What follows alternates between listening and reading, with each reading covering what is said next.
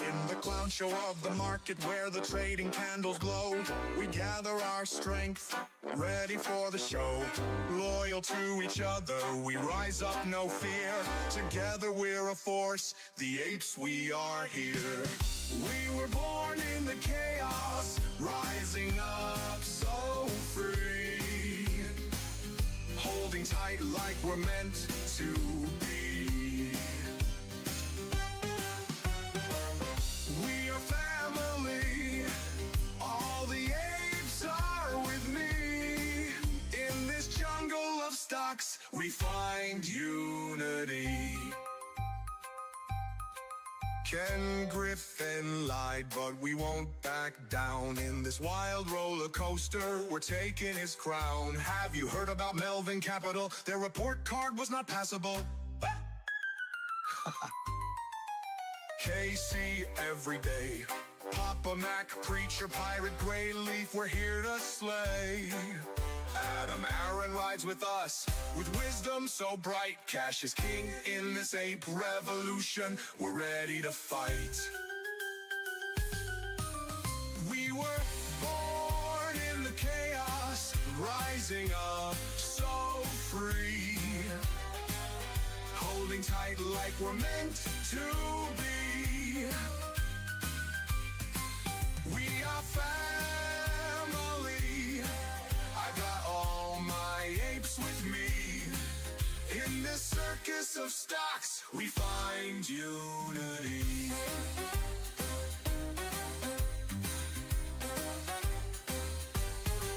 Crayons in our pockets, we're sharing the ride. Bananas in our hands, with respect as our guide. Caring for each other through thick and thin. In this epic adventure, we know we will win.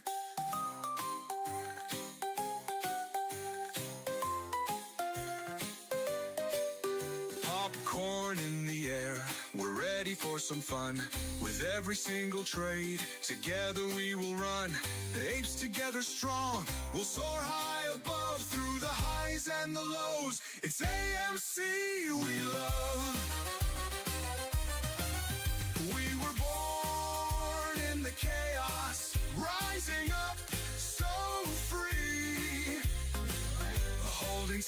like we're meant to be.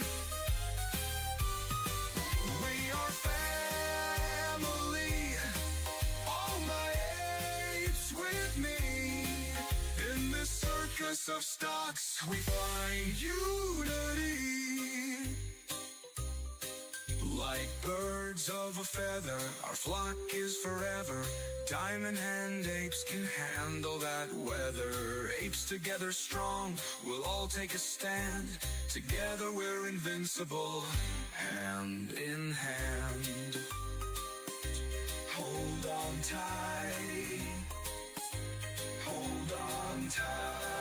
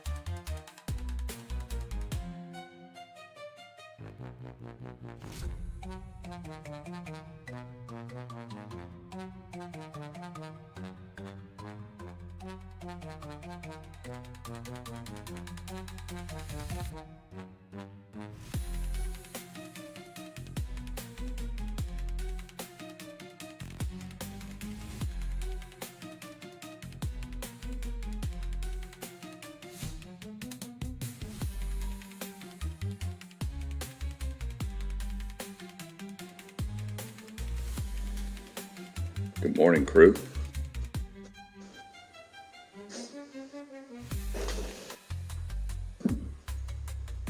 Running a little bit late today, but better late than never, as they say.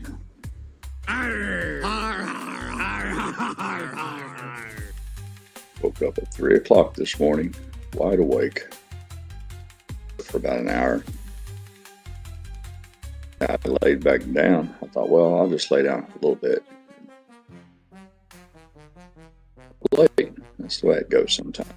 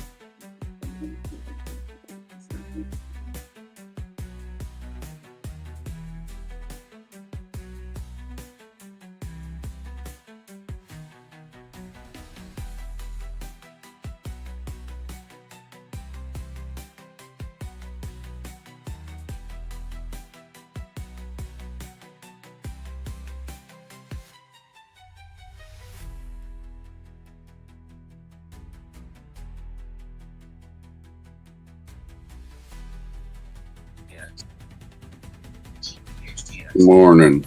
Mm-hmm.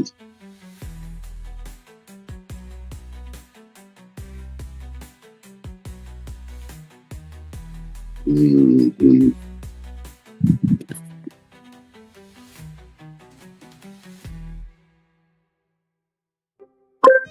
A little loud.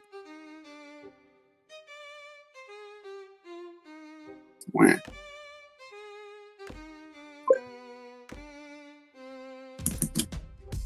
Yeah, wah.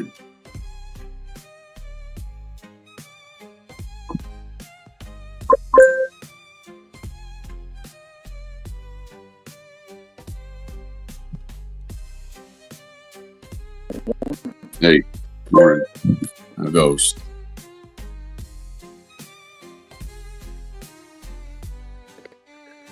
Now am I obligated to take a chainsaw and cut them up for him? Because I'm like, no, there's a, and then once again, somebody else's problems are becoming mine. Yep. You're coming through a little scratchy. I'm not sure if it's you or me. Yeah.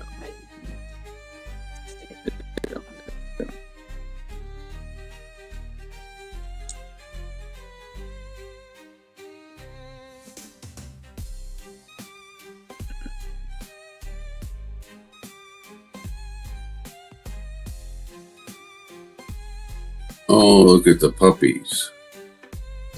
Good morning, Rugged. Yeah, test. Oh, okay, try again. Oh, the puppies, they're cute. That makes me want one. Thank you, GrayLeaf. Good morning. It does sound like a loose connection, almost like a loose stool. Mm-hmm. Chop.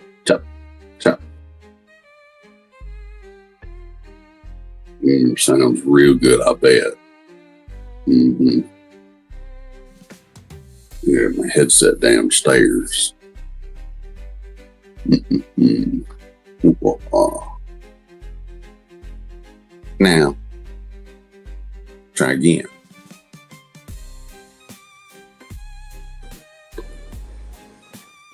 Mm-hmm. 1 2 1 2. Yeah, that's better already. I think. I'm not hearing crackle. Yeah, I've got some sort of good. My Discord didn't want to load this morning, and Oh, okay. I shut it down and reloaded it, and now you might have to do it again. Showing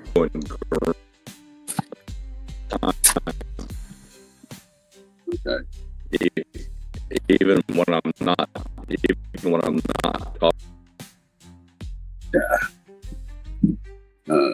Hey, good morning, Donkey Kong. Keep it real snug, I say. She says, I'm doing all my Kegel exercises. I'm keeping it tight. Thank you, ladies. We appreciate you. Thank you. We'll do our Kegel exercise so we gotta stop from busting nut after 30 seconds. Very nice. Okay. Come on.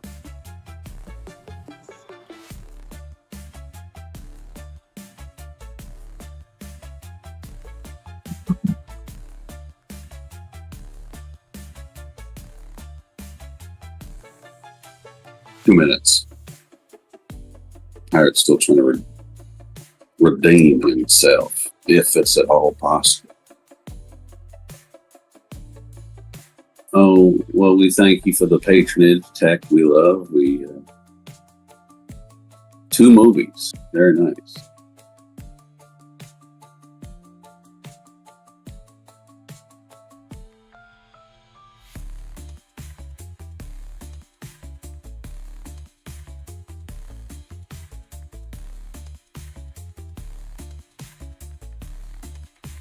Oh, I think I'm good.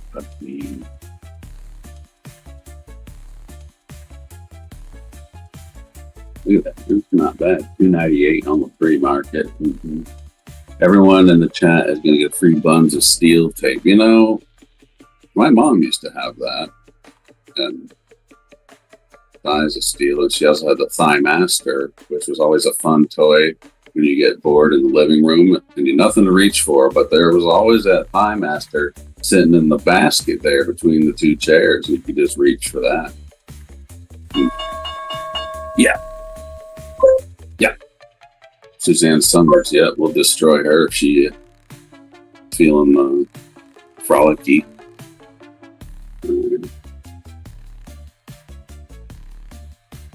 Yeah. Look at that. Look at that candle just kind of going up yonder. Little gap there. Higher it. Car's gonna do a full power down, probably. I bet he's wiping tears away watching all these puppies playing around.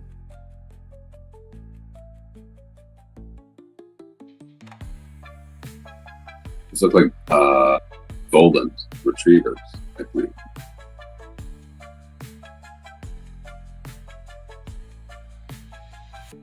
Oh, the shake weight. That came a little later, and you know, I never really got into that. Not my lifestyle choice, but more of a Thigh Master kind of guy than a shake weight guy. My goodness.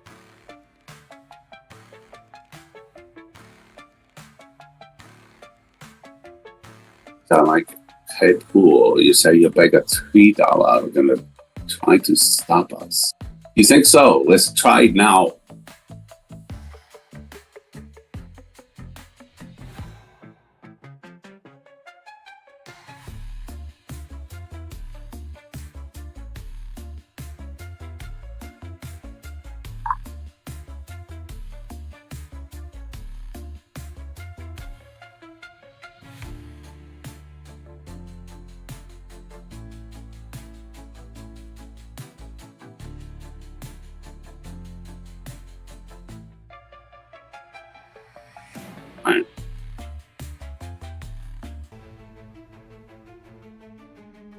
Make sure I don't have any meetings. Have a meeting at 10:30 a.m. Eastern time.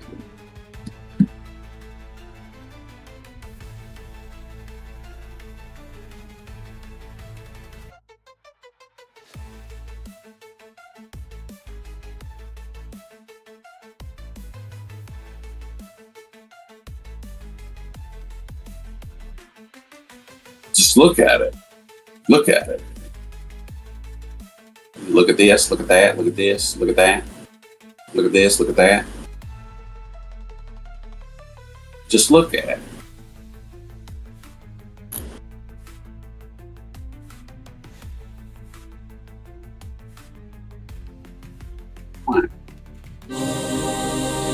Oh, would you look at that? Would you just look? Just look.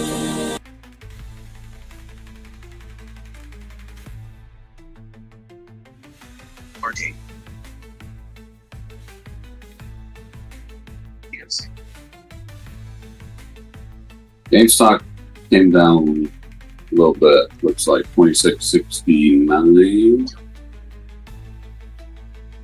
It's you know, holding some of those pre-market gains. Come on. Why are you looking? You just, there's no why. You just look at it. You just look at it. More. Sound of mine. Pirate wrestling with comms. Come on. Go through the faithful Braven there over here. How do you have a hole in the hole? Yeah. Yeah.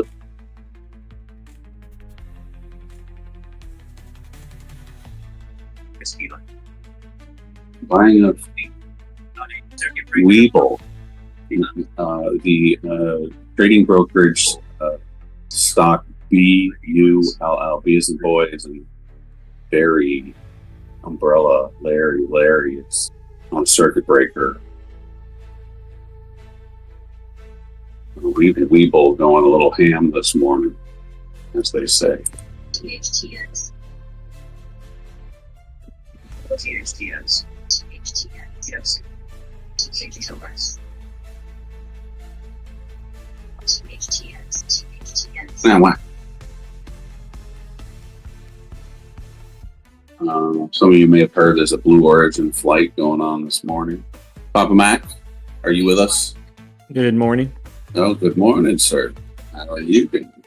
All female flight this morning. Oh, Hopefully they don't land it upside down. oh my goodness, you're awful. This ain't no Toronto.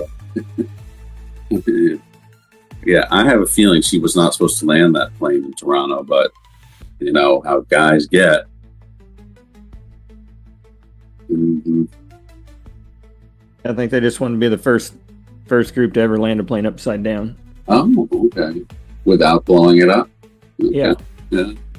That was quite a miracle. I mean, yeah. Morning, Andrew, Dynamite, GrayLeaf, everybody. I dumped out of NVIDIA this morning. My little play I started about a month ago with them and took a 20% loss, and I plowed it into GME. So call me crazy, call me dumb, but that's what I did. Really? So you took a loss on NVIDIA. Yeah, Okay. I'm not feeling good about NVIDIA anymore. Okay. Huh. Can't say I would have done the same, but I certainly applaud you putting it into Jimmy and Amy. I got 114.80 out of NVIDIA at least. It's down to 112 something now, so at least for right now, looks like a good move. Where did you buy at GME at? I got GME at 26.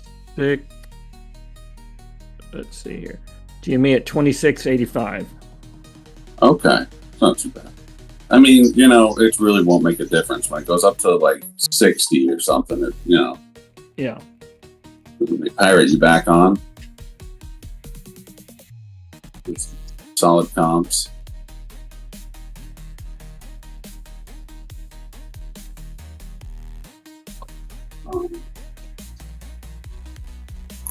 Morning, Preacher. Go ahead. We got Preacher in the chat. Preacher. Good morning. Zip Trader was pushing ARTL last night, this morning. ARTL is up 32%. Artello Biosciences. What do they do? Not much. I don't see any news. I imagine he probably does get a little kick. Does that sound any better, real rugged? Yes, absolutely.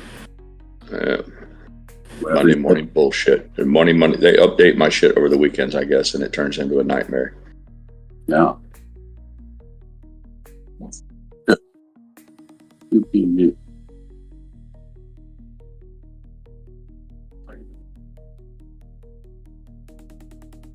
We were supposed to have the grandsons again today. We do that every Monday, but unfortunately, the oldest of the three that is sick, so he's not going to school. So his mom's staying home, and we don't get to play with them. Are you sick? Oldest grandson's not feeling well, so she's keeping him home from school. So she's going to stay home and just watch all three. Oh, okay. We normally get the younger two on Mondays. Okay.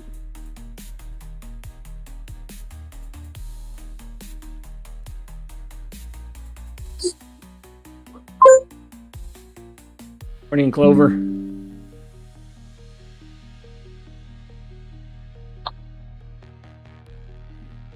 Pirate.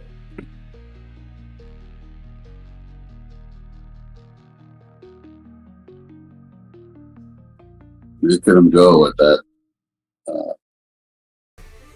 that toy there, getting the heck ripped out of it. Mm-hmm. That's how I shouldn't have bought GME. I should have bought shares in this puppy. Yeah, video. puppy stock.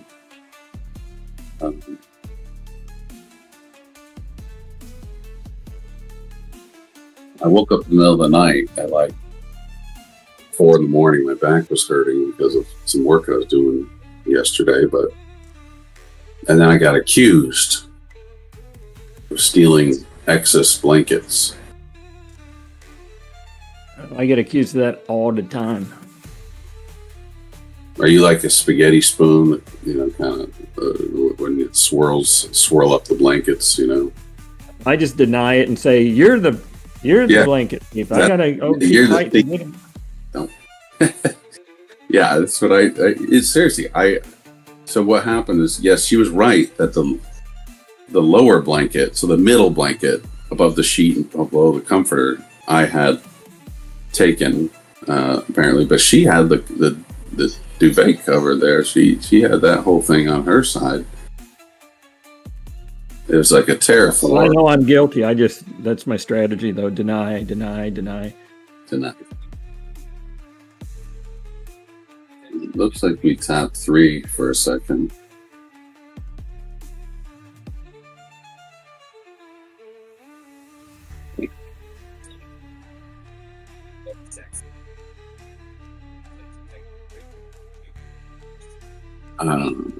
Yeah. You do separate beds and separate blankets, that doesn't become an issue. Now I'm sure the day's coming. You don't have to worry about who snores or who has nightmares or who likes to fight in their sleep. Yeah. And you can always have a rendezvous for fun time. It doesn't necessarily need to be a hurdle for intimacy. Everything, it's a win-win all the way around. Yeah. Pillows, blankets, the whole thing. Just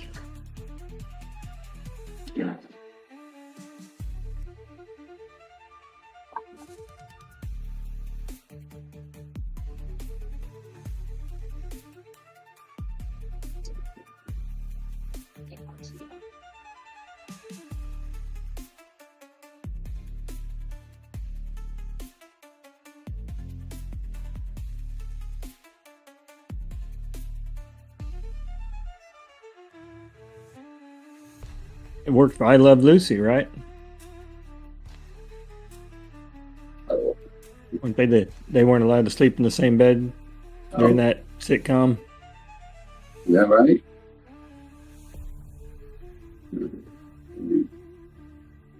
I know my mom liked it. I didn't watch it.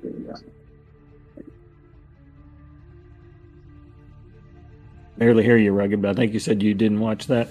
No, I didn't. My mom liked it.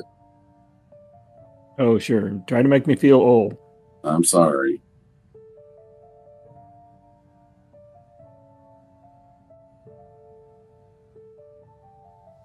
I watched it as reruns. I don't think I watched the original. Oh, that's good. That's all right. Even if you did, I wouldn't hold it. You take young apes, mid apes, old apes. Mm-hmm.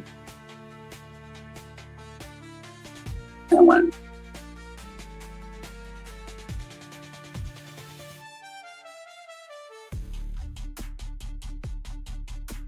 Pro Jeweler picking up some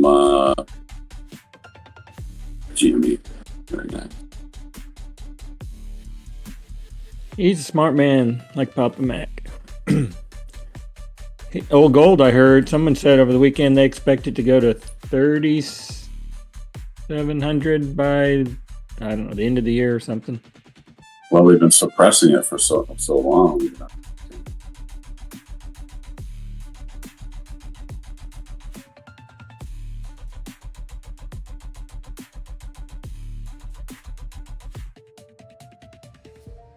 More at 2630. Well, nicely done. Nicely done, Pro Jeweler. Actually, it was 2 months ago today, I started this other account that I'm talking about where I sold my NVIDIA at a loss and bought the GME. I also bought a nice little chunk of gold then, and it's the only thing green out of the basket of things I bought. And it's, let's see what it is. It's up 10.63% from where I bought it back on February 14th. I was thinking about selling a little of that and buying a little more GME, but I think I'll hang on to my gold. It's looking pretty good.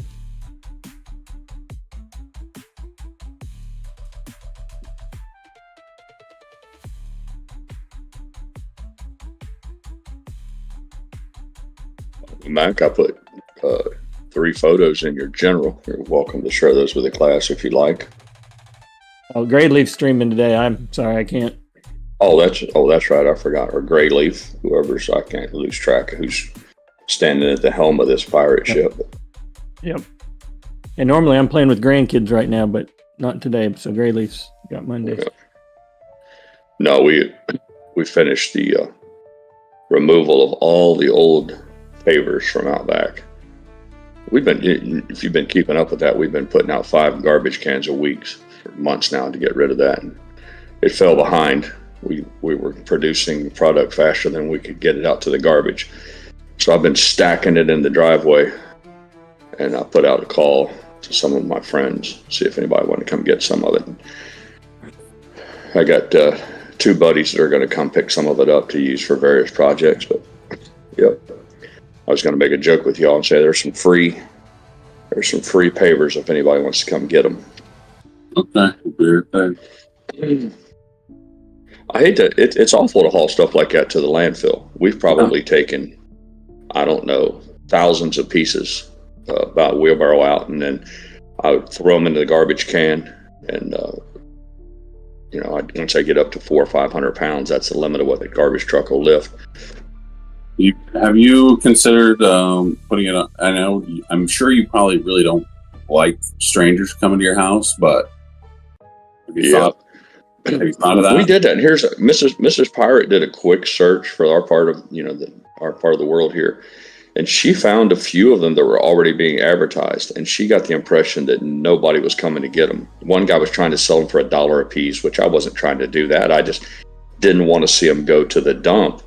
And what you see there, the pictures that GrayLeaf is showing, that's like 1/20th. Not even that. It's probably only 1/50th of what we have. I don't even know how to express it in terms of ratios. Let's just put it this way. We have a lot more than that. And that's not counting what's already gone to the dump. But they're an inch thick. Some of them are 24 inches. The bigger ones there you see are 2 foot by 2 foot. You can barely pick them up and carry them. Then, of course, it has halvesies and quarters. But I just, in an effort to keep us moving forward around the pool, I just gathered them up in a wheelbarrow and I take them around the front and stack them so that as each week comes along, I can just load those cans up and set them out there. At least they're out of the job site. But I get your point, man. She tried to go on to Facebook and Marketplace and all that, and it just doesn't appear that there's anybody interested in them. I would have thought that somebody would take them and just stack them at their place until they found a use for them. I understand that people they just can't up and jump into a project right off the bat. And that was one of my friends. He said, "Yeah, I'll come get those." He's like, I can use them. He said, and he made a joke. He said, "Normally I'll wait. I'll pass up the free stuff so I can pay thousands later on." I'm like, "Yeah." My buddy who has the cabin on the river, he was the first one I leaned on. I was like, "Man, you need to come get this shit. You need it out there at their cabin." But he's one of those guys that he's like me. He has 5 irons in the fire at any time. But anyhow, I just thought I'd share those pictures with you.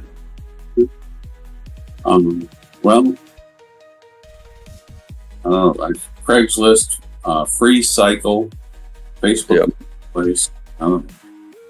Just again, you just don't know who you're bringing into your castle there. I don't mind so much if they just come in the driveway and load shit up and be on their way, but I think I've gotten rid of them.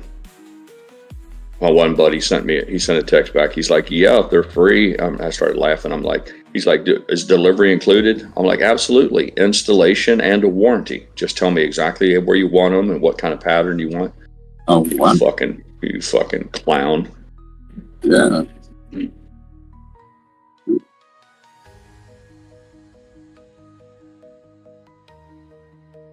Looking through chat here, things we've missed. Twisty asked, what was the first show that showed a man and wife in bed together? And I did a little Google search. I cheated, and there's quite the history there. Some people think it's the Brady Bunch, but nope. Some people think it's the Munsters. Nope. It was some show in 1947. There was a 15-minute episode that showed a husband and wife in the same bed. And the four-leaf clover has some big news, exciting news. This weekend, he is going to propose. So hopefully he'll be coming home an engaged man. Congratulations. Hopefully she says yes. Wow. A lot of pressure on himself publicly telling us ahead of time. So Yeah. Insider information here. Hopefully he's got his prenuptial agreement all set up. Yeah.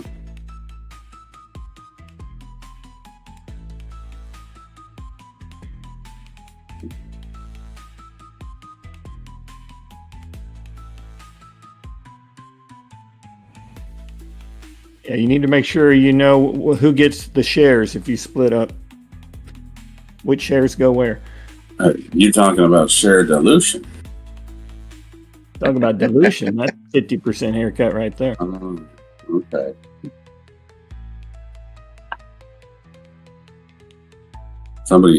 I am looking at a local area's free cycle site. Someone here is looking for pavers and bricks. They need around 100 square feet. If you have any laying around, you'd be happy to take them off your hands.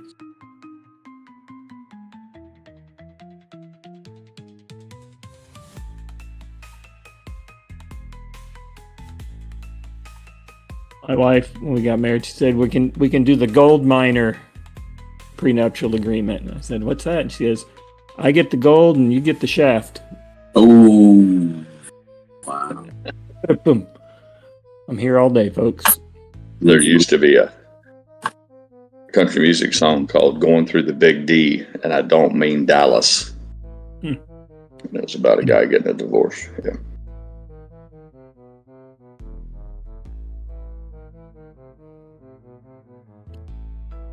That puppy is wore out right there. Have a little rest, man. You're powerful tired. Play hard, sleep hard.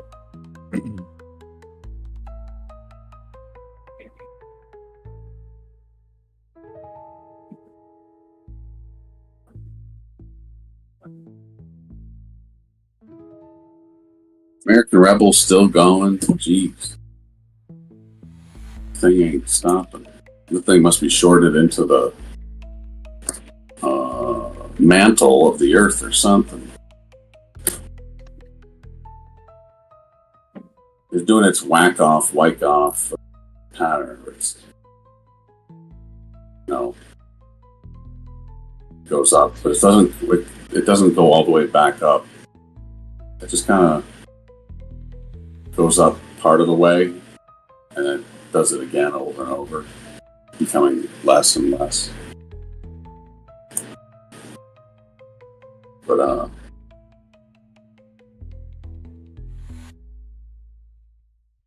attendees, I'm glad attendees did well on that. I was having a hard time watching that last Friday when I was on my way up to Buffalo. You need to teach the wife to execute trades.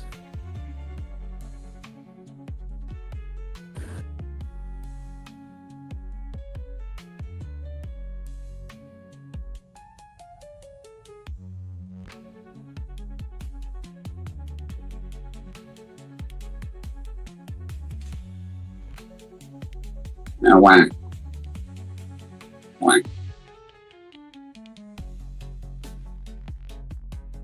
Anybody hear how what's that movie that's out now? The That was the big Minecraft. one, like Minecraft, how it did the second weekend compared to the first. I had Yes. not seen any numbers Putting yet. up some pretty good numbers from what I see. Let's see here. Box Office Mojo.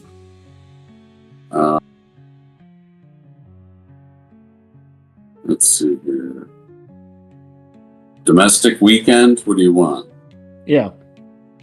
What was it, 170 the first weekend? Is that right? Or am I?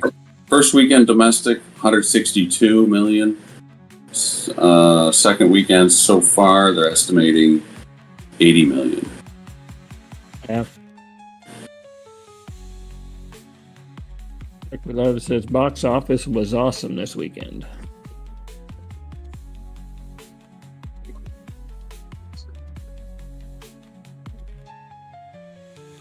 $99.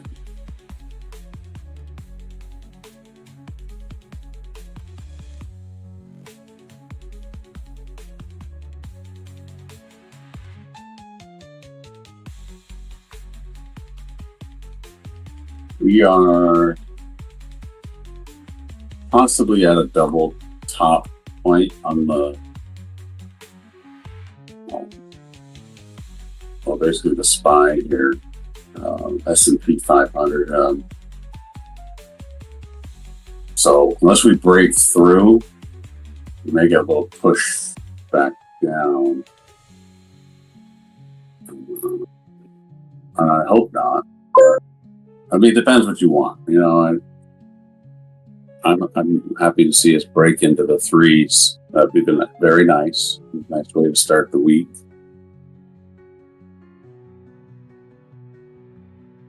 Four-Leaf Clover says the number site has Minecraft at 280 million. I'm wondering that's probably total, but that's still a little bit high. That's correct. Yeah, cumulative to date is 280, 281. Okay, I got you. It includes the week days, I guess, and all that. Actually, no, it says worldwide. What? Wait a minute. Domestic is 280, international 270, worldwide it says 550 million. Yeah, add those two, domestic and. So, I mean, obviously for us, we want the AMC specific theaters, but still. We don't have any, AMC doesn't have anything in China, right? I hope. No. Well, you saw that video. Okay. Well, China said they're not going to allow movies as part of this tariff war stuff. It's like, yeah. Oh, that's fine. Don't. Yeah. I'm not too worried about that. China. Then did you see AMC was moving their headquarters out of Delaware was a big headline, and then I looked and it's AMC TV or whatever the other AMC. Yeah, they had the wrong AMC, another dumbasses. I mean, it is called AMC, but it's AMC something else, the TV one.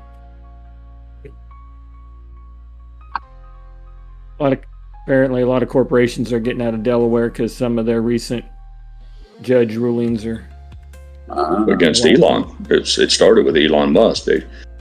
You got court stepping in and canceling contracts and agreements between board members and CEOs and all that sort of thing. And they've just gotten like really out of control with what they think is within their purview.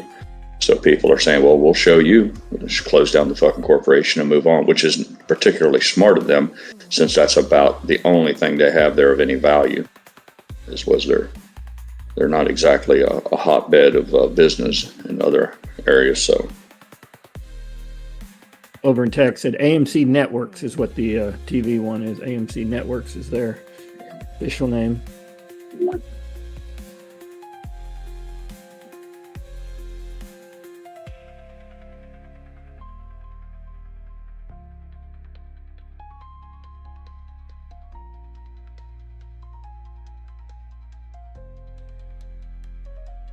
Mike Claypool says it's AMC American Classics. Well, it starts with AMC, so it can get confusing as to the public. So,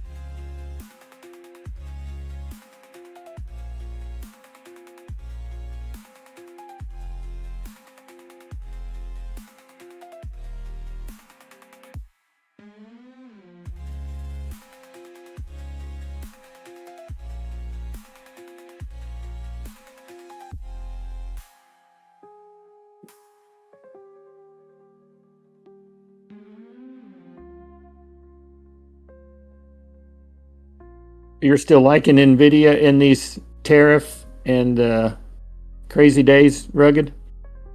Oh, I wouldn't go that far. I don't really own NVIDIA, so unless it's in some managed ETF. Yeah.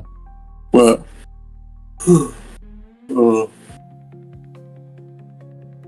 yeah, I don't know. I mean, I thought it seems pretty damn high. But I'd like to see some major breakthroughs with AI first. I mean, AI has been doing a lot. But I'd like to see it like cure some more diseases or something. Yeah.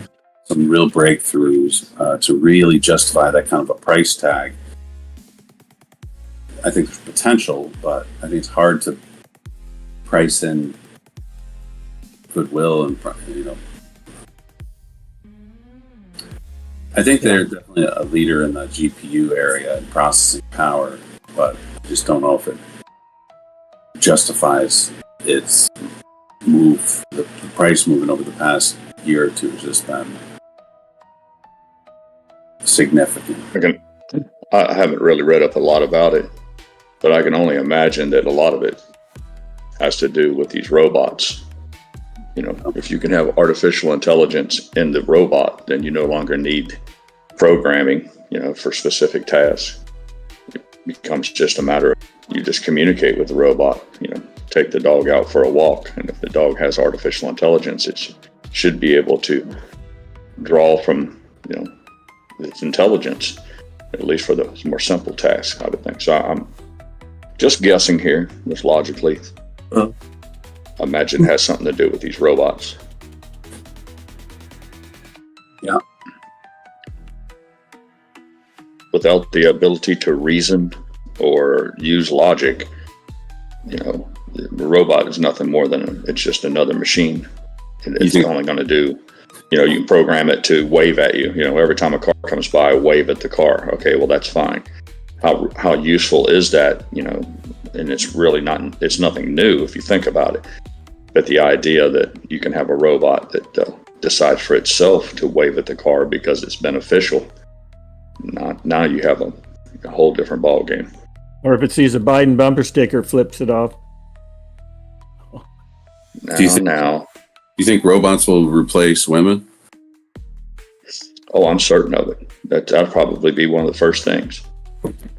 Robots for sex toys are going to be no different than sex toys for women.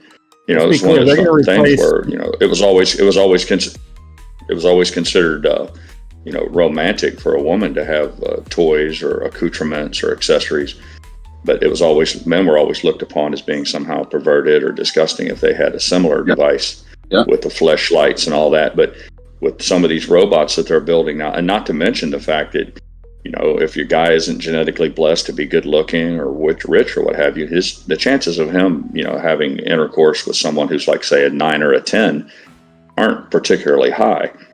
And even though he's hardwired for that. So if he can have a robot that looks like a 9 or a 10 and it's going to gratify him in every way, well, then it's just logical that there's going to be a natural progression towards that. And not to mention if the thing will cook, do laundry, run sweepers, all those things. It could be a game changer, as they say, for relationships and a lot of social effects. Robots are going to replace women and men. We're going to be both replaced. Yeah, exactly, precisely. Yeah, it's not just limited just to men. It's going to impact the social dynamic like nothing else in history. My GameStop is green on my purchase from the pre-market. Sweet. Nice green candle on GME. I think I got it at Subtle. 280. I mean, let's take a look. 26. Oh, I got 26.85. So almost green.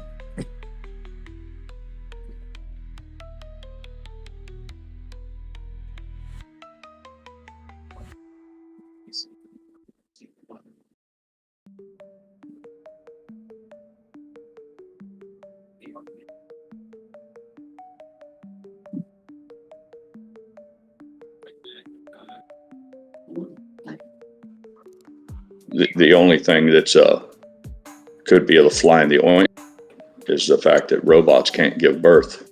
So if you're just looking for sex as recreation, whether it's a man or a woman, then sure, they can have themselves a robot that looks like Brad Pitt, all that sort of thing. Same for men. But I would argue that that's the real goal. The reason we're driven towards sex is that we're genetically predisposed, hardwired through evolution to have babies. And that's not going to happen with a robot, at least not in the near term. But now I've read some people theorizing that may be in the offing, that before long you could literally buy a robot that could have test tube baby possibilities and vice versa. Or it just produces other growing an incubator, like an incubator. I could take an egg away from a hen and put it in an incubator, and 21 days later that'll peep. Mm-hmm. But I don't know that that's theoretically. I guess it could happen if you have a donor egg, and vice versa. If a woman has the egg, she donor sperm. But my point is, it's not just limited to recreational sex. That there's other things that could, like I said, if you want a family, if you want kids of your own, if you want grandkids someday, then a robot's not really going to help you.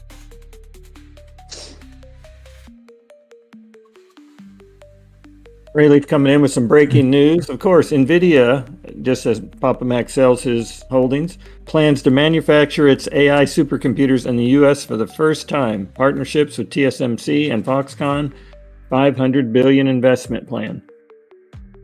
NVIDIA is turning up potentially on that news, but still below what I sold it for this morning. But yeah, well. How long does it take to build a plant? I don't know.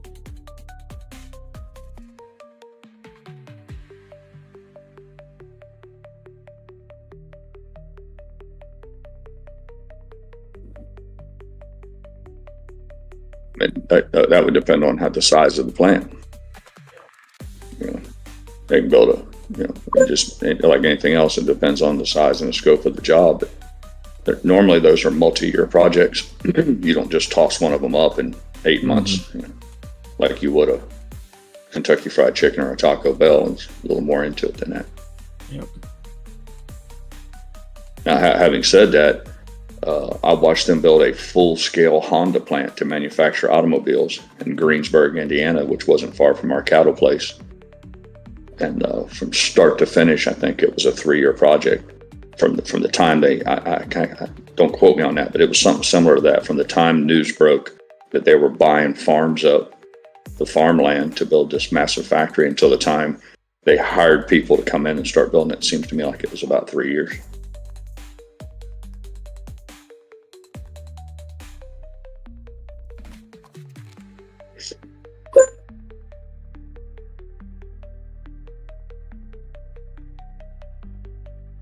Listening to Mike Rowe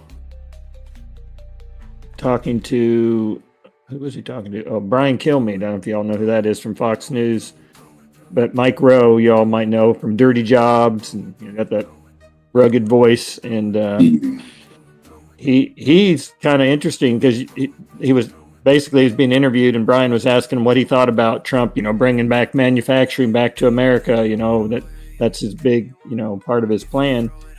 And Mike Rowe has always been a pretty, I feel like, staunch Trump supporter, but I think he's a little bit hesitant on it. He says the American workforce has changed and they don't want those jobs. He says according to him, there's already like 400,000, or no, I don't know the numbers exactly, but tens of thousands of unfilled current manufacturing jobs. And so we don't have really the workforce for it. So he's a little bit conflicted on this plan. So when they took, I did a quick search to see how long it was. I said, how long did it take Honda to build the car factory in Greensburg, Indiana? I was wrong. It took 18 months. That's fast. It says it took roughly 18 months to build the manufacturing plant. It was announced in June of 2006. and they started production October of 2008. So if they can build a complete automobile plant in 18 months, I think it stands to reason that they could probably build a computer chip plant in the same amount of time. So a year and a half. Kong is saying the gigaplant Elon built in Texas only took 2 years. Yeah, that's like building cities. If they can do that in 2 years, wow.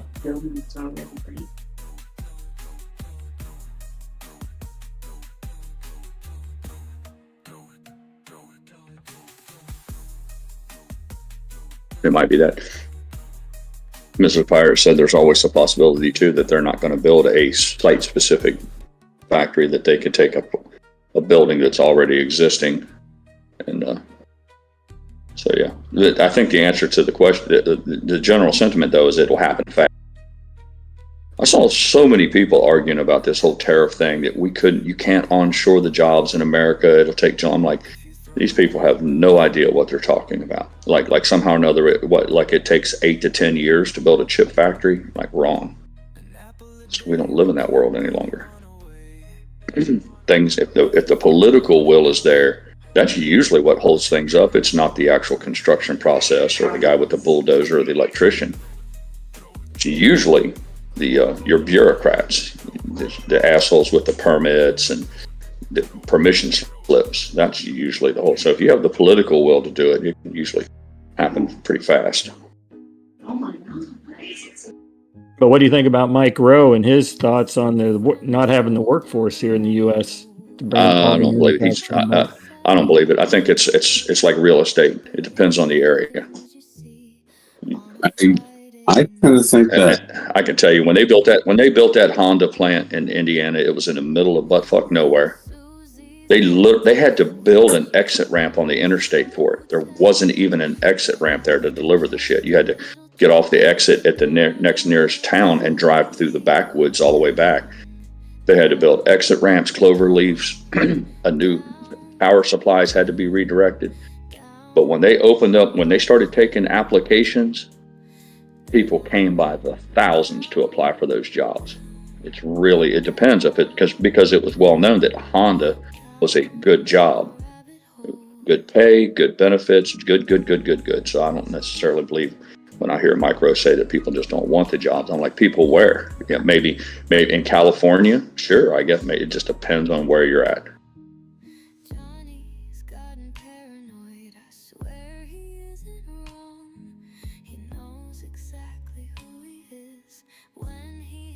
When you start talking about labor, it's far more complicated than a lot of people realize.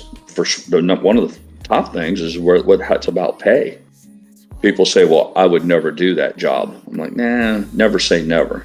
What you mean is you would never do that job for the money that it currently pays. I got into some pretty good debates over the weekend with people talking about this concept of how jobs should pay.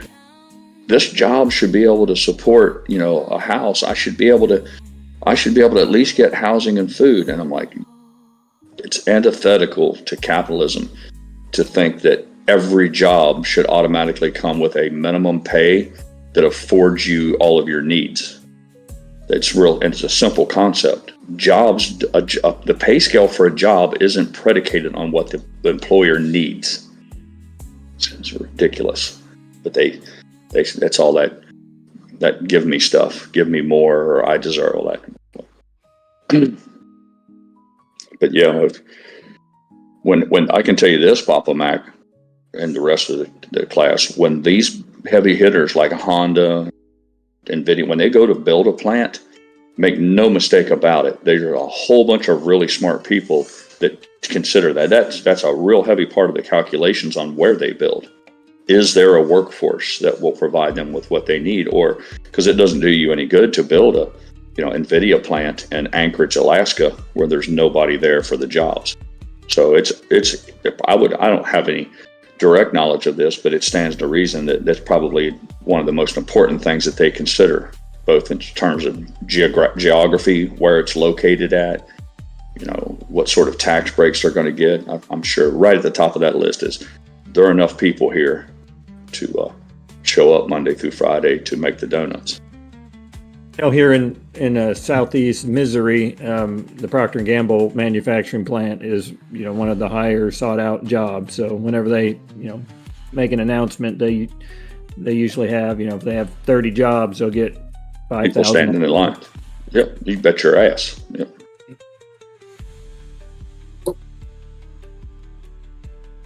I'm fond of talking when we get into the discussions with the union guys and all that shit. I talk about trucking.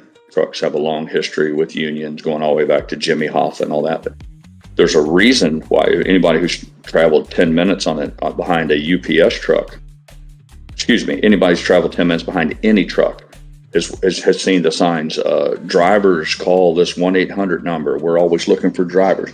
You don't see that on a UPS truck. The reason UPS doesn't have to beg for drivers is because drivers beg to work at UPS. That's when you know you got a winning combination. When your business model is profitable, not just a little profitable, very profitable, and at the same time, you have a workforce that is just begging to come be a part of your team, that's a winning combination right there.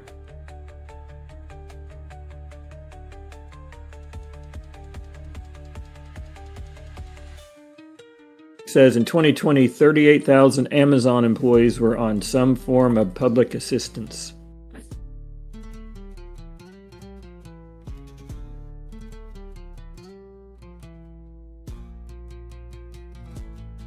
GME just broke the 27 handle.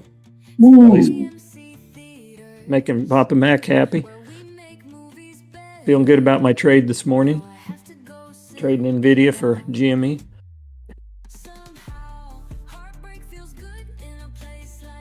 NVIDIA's going down, GME going up. I like it. Now, drum roll, please. Blah, blah, blah, blah, blah, blah, blah.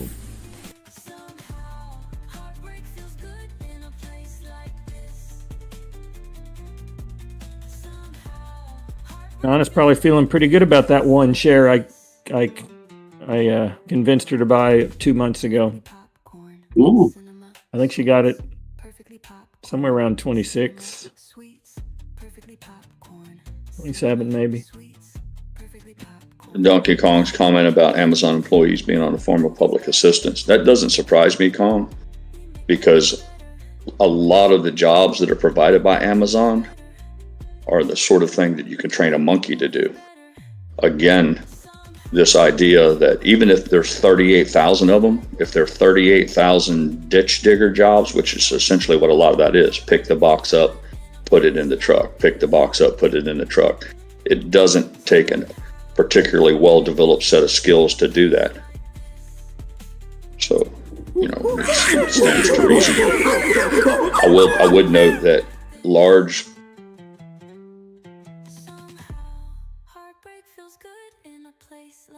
large portions of your lower ranking enlisted military members, they too qualify for assistance, welfare, food stamps a lot of times, because the pay scale for enlisted in the military, the very lowest of the low, is very modest. Now you get some benefits, free health care and housing and some other things. So it surprises a lot of people when they learned it. Be in the Army or the Marine Corps, you pick your branch, and if you're one of the bottom, you're going to qualify a lot of times for some assistance, especially if you've got 3 kids by the time you're 20 years old. So it's not unusual. And again, it's because the very basic entry level jobs in the military don't exactly require a PhD, and the pay scale for jobs is largely determined by the pool of people who are available to do it. If you have thousands of people who can't do much more beyond tie their own shoes, then it's easy to fill jobs that only require that sort of activity, that sort of limited skill set. And I tell people all the time, those who rant and rave and piss and moan on X all the time about how the game is rigged against them, I'm like, learn a new skill. Just something as basic as getting a commercial driver's license can afford you 6 figures a year, $100,000 a year. But unfortunately, we're in the world of easy buttons, cheat codes, hacks, all of that. Everybody gets a trophy, so everybody wants to just bounce out of high school they can barely drive a car with an automatic transmission. And half of them can't get to work on time more than 5 days in a row, but they all want to make $100,000 a year. So, I read an article yesterday about the major airline carriers and what the pilots make, and depending on the size of the planes or whatever. But I can see how Captain Hayden can afford to pay to have somebody mow his lawn. $300 to $500 an hour. Hayden's not bouncing any checks. They're not cutting his electric off anytime soon. But he paid. Listen, he earned that, and that's the whole point, man. That's the path I'm trying to. Hopefully, we've set our oldest son on, is that you learn a skill set, and the rarer those skills are, the more in demand they are. It's a laws of supply and demand. Not to mention the fact that Hayden gave 20 years of his life. He gave his youth to his country, because they don't pay in the military. They don't pay pilots dick. So Hayden went from laying on his hands and knees, laying hardwood floors, went into the Navy and spent 20 years for the biggest part away from family and loved ones, isolated on a boat, out bobbing on the ocean, and doing incredibly dangerous things for really modest money. And then he accumulated all sorts of skills that translated into big dollars into civilian world. Then he comes out and goes to work for an airline, and he's got more money than God, and everybody scratches their head and acts like it's a fucking mystery how it happened. Like, no, it's just understand the rules. There's rules to the game. If you're willing to play by the rules, the outcome is usually pretty predictable. It doesn't even have to be as extreme as a medical doctor that has surgical skills, or a commercial airline pilot flying, all of that. It can be just, like I said, something as simple as somebody learning how to do even the most general skills. Unfortunately, we have large swaths of the population who have zero skills, nothing. They can't, like I said, they can't do anything. And then they expect to just hop into the workforce and find themselves some sweet job somewhere. It's illogical. And it's not their own fault. These are people who have been raised, they've been told that they're entitled to everything. Everything is owed them.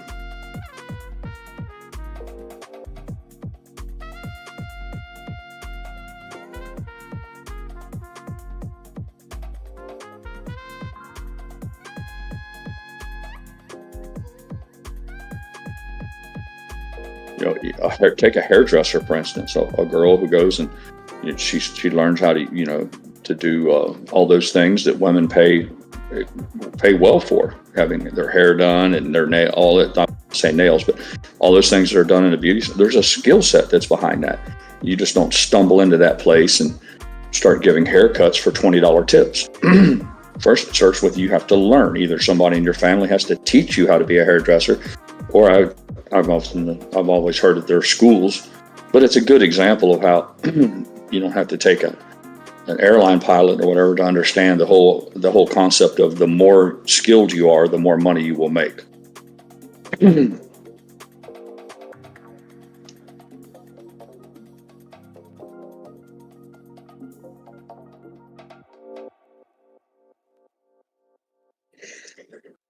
I get pretty passionate about those conversations. It's the same thing as universal basic income.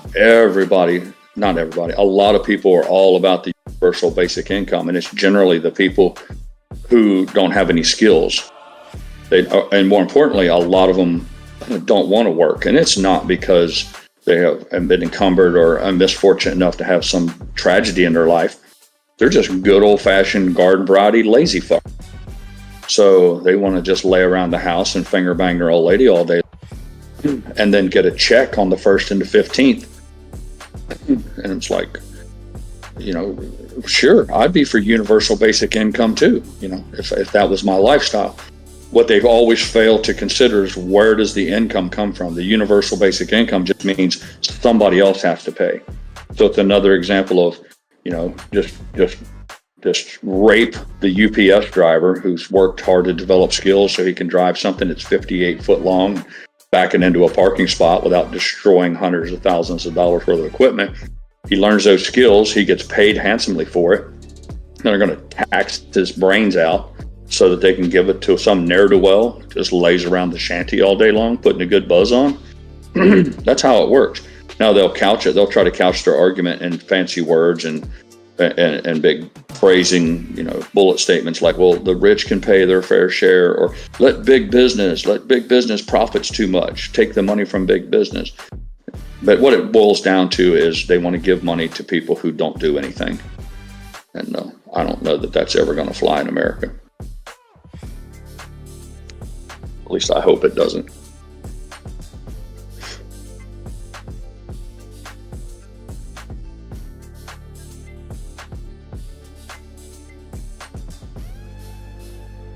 Caution everybody, the one exception to Pirate's rule here is songwriting. The more skills you have does not equal more money. I haven't made a penny yet, and I've been working on this for 6 months. Hopefully my day will come, though.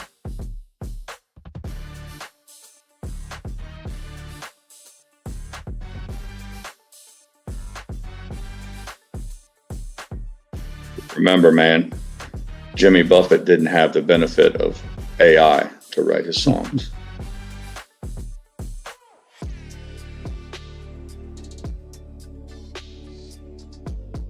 What would you say the biggest factor in all that? Is it the lyrics, or is it the tune? Is it the lyrics? That's obviously, it's a combination. Obviously, it's the combination. You can't have one without the other. But consider, if you will, I'll give you an example. Discussion before with people, especially musicians, because I'm not a musician. I like the discipline to learn. But I sang a little bit, as I've shared with you. But here's the thing. Ask yourself how many hit songs are out there that are just instrumental. And I know there's a few. I mean, you got, what is it? The Mannheim Steamroller Christmas tunes. You got there's a lot of the few. movie things, Jaws and Star Wars, all those theme songs, those are pretty. Right. Yeah, I'm not saying that they don't exist. I'm saying how many don't have lyrics versus, Eye of the Tiger. It was that was from Rocky movie, So I think the theme to Jurassic Park is one of my favorite things to listen to. Yep.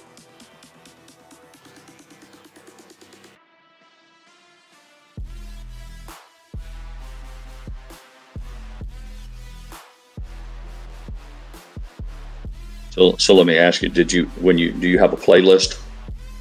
Are you one of those guys that, I guess that's the thing now, to have all your favorite songs are on your iTunes, and then you get in your car and you plug them in and it plays it.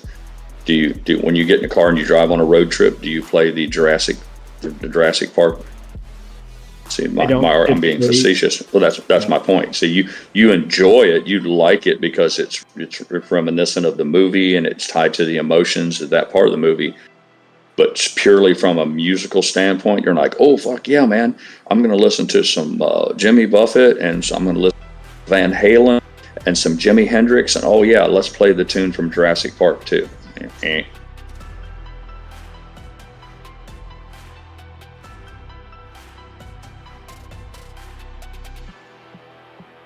More of the go to Spotify and put in that genre or whatever, and then I'm cleaning the garage or whatever, and I might decide I'm in that mood that day. And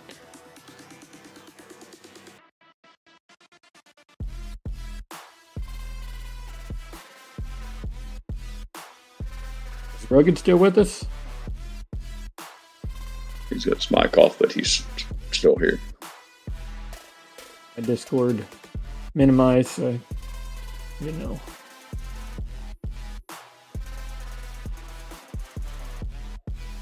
I'm here, but I'm about to go to a meeting. What's up? Oh, you've been kind of quiet. I'm sorry. You're still around. I'll go ahead here. I'll be back in a little bit. Well, I'm gonna be heading out with the wife about lunchtime, so I'll be here until then. All right. What's for lunch? Well, since we don't have the grandkids, normally we would take them to the Pizza Inn where my daughter works and have lunch. But since we don't have them, we don't know. It's a wide open. Well, spin the bottle, see where it lands, and, Yep. you know. All right. I'll say, what do you want for lunch? She said, I don't care. And I'll say, okay, Taco Bell. She goes, no, I don't want Taco Bell. And I said, okay, burger. No, I don't want burger. And then How I'll say, about how about Dairy Queen? How about a Papa Mac sandwich? And she'll say, absolutely not. Then she'll say, let's go to Chick-fil-A. Yeah. All right. I'll be back in a little while. If I don't talk to you, have a nice lunch. Catch you later. Or Pirate, I'll see you in a bit.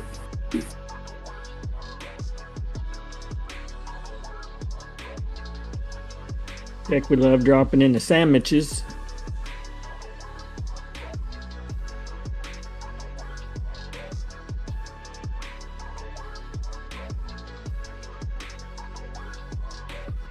GME lost the 27 handle.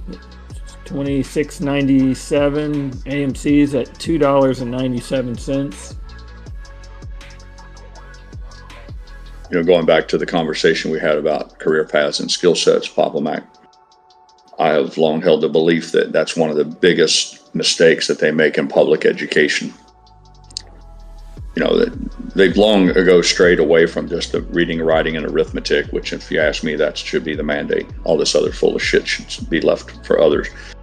Social engineering and all that other sort of thing. But I felt like if they would take more time and expose young people to different careers.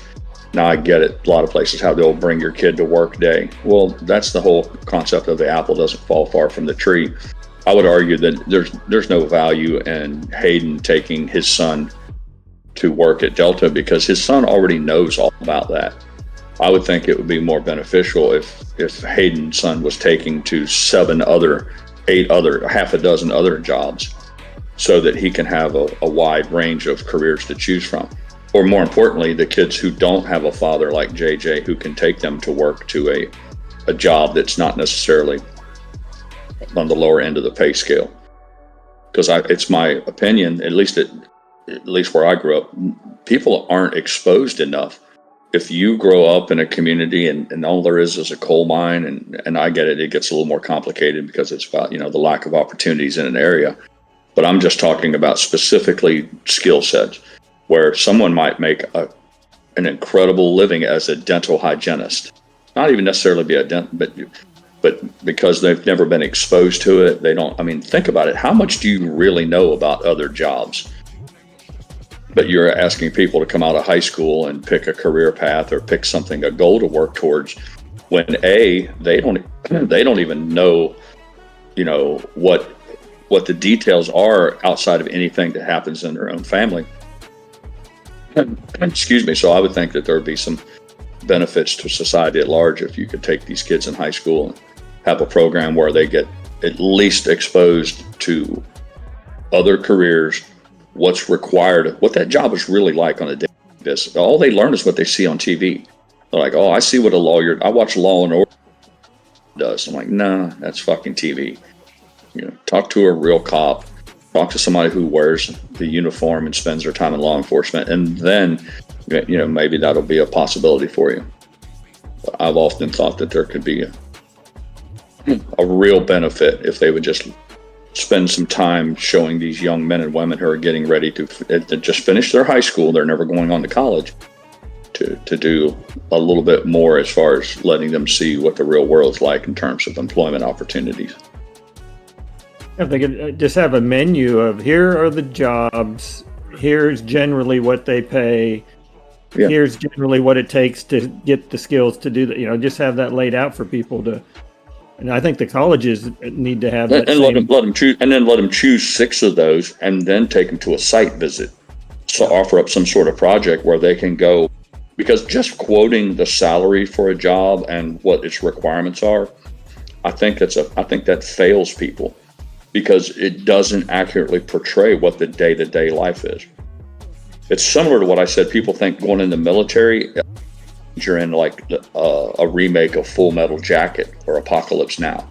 I'm not going to join the Marine Corps because I don't want, I'm like, the real life job of being, like, for instance, a law enforcement officer is nothing like what you see on TV. Absolutely nothing.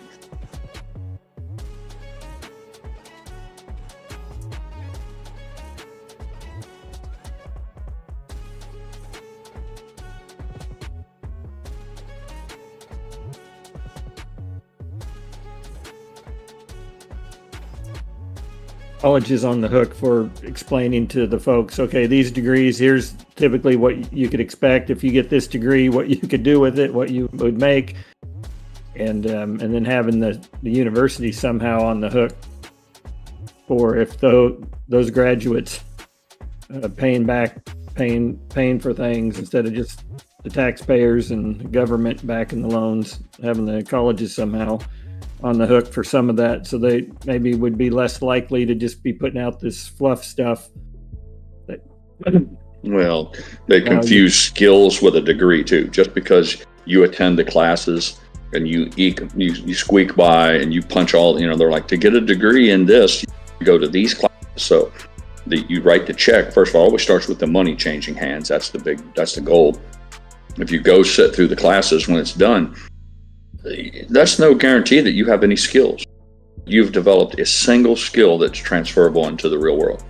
There's this thing here I read at least recently about people degrees who can't even fucking read at a 6th grade level. First of all, I'm like, how in the hell did you make it through an accredited university when you can't read beyond the 6th grade? They had one girl, I think she's bringing a lawsuit against, I want to say her high school, because she graduated as their valedictorian or salutatorian or whatever the fuck they're called. And she has incredibly poor reading skills, and it wasn't revealed until she got accepted to a good college, somebody that actually demands that they do the work, and then the truth came out. So now there's this whole thing where she's gonna go back and try to sue, and that's a whole nother topic, obviously. But it's an example of how they're not giving them any kind of real skills, and a lot of times they're not even giving them an education either. So that girl, I'd hire her in a minute, because I think I saw that same thing. She was super resourceful in being able to dupe the system, figure out how to get around. Yeah, exactly. Yeah, it says something about her. Yeah, I always said the cream will rise to the top. I'm like, here's this bitch. She can't even fucking read, but she managed to game the system, if you will, to still come out of it, top dog. Mm-hmm.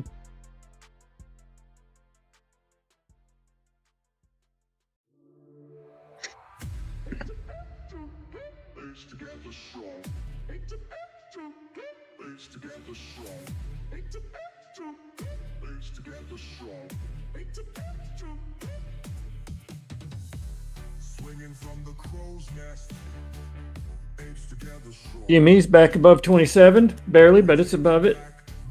27,005.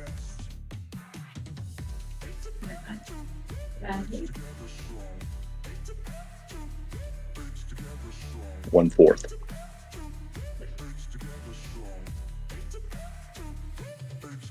There you go.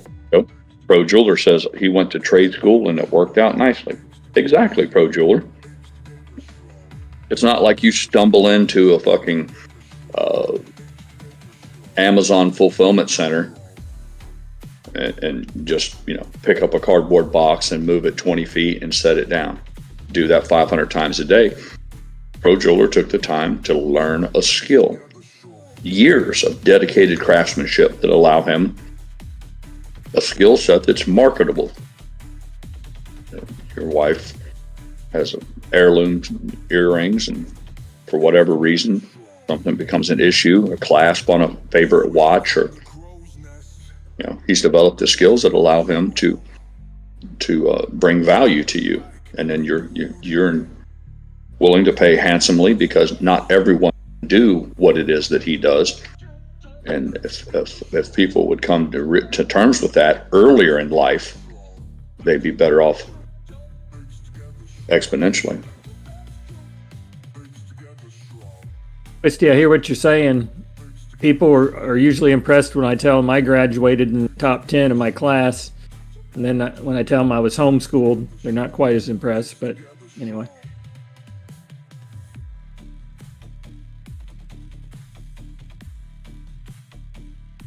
No, Twisty, I think the simple fact, and I didn't do a deep dive into it, is that it's more than likely she could have 80 people in her class, Twisty. She was the best. I think you're missing the point.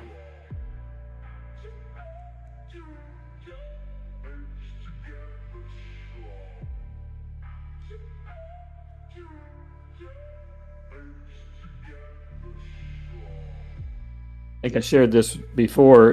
In my university, there were about 500 in our graduating class, and I graduated first in that class. I was literally the first person to walk across the stage of those 500 folks. It was all just random luck on which group I was in and how we walked in and all that, but shocked even my family that were there to see it. I did not get one clap in this auditorium of 5,000 people because my parents thought I was in the middle based on my name. They thought they did it alphabetical, and they said my name, first person to walk across. It was like crickets. And it's pretty funny.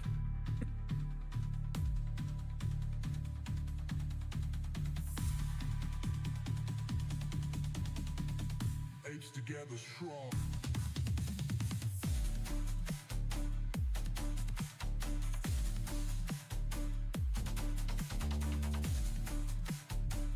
Mrs. Pirate gave me the thumbs up. The garbage truck has made its pass.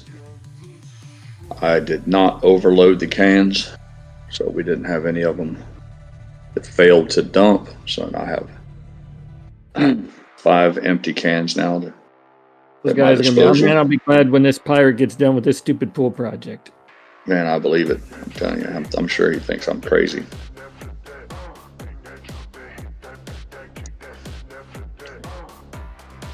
I learned my lesson about overloading them though, because if he can't lift them and dump them, that means I got to go in, dig a couple 100 pounds out, transfer it to another can, and it's no point in doing the same task twice. So I've tried to contain my enthusiasm and not overdo it. Thought I learned my lesson the first time, but I didn't. You only had it happen once, or did it happen multiple? Twice, 2 times. Once way back in the beginning, and then again here recently. And it's typical, you know. Usually you can fill a can up about 1/4 of the way with that concrete. But they'd dump it, and I'd watch them. I thought, well, he did that pretty easily. Next time I'll put another 10 pounds. And then, of course, it's hard. You know, you don't know. You got an idea of how the tiles weigh, but how many broken pieces, how many whole ones. So, typical greedy fashion, I ended up being my own worst enemy. But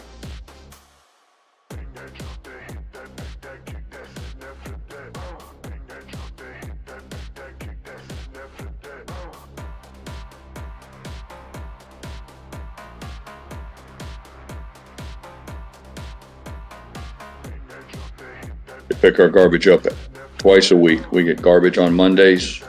We get yard waste on Fridays. They give you 2 cans. If Monday rolls around, your household garbage, if you have an abundance, like say Christmas from wrapping paper, they allow you to they'll pick up whatever you set out for garbage. So if you take the can that's normally designated for tree trimmings and grass clippings, that's out on Fridays, if that's out on a Monday, they'll pick that up as well. Most people very rarely generate more than 1 can of household garbage. So they've made the policy is they'll pick up 2 cans. But the truth of the matter is they'll pick up whatever cans are out there. He doesn't have it's not like he's checking a barcode or anything like that. So because I'm in the real estate business, I've ended up coming up with a few extra cans. And then my neighbors in the estate business, he's a builder, he has a few extra cans. So between the 2 of us, we have like a total of 6 cans.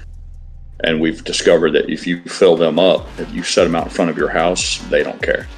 I used to even spread them apart in some way to kind of camouflage, maybe trick the driver into, like somehow or another he won't realize that all 5 cans come from my house, so I kind of spread them out on the street a little bit.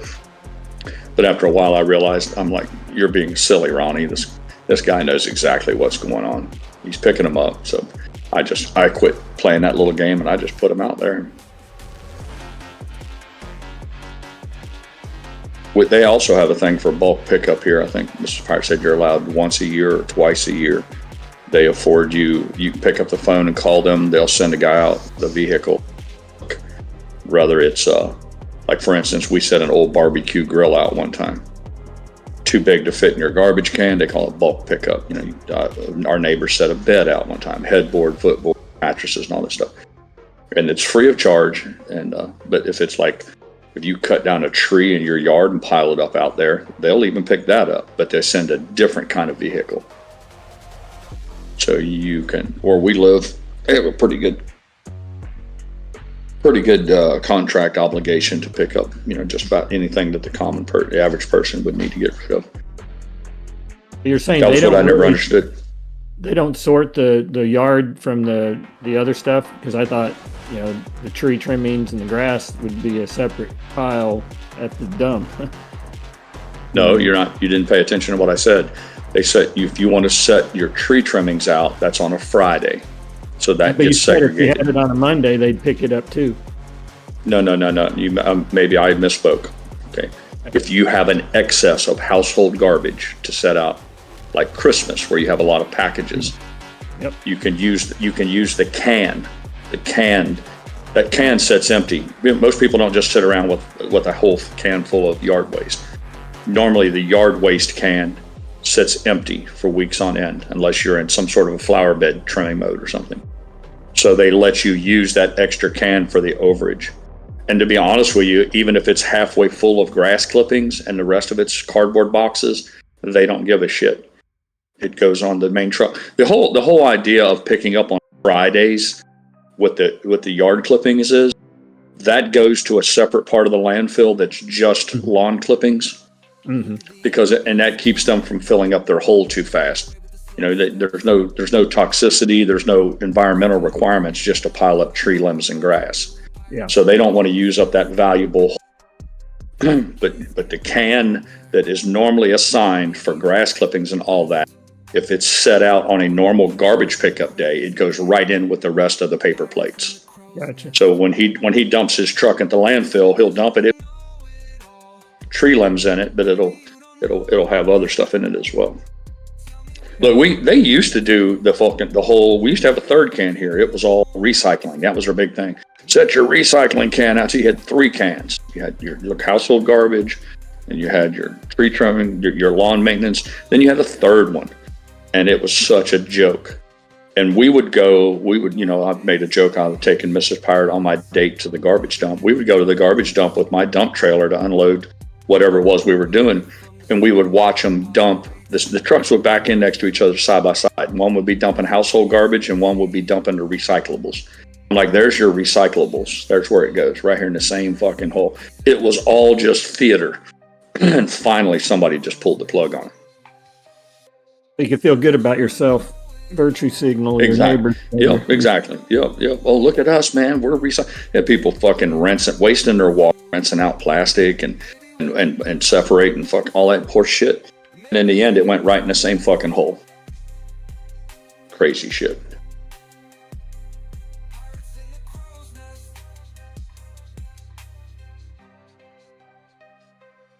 I think they tried that one city over from us. They were doing the whole, I don't know, they had recycle. I think they even had difference between plastic and glass or whatever, but it got to be so expensive, the city just shut the whole project down and said, enough of that. It doesn't pay. There's no market for it. The math doesn't add up. It costs you more to recycle than it does just to dump the shit and make out a new product. And it's because of plastic. The chemicals that it's required, the cost of chemicals to make plastic is so cheap that there's no, and the same thing with recycling glass. It's the manufacturing has become so efficient to just make new glass bottles. There's no financial upside to try to reuse glass again.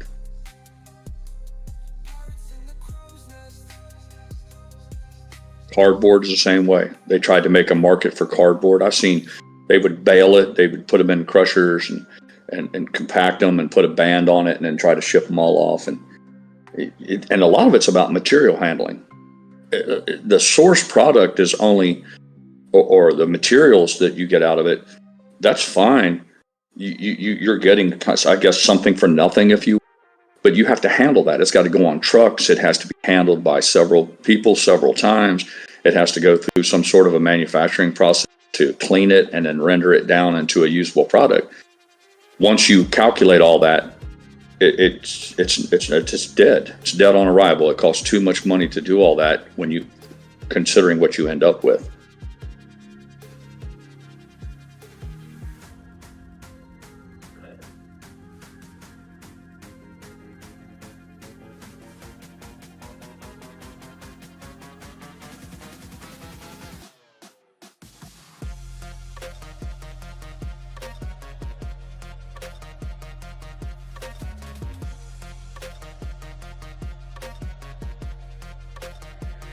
GME at 2706, AMC at 2.975.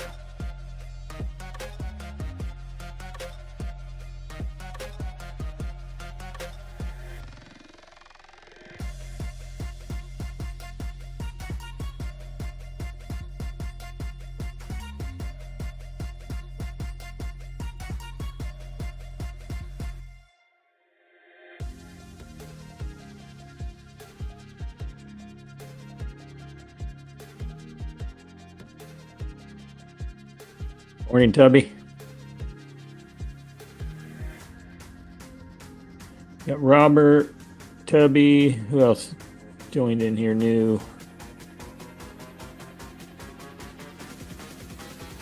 Must not be seeing some people because GrayLeaf's speaking to people like, man, I hate this. Why does it default to top chat? Go back to live chat.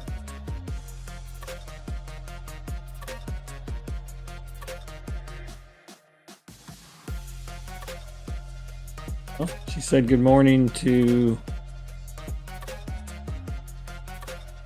Well, I thought she said good morning to Maze and Bluetooth. Well, she did, but I don't see Maze and Bluetooth in the chat. But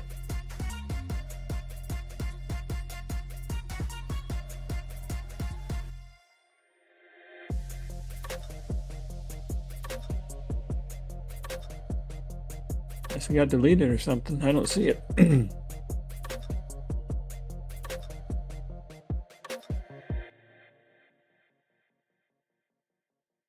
Rayleigh says, breaking, Star Wars Episode 3 Revenge of the Sith returns to AMC theaters on April 25th for the 20th anniversary re-release.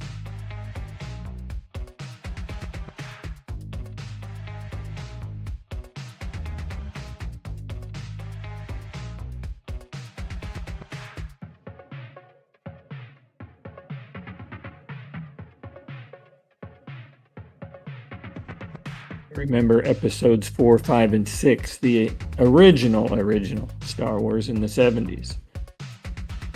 Stood in line for almost 3 hours to see episode 4, A New Hope. Of course, back then it was just called Star Wars. I didn't know anything about all these episodes and trilogy and all that nonsense. I just thought it was a cool space movie. Saw a 15-second commercial with a TIE fighter fly by, and my brother and I thought, that is the coolest looking movie ever. So we stood in line for almost 3 hours at a Century 21 theater out in California, which anybody who's been to one of those, you know what I'm talking about. Huge theaters. And we were blown away. 3 hours. Imagine standing in line 3 hours to see a movie. That's popular. Yeah. As I said, Star Wars was a cultural phenomenon that I don't think we'll ever see again. At least not in our lifetimes. Anything can happen. But yeah, with the buy your tickets, reserve seating and stuff, the standing in line is a thing of the past.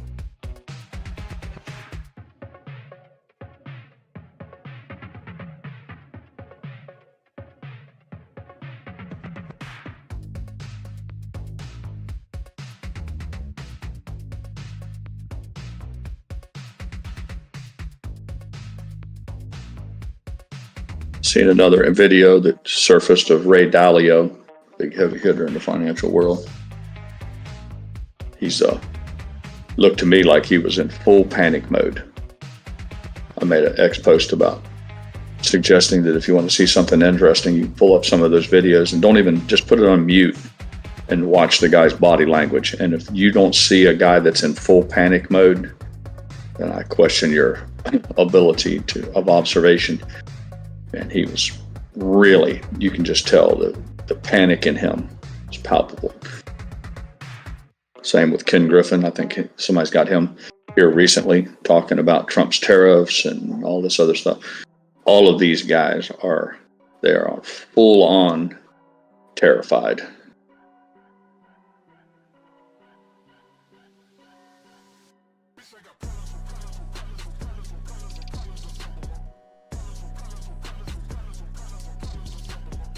What was your favorite action figure you saw over the weekend, Pirate? All these action figure memes. And I got a kick out of those, and I thought I would do everybody a service. Every time I stumbled on one, I would just copy and paste it into my Discord. I'm sure that's if you look on there from time to time, that's what those are all about. I think the ones that made me chuckle the most, obviously, they did no fewer than I think 3 of the Hunter Biden action figures, but they all come with like the various things. Some of them are pretty creative, you know, when you look at them and you'll see like a character and then you see the little accessories that come with them. You're like, oh, and each one of them had some sort of a cultural relevance or something that they made the news as a result of it. And yeah, I thought those were entertaining. You're welcome, GrayLeaf.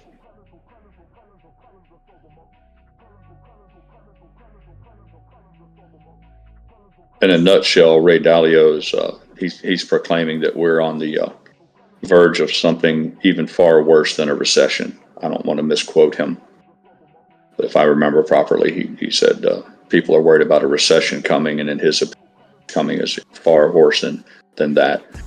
And he's been accused of being gloom and doom for some time now, but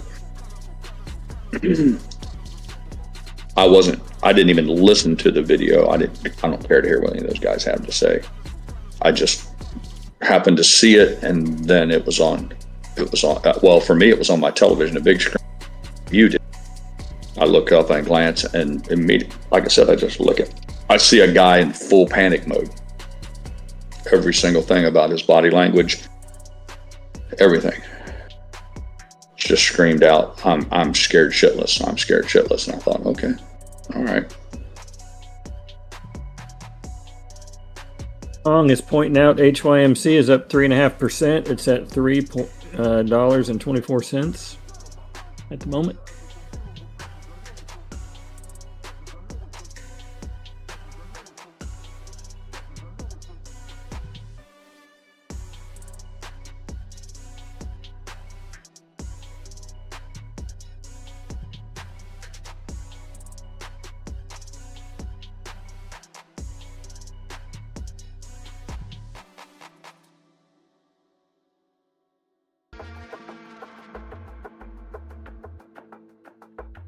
GME is pulled back to Papa Mac's pre-market purchase price of $26.85.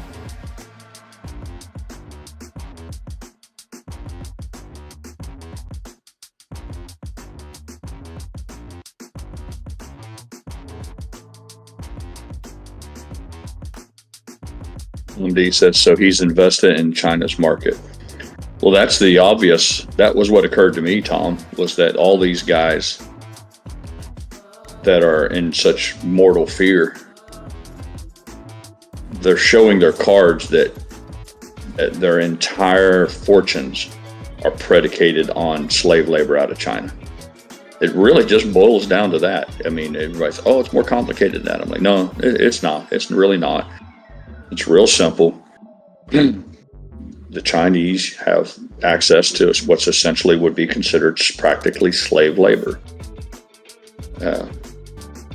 Or at least labor that it's not just a little bit cheaper. It's dramatically it's reduced to where the labor component, which for anybody like in America who's attempting to manufacture something, that would be one of your biggest line items. In China, it becomes negligible. It's almost non-existent.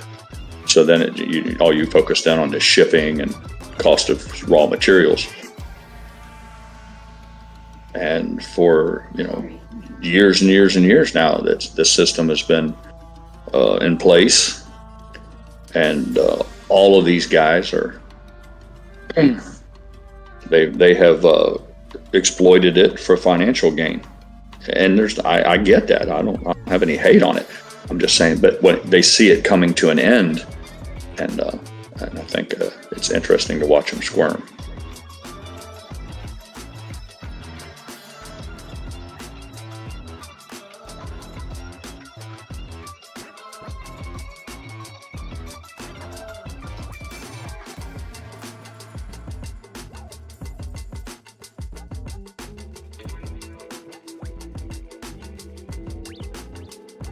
We talked about it on Friday, I think.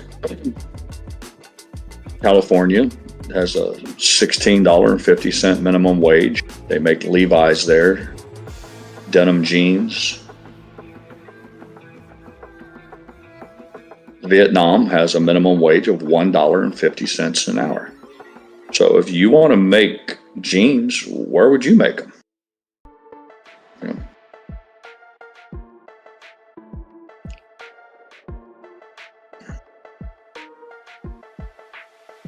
I was a Levi's jeans guy. That's the only thing I would wear on my body growing up. oh yeah, the 70s and the 80s, especially the 70s. If Levi's were the Get out of here. That was it. Yeah. I forget the other ones.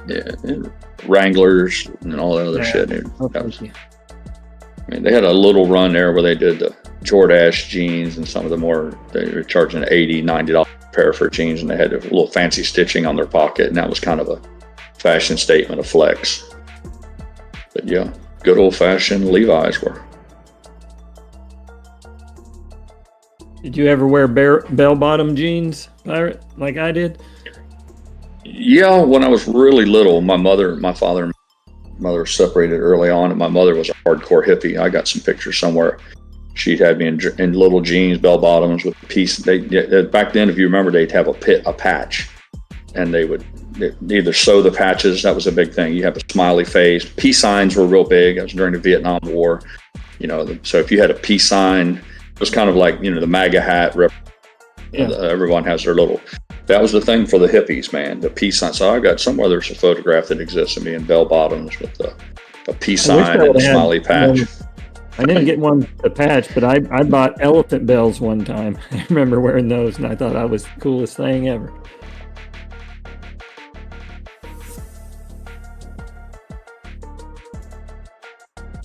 Donkey Kong dropping in with the Huskies. Isn't that for the big kids? The bigger kids? But when I finally first started to notice the ladies and wanted to start fixing myself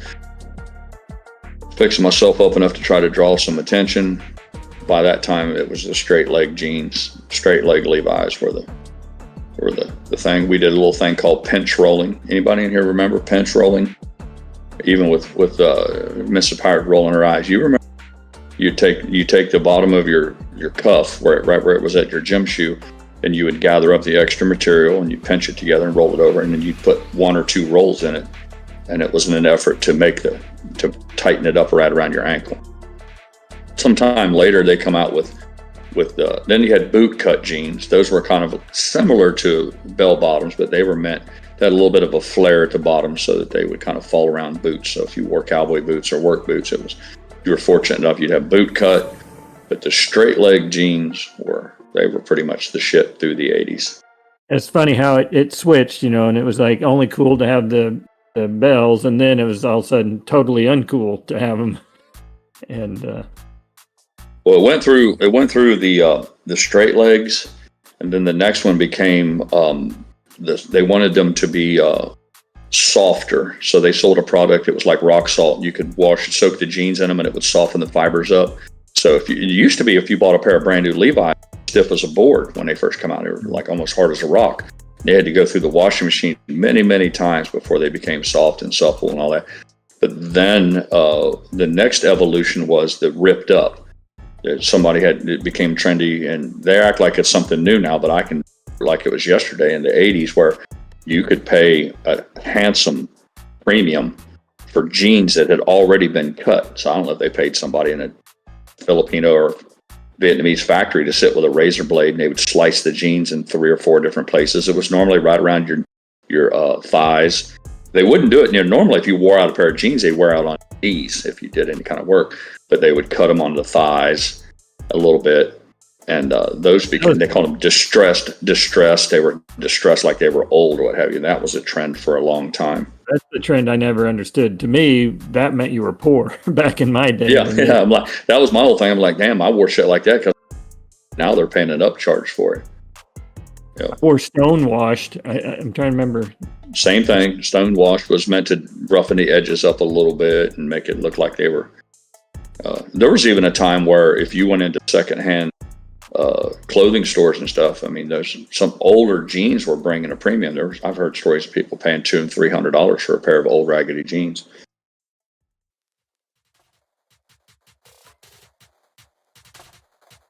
Terry says Pirate wore apple bottom jeans. Terry, the tighter the better, man. Are you kidding me? 1979, 1980. You took work to pull a pair of those jeans on, man. You had to suck your gut in to get them buttoned and get them zipped up, and they cut the circulation off to your legs. The tighter the better. Yep.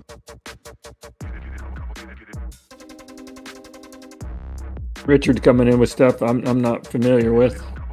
JNCO jeans, Jinko jeans, kickwear. Not familiar with those. Terry said they use a hanger just to pull the zipper up. Yeah, to give you something to hold on to. Terry knows, yeah.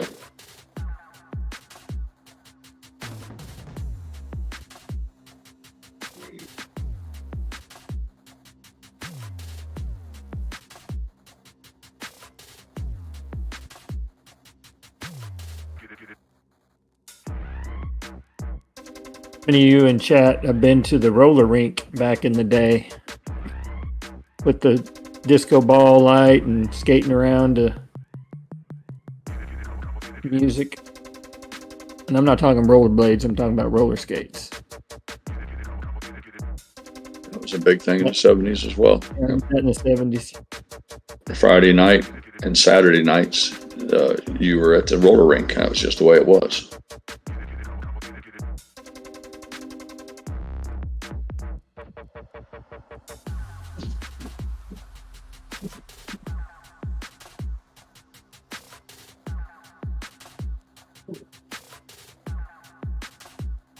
Your friends.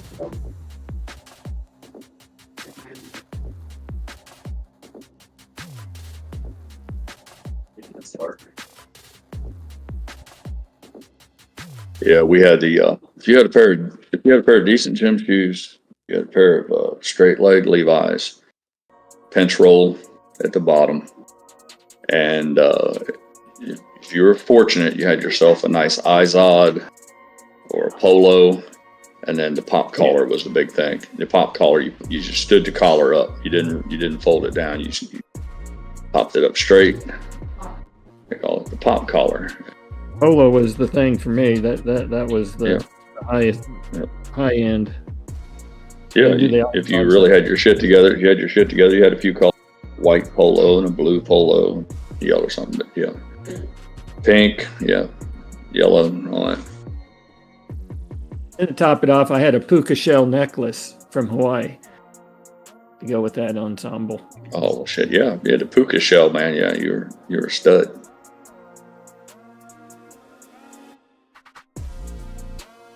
Wished I still had that, but that's you had your summer wear consisted of gym shoes and socks, obviously, and then you had shorts, but they were almost a short, silky type short. They didn't even come. The whole concept of jeans that went down to your knees and all that stuff, that was years later. We wore which is essentially like a gym short, and then tank top. Yeah, tank top. Or there went through. Did you guys, Papa Mac? Did you run through a phase where the baseball shirts? I don't know if anybody's familiar with a baseball shirt, but it was like a white shirt with colored sleeves. So they were made. Really, that was a big thing for a while. It was like a shirt. Tube socks with the two red stripes or whatever stripes on them that come up over your calves. I was into the tube stocks. Yeah, the cut off Levi's thing had kind of run its course. That was kind of died out with the hippie thing.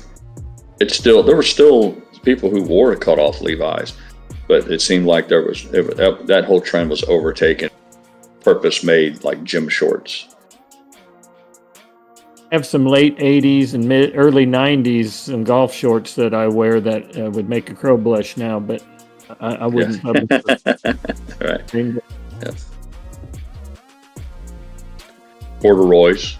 I don't think there's people today don't even know what corduroy is, but if you had a set of corduroy slacks.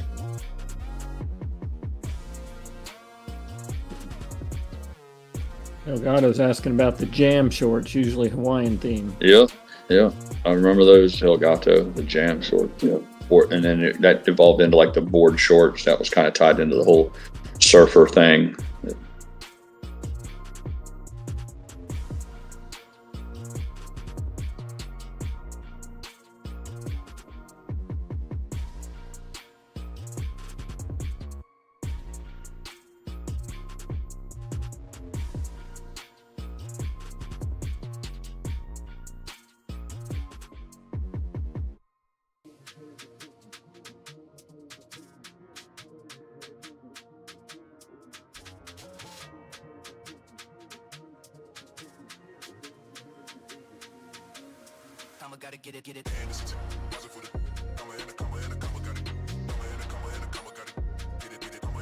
Somebody just said Ocean Pacific. I was just about to say that was top of the line OP stuff. That was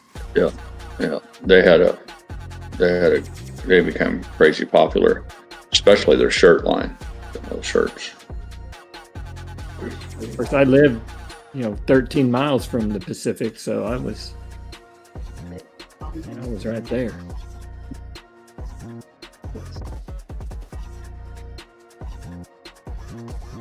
Santa Cruz. I got a lot of Santa Cruz logoed stuff to this day.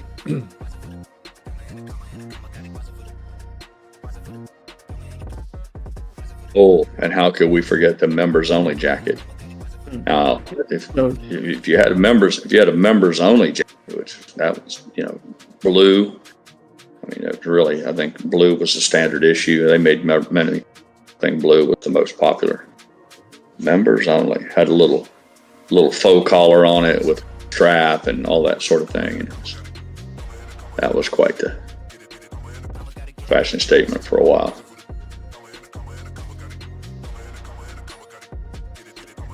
Did you have Papa Mac? Did you have a high school jacket, a Letterman's jacket?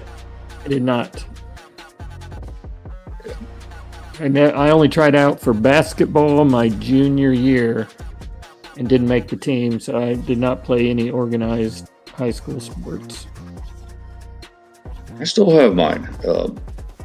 My father, being cheap prick that he was, we were poor. I did the poor me stories enough to know we didn't have any money. But because I had actually lettered it, I was still fooling around with a little bit of sports. He was kind of honored. He was honor bound to buy me a jacket. One of those things he couldn't wiggle out of. But he went to the local place where they sold them here. And in true fashion, cheap prick fashion, he found one that no one would buy, and it's because it was too big. And I wasn't exactly a big guy in high school. I had 29-inch waist. I mean, I wasn't real anything. I couldn't fill out a big coat like that. This thing wasn't just a little bit big for me. It was ridiculous. But it was it, man. It's better than nothing. And so I was fortunate enough. And then back then, if you bought the coat from the place, it was just a little one of those mom and pop places in town. They would embroider your name on it in cursive letters with stitching. And then, of course, you could put your letters, all the things for the sporting events.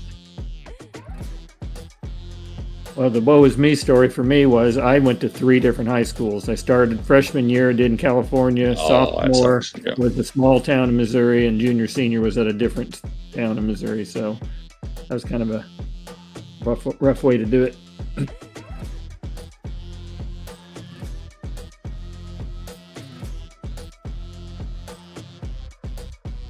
Yeah, I had a good friend of mine loaned me a blazer to have my senior picture taken in, so I didn't look like poor trash. And he was kind enough to do that. I got my photos taken for the high school yearbook, but my step monster, she never ordered the package, so I never even got high school. Obviously my pictures in the yearbook and all that sort of thing, but yeah, fashion was the big thing, man. It was, you know, the girls, you wanted to attract the attention of the girls, and you wanted to be nice, and there were trends, so you would try to the best that you could try to, you know, follow those.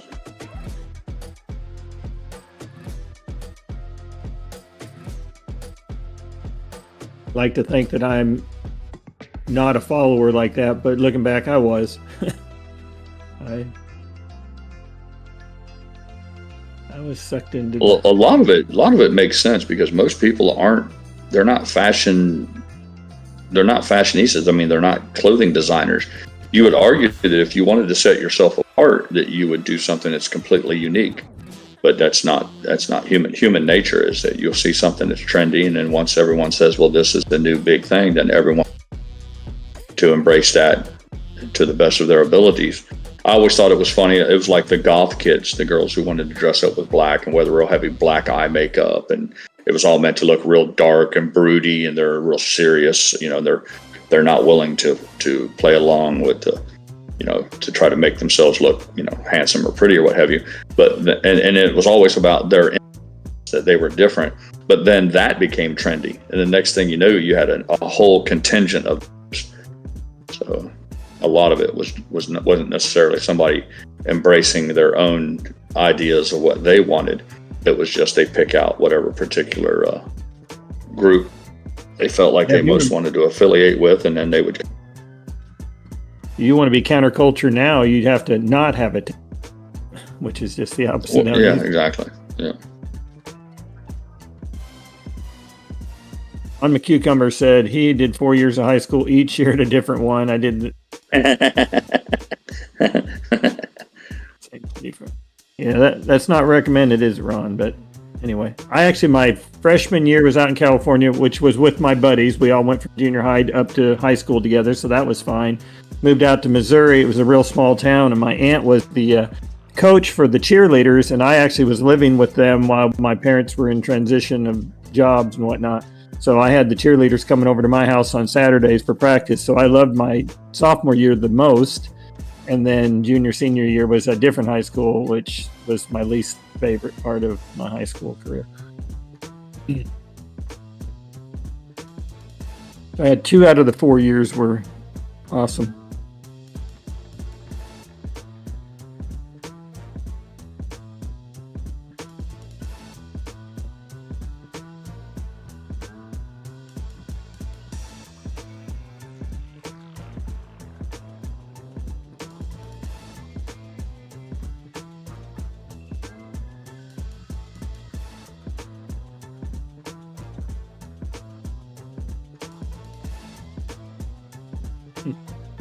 His favorite part was when it was over.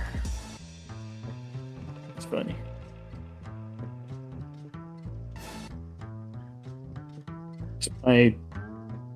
My first grader grandson, what's his favorite part of school?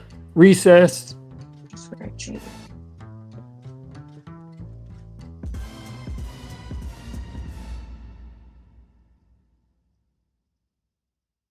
I think she prefers it in the shade, honey.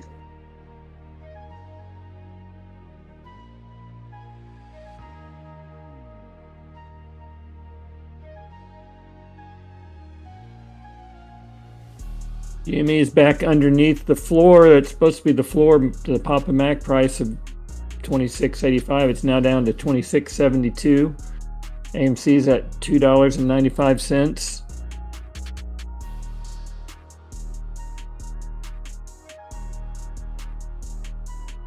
Like the overall markets are kind of trending down again. They kind of a double peak there.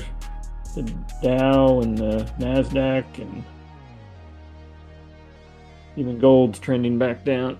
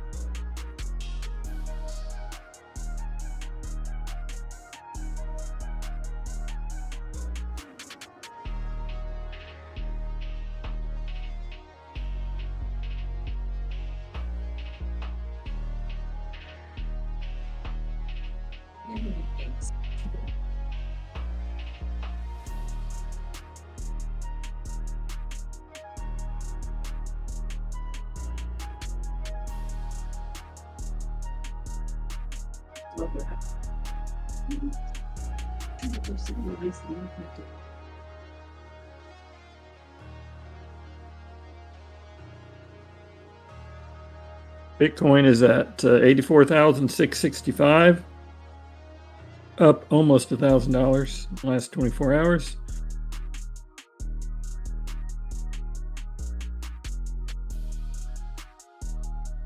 Is up 6.89 points.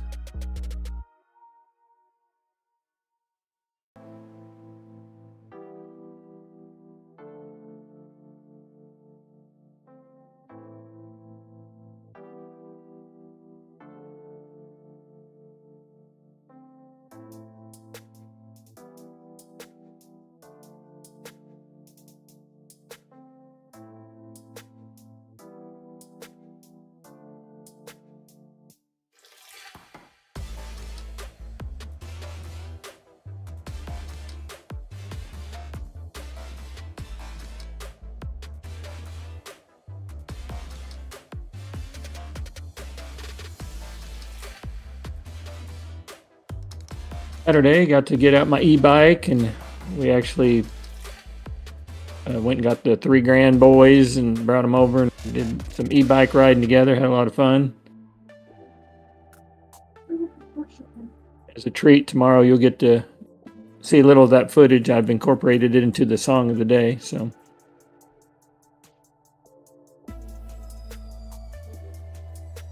we're having our conversations about high school fashion.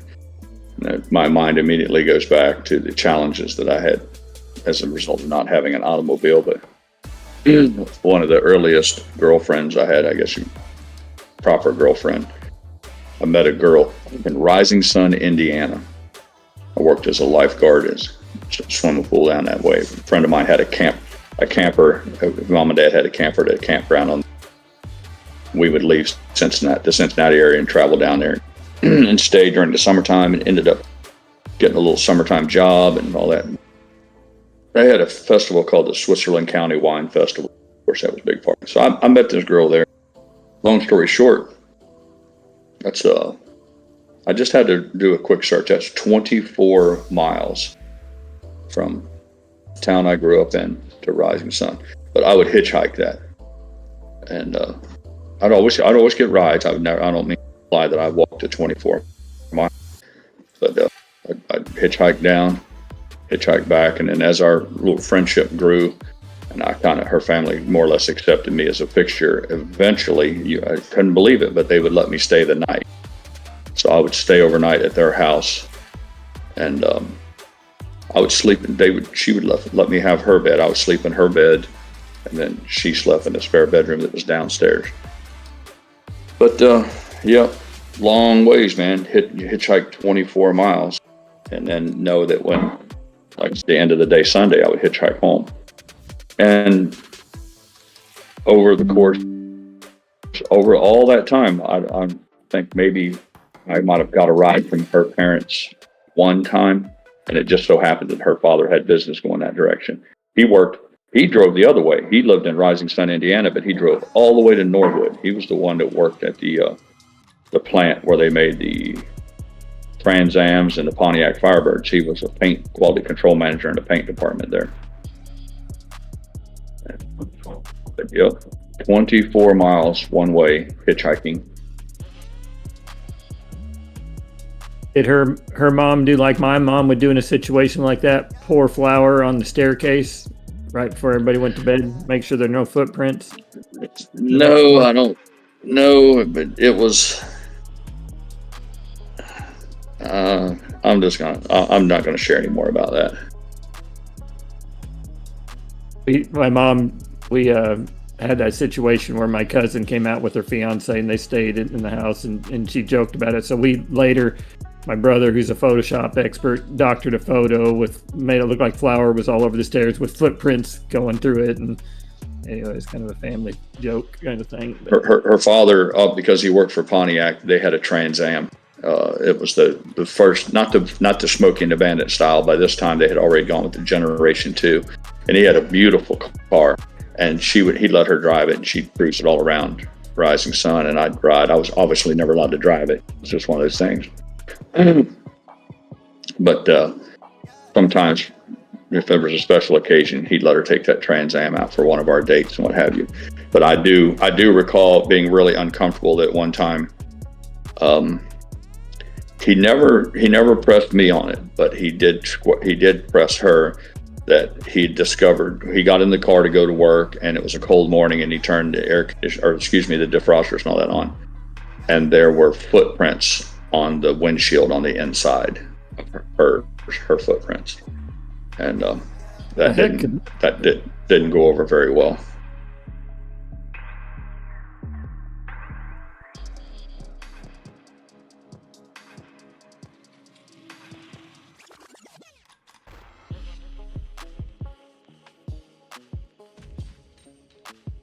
Morning, most young romances, it kind of came to its conclusion, and we went our separate ways.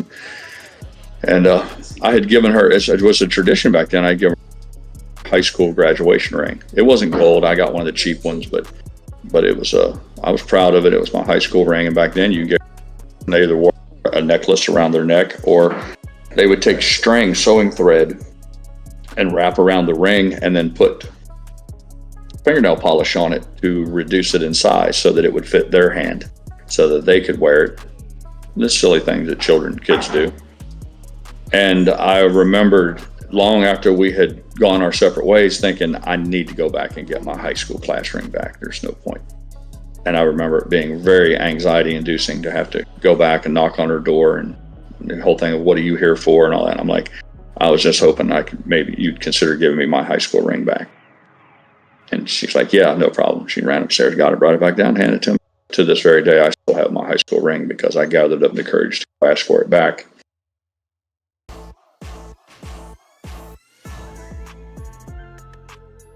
That's something I would have thought she'd have just given you back without asking. You would think so.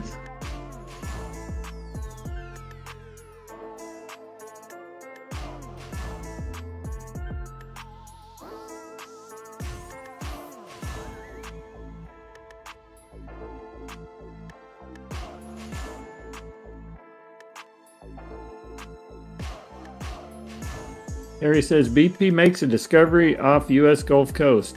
Didn't we already know there was oil there? Guess it must just be a new find that's amongst all the others.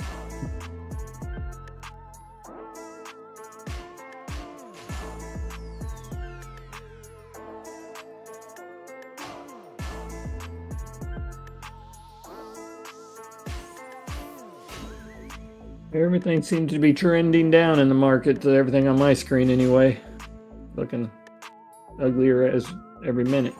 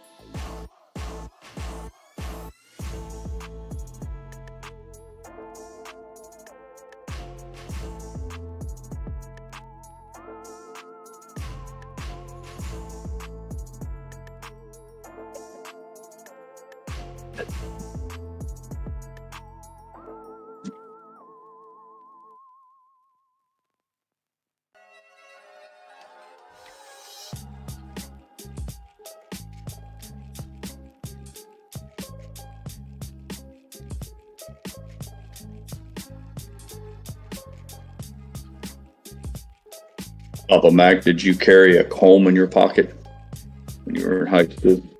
If I didn't have it, I'd freak out. Yeah. That was the same thing. You know, and then you had two kinds. You had the little black comb, and then you had the other one that had like a handle. It was kind of like a paintbrush handle or something on it, kind of stuck up out of the back. And Yeah, I only had the first one you mentioned. the little black one, yeah. I have an uncle who's very special to me. He's advanced in his years right now, but to this very day, he still carries a comb in his back pocket. And I don't think he's got 20 hairs left on the top of his head, but he takes good care of those 20 hairs. I always had a comb and a watch, and now I have neither one. I never wore a watch. I couldn't afford a watch. I never had any jewelry, anything like that. But the plastic comb, man, that was something to be. Plastic comb was a treasure. Very important. I was kind of weird growing up. I would not wear sunglasses. And now, as more of an adult, I'm like, what was I thinking? That was so dumb. I don't know why I wouldn't wear them, but... Well, sunglasses weren't cheap. I mean, this whole idea that you can go to the dollar store and get a pair of cheap sunglasses, I mean, that wasn't the case. Now you can go to Sam's Club, and we used to buy a 10-pack of what were called safety glasses, and they were impact resistant. But they looked fine. They looked almost like a set of Oakleys or whatever. And I used to buy those, and they served, double duty when I was still working, eye protection, and they were kind of fashionable, and then they were tinted. But yeah, in the 80s, the late 70s and 80s, sunglasses were expensive, and then, that was just one of those things where there was just no extra money for those. My best friend, he would buy the expensive ones, and I thought it was crazy the amount of money he was Ray-Bans were the first one that really kind of became fashionable. They were right up there with the $80 Nike gym shoes. You had a set of Ray-Bans, and I think Ray-Bans were right around $50 to $80. Oakley was later. Right? Oakley came later. They made it on the scene. That was a kind of California trend. It was like Blade. It had the real big wide glass that kind of wrapped around the front, kind of looked like Star Wars. And then they introduced all the bright colors. That was when all the pastels and all that sort of thing. Same time as the Ocean Pacific trend. I finally started wearing sunglasses, but then I found I lost them, I broke them, so I'd buy the cheapest ones I could find because I knew I wouldn't have them very long. Yeah, Pro Jory says Maui Jim. Yep, you had your Maui Jim, you had your Aviators, Wayfarers, made famous by the Don Henley song, Boys of Summer, the Wayfarer glasses. And then if you really had your shit together, if you really was top shelf fashion, you had the little lanyard so you could hang it around your neck. Oh yeah. Yep.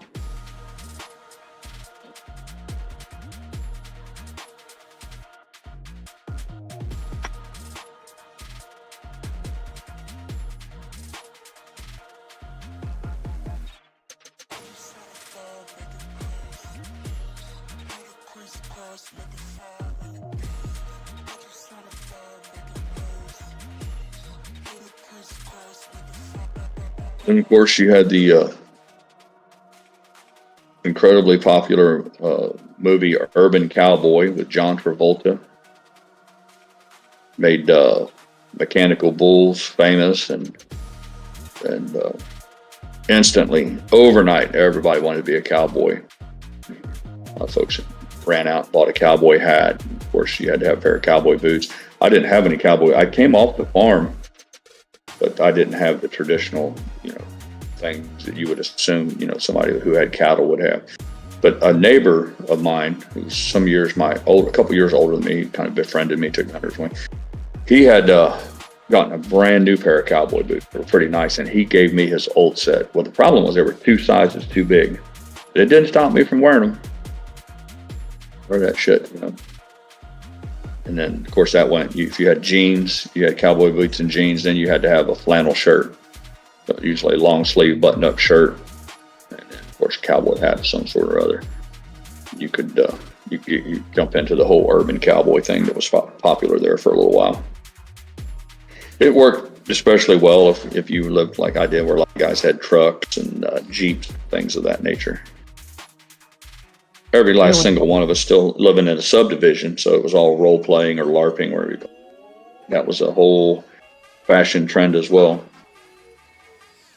I only owned one pair of cowboy boots. They were given to me, and my cousin that I lived with when I went to junior college for 2 years, he was super into cowboy boots. I'm surprised he didn't force me to go out and buy some with him. But anyway, I've only had one pair in my life. But you can spend some money on them. I still, to this very day, I have some that are python. They're made out of a snake skin, and they're beautiful boots. They're white, whitish gray, black specks in them. Not the entire boot isn't white, just the toe and all that stuff. And then they had a thing where for a while there you could get the little bronze tip on the front of it, and then you had your traditional. There was a square toed and a pointy toed, and then you had the tan and the regular old, just your traditional boots. But yeah, they were making them out of ostrich skin and alligator, all that stuff.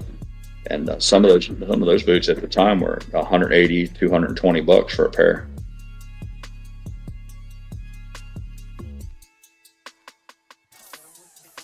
Jay Brown says, regarding the cowboy attire, did the large belt buckle serve a purpose or just decor?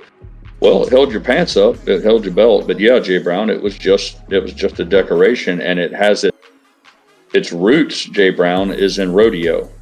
If the towns if you ever been to rodeo or seen them on TV, that was the trophy. You know, we talk about our friend Yucca who makes trophies. They don't give a trophy out in a rodeo. If you're the winner of the bucking bronc contest or the bull riding contest or calf roping, you were given a belt buckle, and it would normally have, the 2026 champion bull rider. So a lot of it was about that. The big belt buckle was in keeping with that prize, if you will, that came from that was associated with the hardcore cowboys.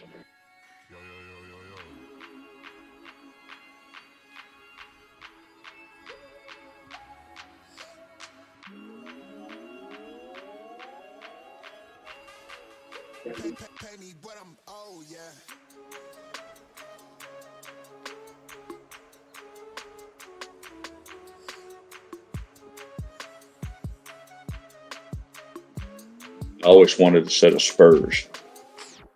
Never got them. I thought there could be nothing cooler because everybody had the belt buckle. Everybody had a hat. Some guys had Stetson. Some guys had cheap knockoffs. But everybody had a hat. Everybody had a belt buckle. Almost everybody had cowboy boots. Even if you didn't have cowboy boots, would round out the ensemble. But I always wanted a set of spurs. I thought there wasn't nothing better than a set of spurs on cowboy boots. And I thought, I would have been the kind of guy just fashion accessory, but never happened. I think I don't know if I've ever purchased a cowboy hat. I don't think I have. A lot of baseball caps, tons of golf caps. Ton of money on those.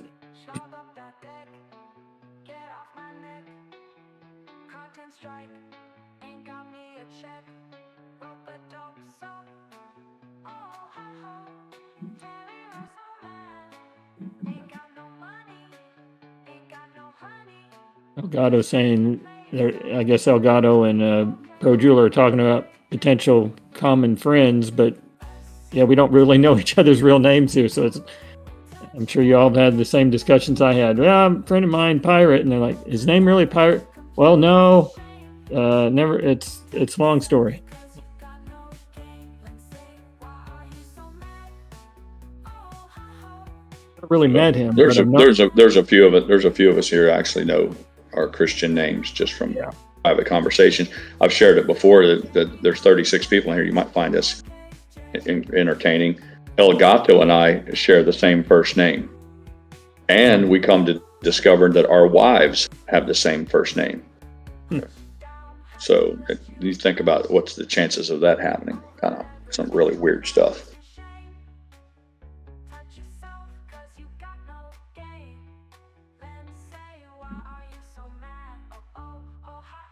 Cherry Yeah, Andrew Morgan, he's the property appraiser. He works in real estate in Cincinnati, and him and I are friends on here.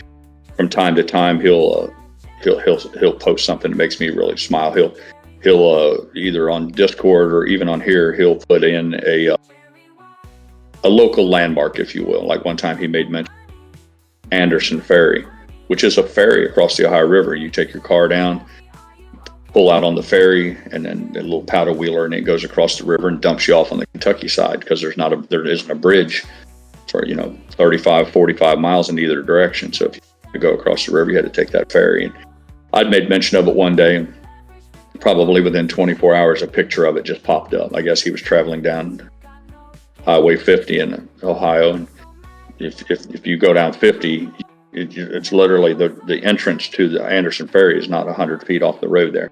So he probably he obviously took it upon himself to pull in and snap a quick picture. And I always get rewarded with little gifts like that from time to time from the chat community.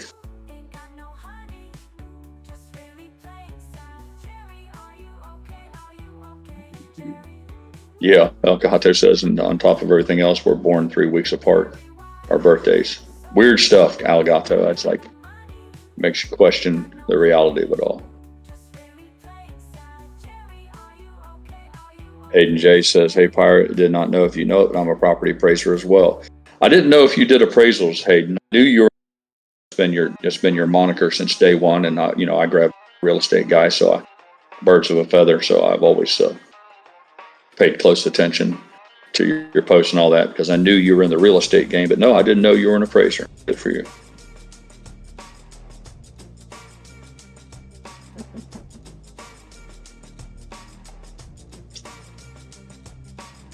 Good deal, man. Yeah, Mrs. Pirate, she never got licensed for an appraisal. She did get her broker license, though. She's not just a real estate agent. She's a licensed broker at one point in time. Shop, but for what we did, it made better financial sense for her to go underneath someone else's umbrella. She's worked for a couple of the heavy hitters throughout in the United States throughout the years, just to keep her active.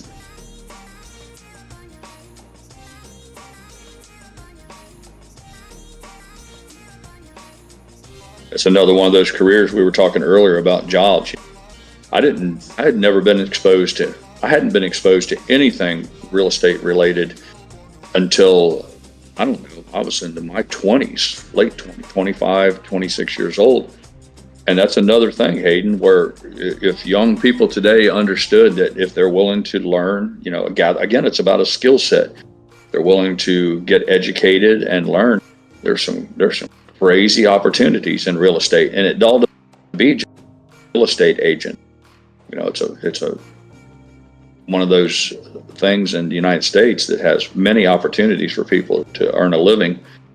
Like you said, just being an appraiser. I had a guy that we use from time to time. He did wind mitigation. If any of you are familiar, you can get an insurance break if you live in a place where hurricanes are known to happen, Florida and other places. If your house is built to certain standards that make it harder, that decrease the likelihood of you filing, they will give you a discount. They want you as a customer because they know you'll pay premiums or claim. And they go into your attic and they inspect to see if there's, like, for instance, hurricane clips. When you put plywood down for a roof on a house, you just lay it down, nail it to the rafters. But if you take the time to put clips in between, little metal clips in between each piece of plywood, it makes it far stronger. In the event you lose shingles, the chances that you'll lose the plywood as well is diminished. So he would go into the attic and just literally inspect to see if those were there. And there were some other things, but they called it wind mitigation. And if you come out, and I think back then he charged us $100. So he'd show up to a property, he'd be there. I shit you not, if he was there 30 minutes, he was there. Huh? Oh, I thought Mrs. Power was talking to me. But anyhow, wind mitigation. And that made up a big bulk of what he did. He would people who were buying houses wanted to get insurance quotes. If someone told them, hey, you get a wind mitigation certificate, we can save you X dollars.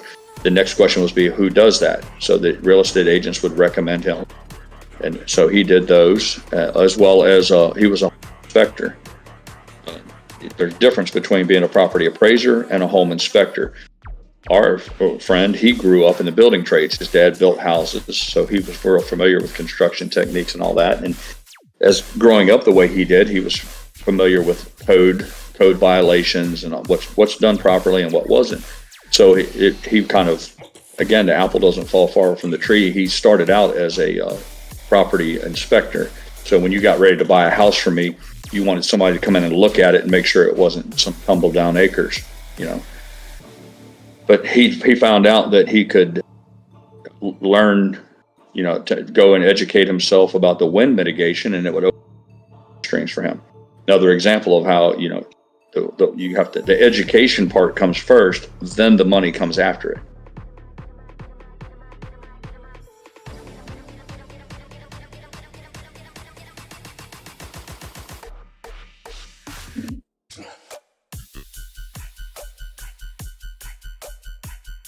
There are people who work with the lenders. Their mortgage lenders are kind of different than banks. People who loan money for houses or to do mortgage originations, you know, those are the people who they check your credit, they take the application from you, they review they'll gather up all proof of income, you provide them with your pay statements or some tax returns. Then they'll do the mathematical calculations to determine how much you can afford to spend on a house every month based on, you know, what they've learned throughout history. And there's careers there. And there are people who, they don't necessarily work in the banking industry, but they're kind of tied into finance, where it's that every single day they go through these processes that help people to get mortgages. So there's all sorts of employment opportunities out there beyond working the French fry machine at Burger King. But they require, more often than not, they require at least a little bit of education.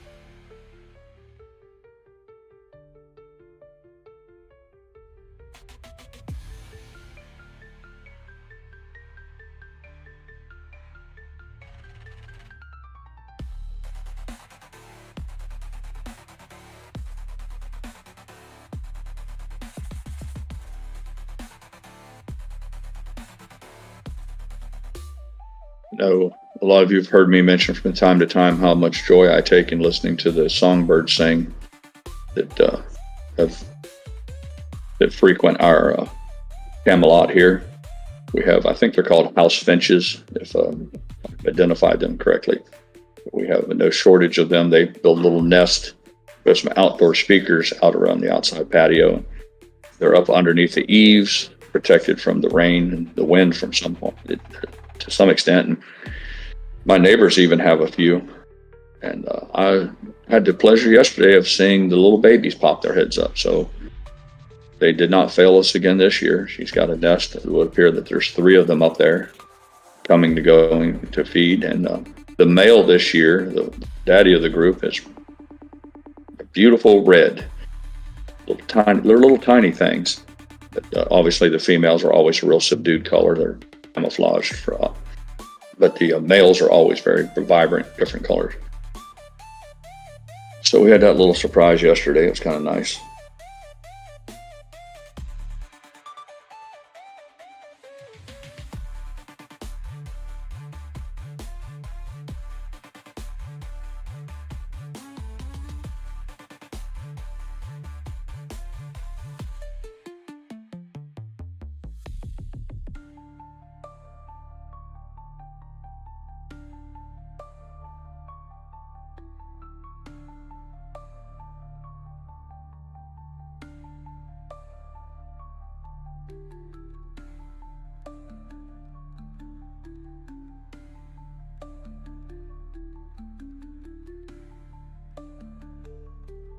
Feels great. Good much.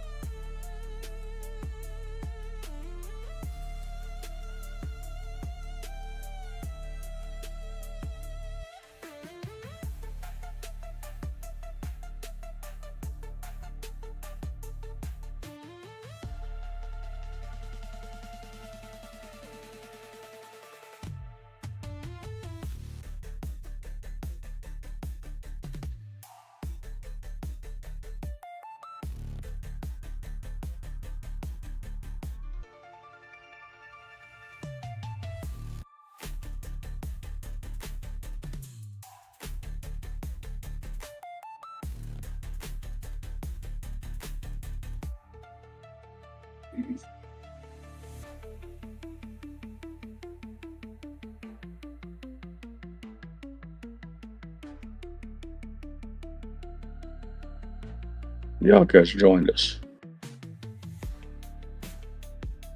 Hey, Pirate. Did you know that drill I scanned? That didn't work out. Yeah, that didn't work out to print. 1 second.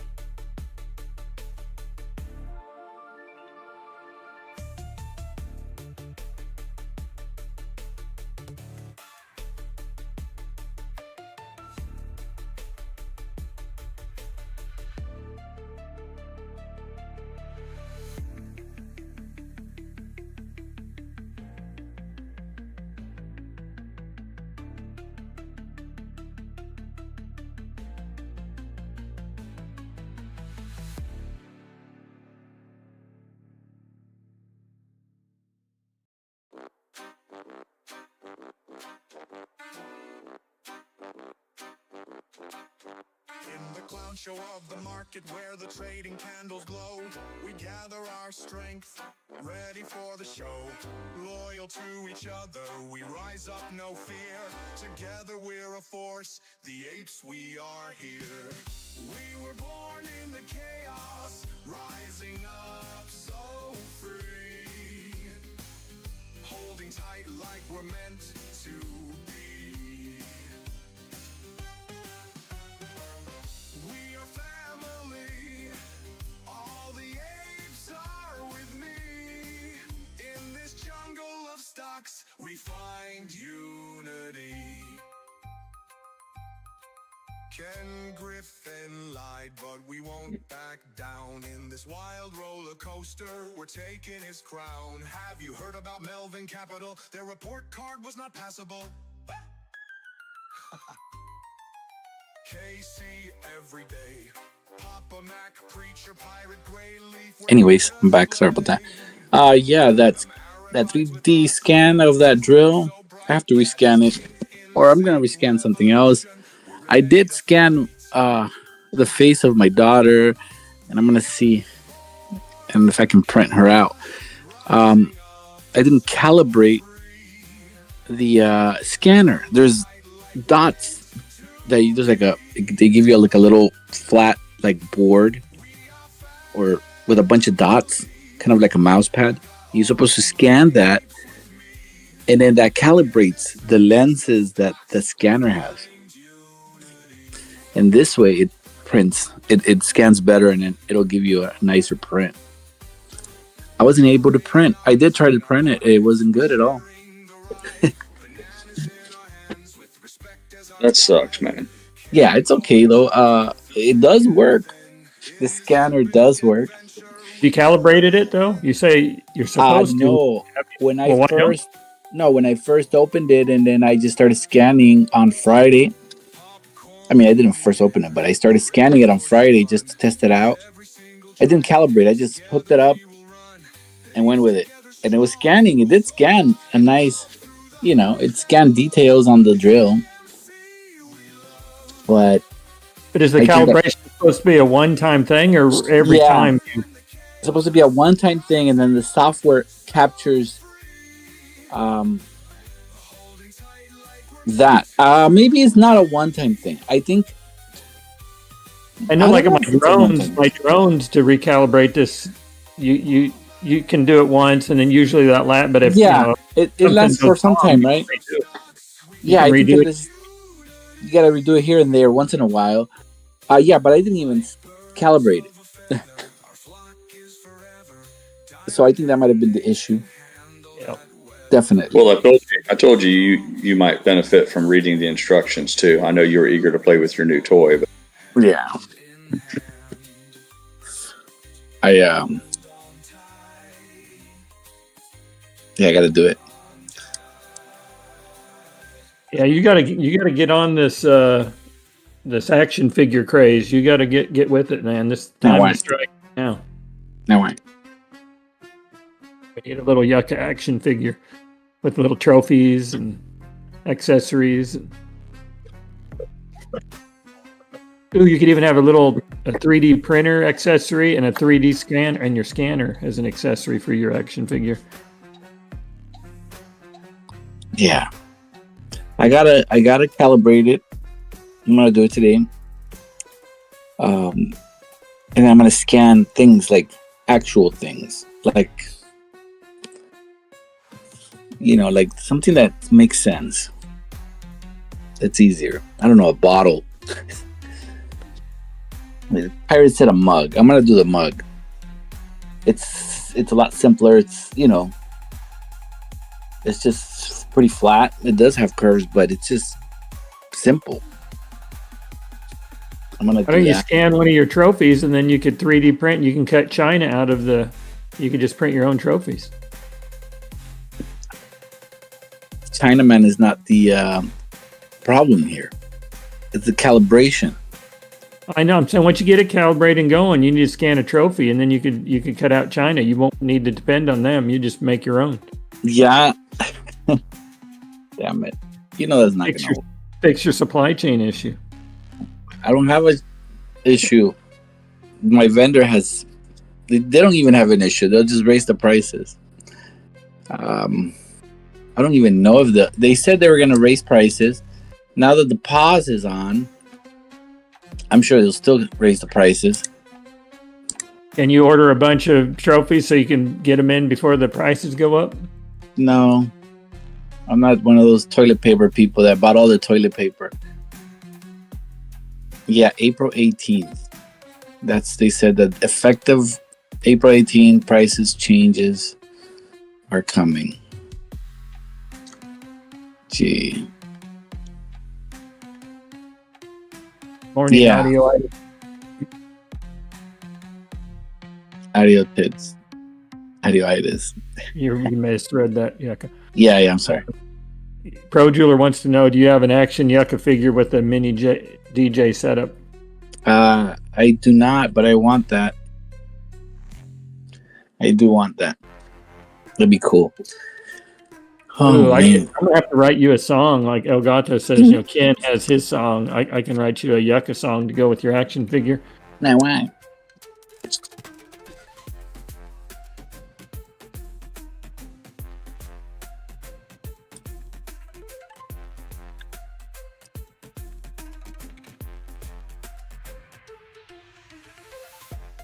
Tilt. Don't be nasty. There's a plan.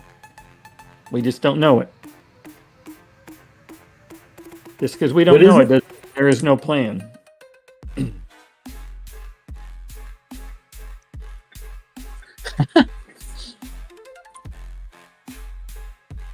That's Trump's playing right. 4D chess, and if he told us all the details, then he wouldn't be able to play his 4D chess as well.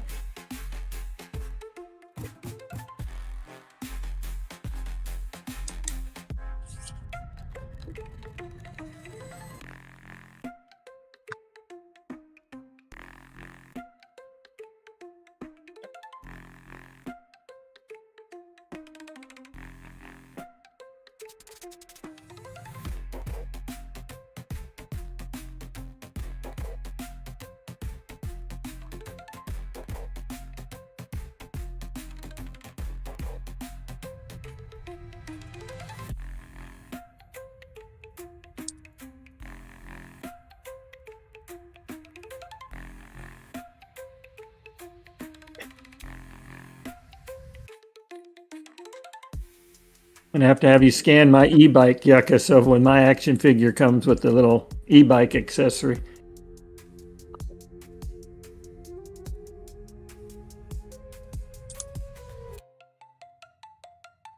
Built, one of our new friends from the other day, has made a Yeah. reappearance.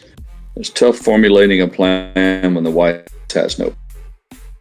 Who do you support, Tilt? Whose plan would you like to see implemented? Share it with the class. I'm eager to hear. I was telling them, just because we don't know the plan doesn't mean that there isn't a plan. Do you have a plan for the plan? Yeah. Oh, this is 15 grand. I can easily understand why Trump elicits such hatred from others. I mean, it makes perfect sense to me. But I'm just always eager to hear who they would have instead. Like, I don't know, 59 years old, and I've just seen one career politician after another in Washington just fucking the eyes out of the American taxpayer. From the Bushes, and both sides, Republicans and Democrats alike. And nothing ever changes. And then what's been revealed here recently about how these huge sums of money have been funneled from the taxpayers to these non-governmental organizations. A lot of it makes its back to politicians' pockets. I don't understand why the entire country isn't in flames right now of people just rioting and instituting a revolution. And the only thing I can think of is that it's because a lot of folks believe that Trump and people that he's appointed are going to at least try to put an end to it. But I'm always curious for those who hate Trump so much. I'm like, who do you support? Is it more of the lifetime politicians? I'm just curious about that. Why would you want more of what hasn't worked in a generation? When he says media editor, is he talking about Hegseth? Is that what he means? I don't know what he means by media editor in the top defense position, but No.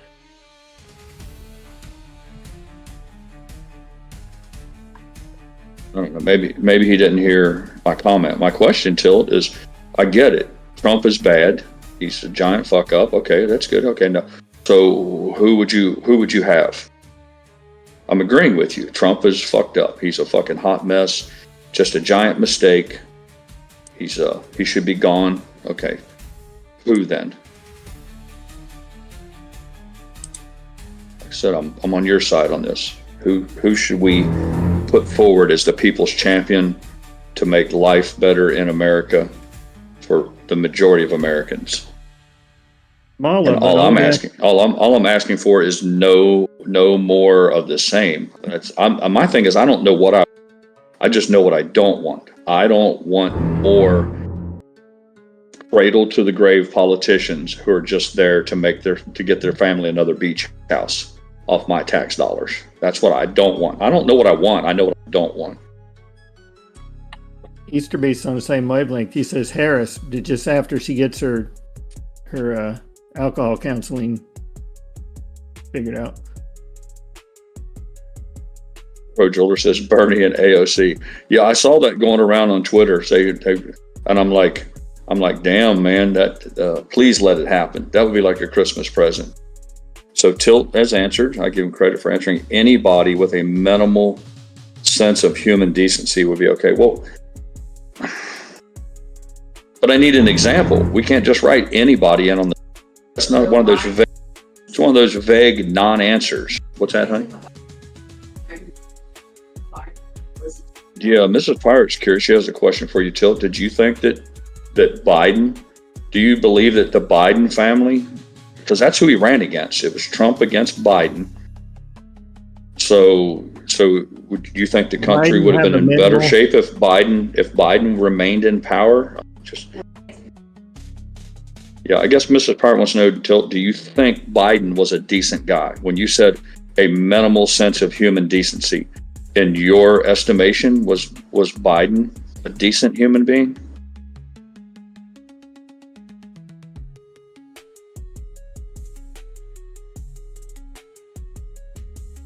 Yeah, Easterby says a good point. Maybe we should ask, does he think Jill Biden, because she was actually the one who shot. Okay, no, I give him credit. I give him credit. He said he would be perfectly fine with Chris Christie. So you earn some respect. Not that you're here to earn my respect. I'm just trying to give you the respect that you're due for answering the question. He said he would Chris Christie. There you go.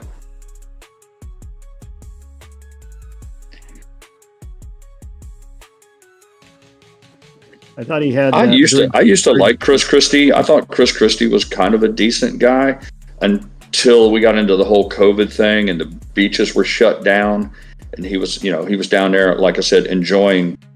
Had him and his family at the beach while telling others they couldn't go. Kind of right up there with Gretchen Whitmer shutting down, all of the marinas and then calling down to the marina boat launched. It's more of that. I just don't want leaders who aren't willing to live with the same rules that they impose upon the rest of us. So I kind of lost faith in Chris Christie when I saw him as yet another example of once they get a little bit of power. You talked about decency, a common decency. I don't think a decent person would tell me that I can't take my family to the Jersey Shore or to the beach and then immediately load up all their shit and go there. So I'm not trying to be combative with just pointing out that would be why I would be a little bit concerned about calling Chris Christie one of the more decent as far as the decency thing.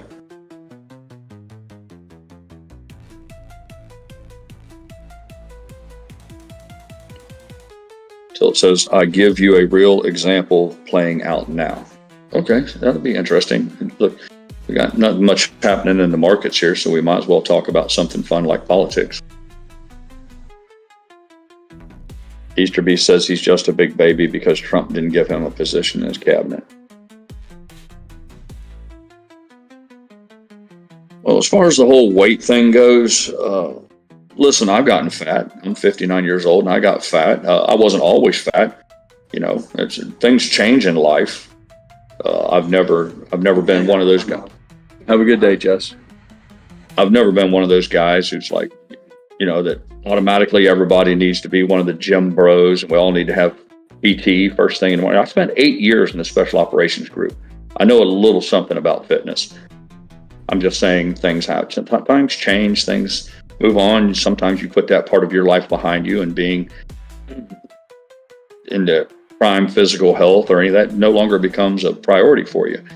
So I don't necessarily judge people in the way that a lot of folks do, to automatically say, well, somebody's fat, so automatically that just disqualifies them from all sorts of things.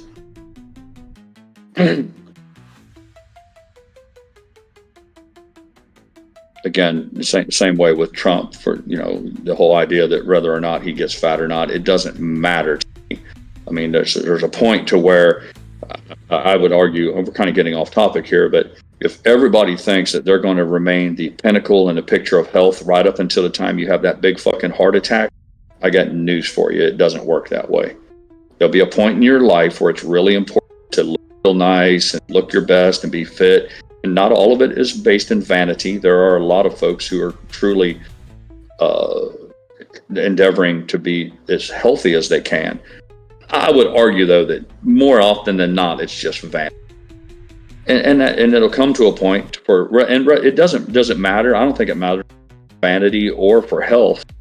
There will just come a point to where people say to themselves, I don't wish to follow this lifestyle because, like, for instance, I enjoy eating whatever I want, sleeping wherever I want, and so I really embrace my lifestyle. It makes me happy. So this idea that somehow or another I need to conform to some sort of fitness model that somebody else thinks is what's best for me, and it's kind of silly if you think about it. I'm like, if they have an old saying, fat and happy. If I'm fat and happy, why would you take umbrage with that? And the same thing goes with, I don't particularly care whether a leader is fat and happy. If you know anything about your history, Theodore Roosevelt was a bull of a man, but he wasn't exactly a skinny dude. I mean, the list of presidents who were incredibly successful and beneficial for our nation, who weren't exactly gym bros, is long and storied. But like I said, I digress. The idea that Chris Christie is fat, and it doesn't even begin to enter into my calculations on whether or not he's a quote decent person. Or Tilt finally he got his thought together in here. It says, the legal alien the DOJ acknowledged mistakenly got sent to El Salvador prison. It's morally unconscionable they left him there and taking a 9-0 SCOTUS vote to order them to bring him back. Yeah, on that particular topic, Tilt, mistakes happen. Things happen. Things, mistakes are made. But yeah, Mrs. Pirate says, why didn't El Salvador kick him out? I think what's at play here is that there were these sweeping changes made to immigration, and the parties that benefit from that, they don't like it. So yeah, I try not to get too hung up with the fact that maybe one person fell victim to a mistake, and I don't know enough about the particulars of it. I know this: the guy had already been identified by a judge, now a sitting judge, years ago from some unrelated stuff, as a member of the MS-13 gang. So I would argue that just being part of that gang, that's more than enough reason for me to show somebody the door. At some point, we have to have a society where we agree that we just want decent people for neighbors. I don't think he was. We're not in it. We're not to let thieves, murderers, rapists, and drug dealers be a part of our society. What was you saying, Yucca? You said you don't believe he was? No, he wasn't. But I think because he must have associated. If you hang around with the wrong people or you're in the wrong neighborhood, you get pulled in automatically, until they figure things out. Yeah, exactly. So that's what it is. The attempt to paint a Boy Scout, it's like, come on, man. We got to be honest. We have to approach these things in a spirit of good faith. We can't try to deceive each other. Now, if you want to advocate for, the guy should be allowed to stay here despite the fact that he wasn't necessarily a good guy, then do that. But to attempt to paint him like he was one of the, look, I'm a big believer there's good guys and bad guys. Some people live in the gray area in the middle, but not everybody. A lot of folks are clearly either a good guy or a bad guy. And if the president is trying to move bad, evil people out of this country who shouldn't be here to begin with, see, that's the problem here. This whole thing stems from people who break the law by the millions coming in here. So we have a president who's trying to fix a terrible error, a terrible lapse in judgment that was made from the Democrat Party to try to get voters to move. And that's what this was all about. We got to keep it real. The whole idea of open borders was just so the Democrats could get more Democrat votes. It isn't that they're trying to make the whole fucking world a better place. Most Democrats don't give two grizzly shits about anybody from Argentina or Venezuela or fucking anywhere else for that matter. All they want to do is stay in power. They want to be able to control how American tax dollars are spent. The way they do that is to get elected. You can't get elected, you can't rob the tax money. So, unfortunately, the Democratic Party has been dwindling. The numbers are out there. You don't have to this has been shrinking for whatever reason. I'm not going to try to claim I know why. I'll leave it to you to discover for yourself. Do some research and find out why people who are in the middle, not your hardcore blue-haired lesbian LGBTQ birth defects, just your normal run-of-the-mill average person who used to be liberal or independent, they're starting to shy away from the Democratic Party for whatever reason. The numbers bear that out. So the Democrats knew that they had to come up with something to change that. And apart from what I believe was attempting to cheat on some election stuff, was hand in hand with that was bringing new voters in. If I let you come here from El Salvador and bring your family here and set up shop in America, just remember I'm the one that let you in. Vote for me. Well, that doesn't work good for the people who are already here, and that presented a big problem. So we find ourselves where we're at right now.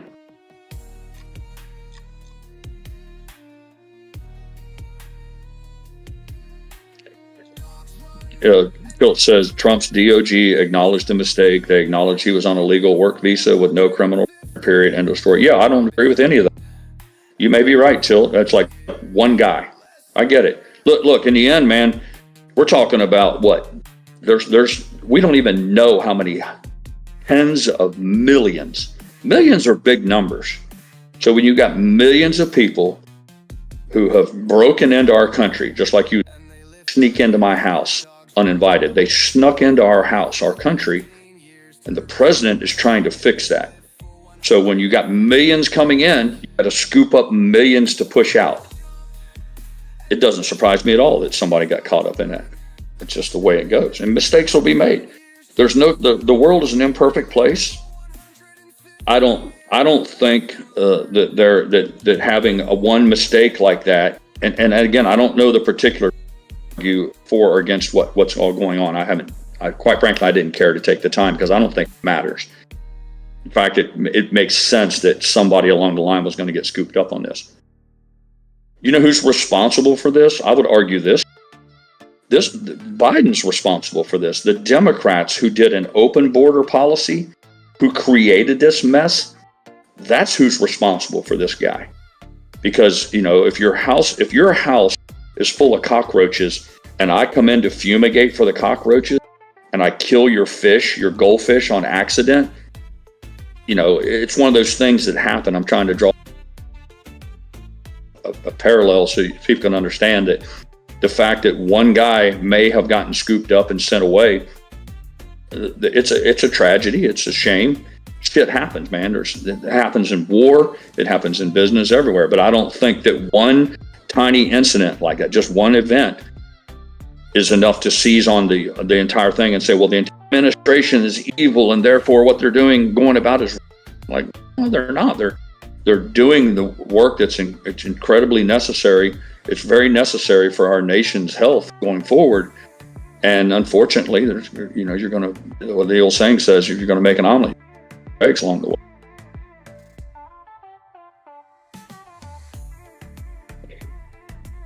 I get it. He said, no, it's not about me being right. It's about this case. I don't know if he's responding to me or someone else. This worked its way to the Supreme Court and they heard the facts and they ruled 9-0. Yeah, that'll be the end of it.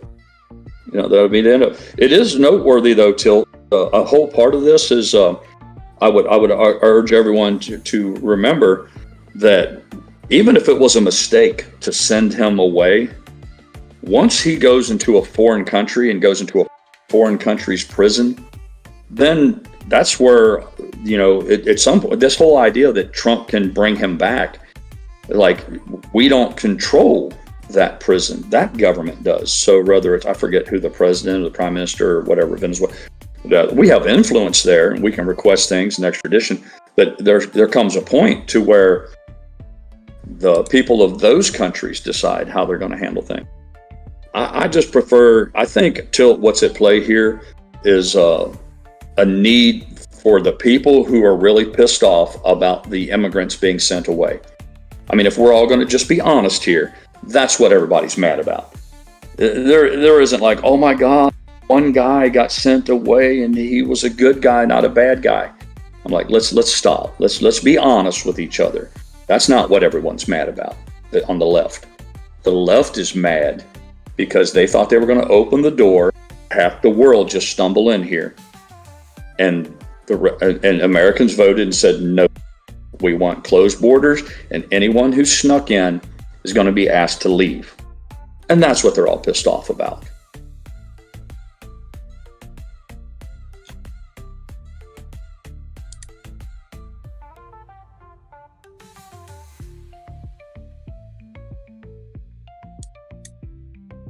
Our previous discussion, though, Tilt, was about who you would find acceptable. And I think it's interesting that you think that Chris Christie would be a better president than Donald Trump, because Chris Christie, again, is one of those guys who's been a lifelong politician. I just see, and I don't have any particular hatred towards Chris Christie or anything.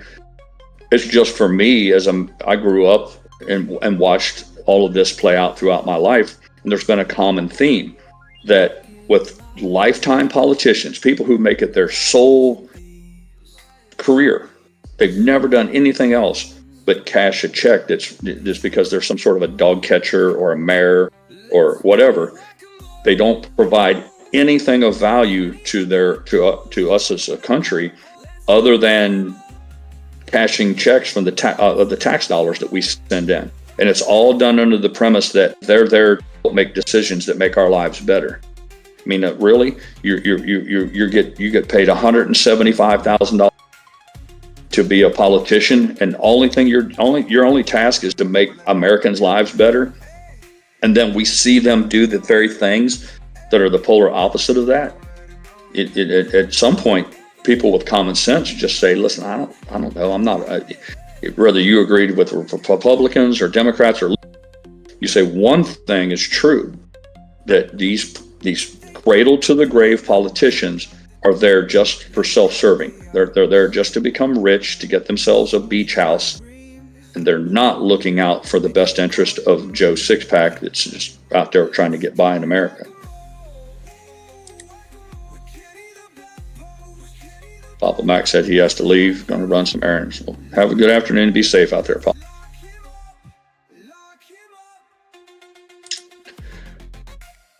I'm not making any excuses, Tilt. It seems like I'm getting the impression that you discuss the topic, Tilt. I'm not making any excuses.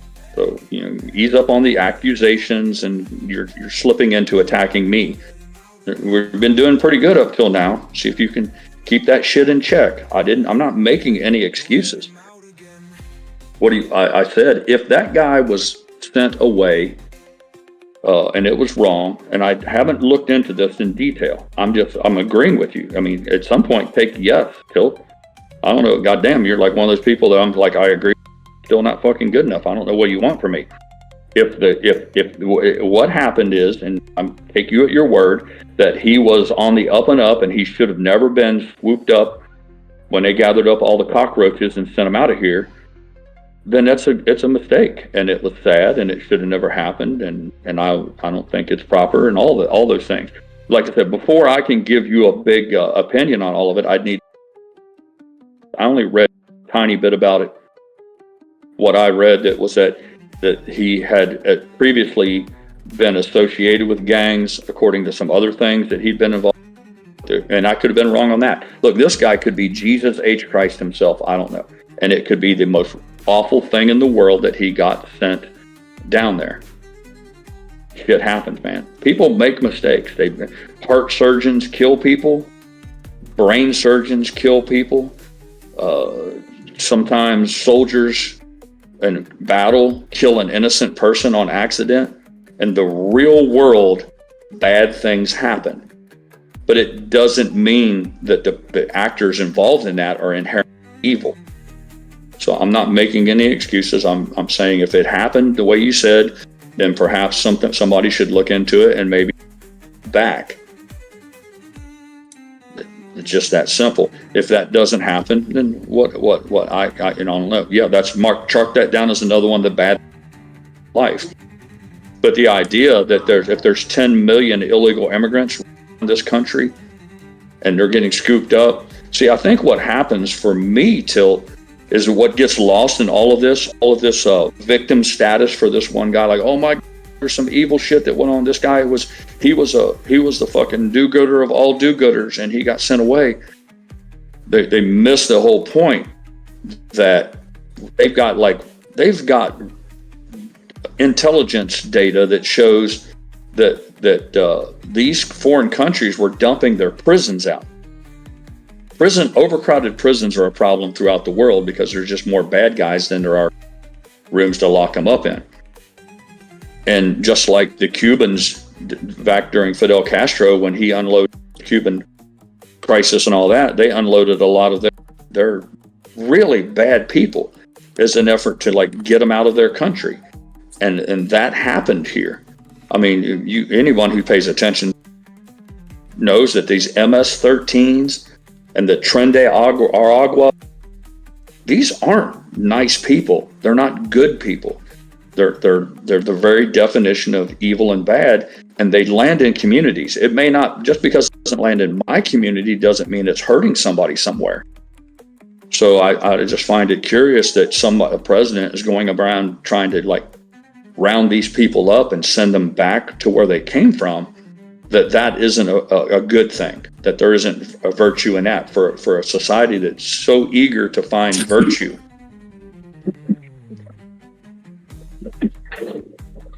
Excuse me.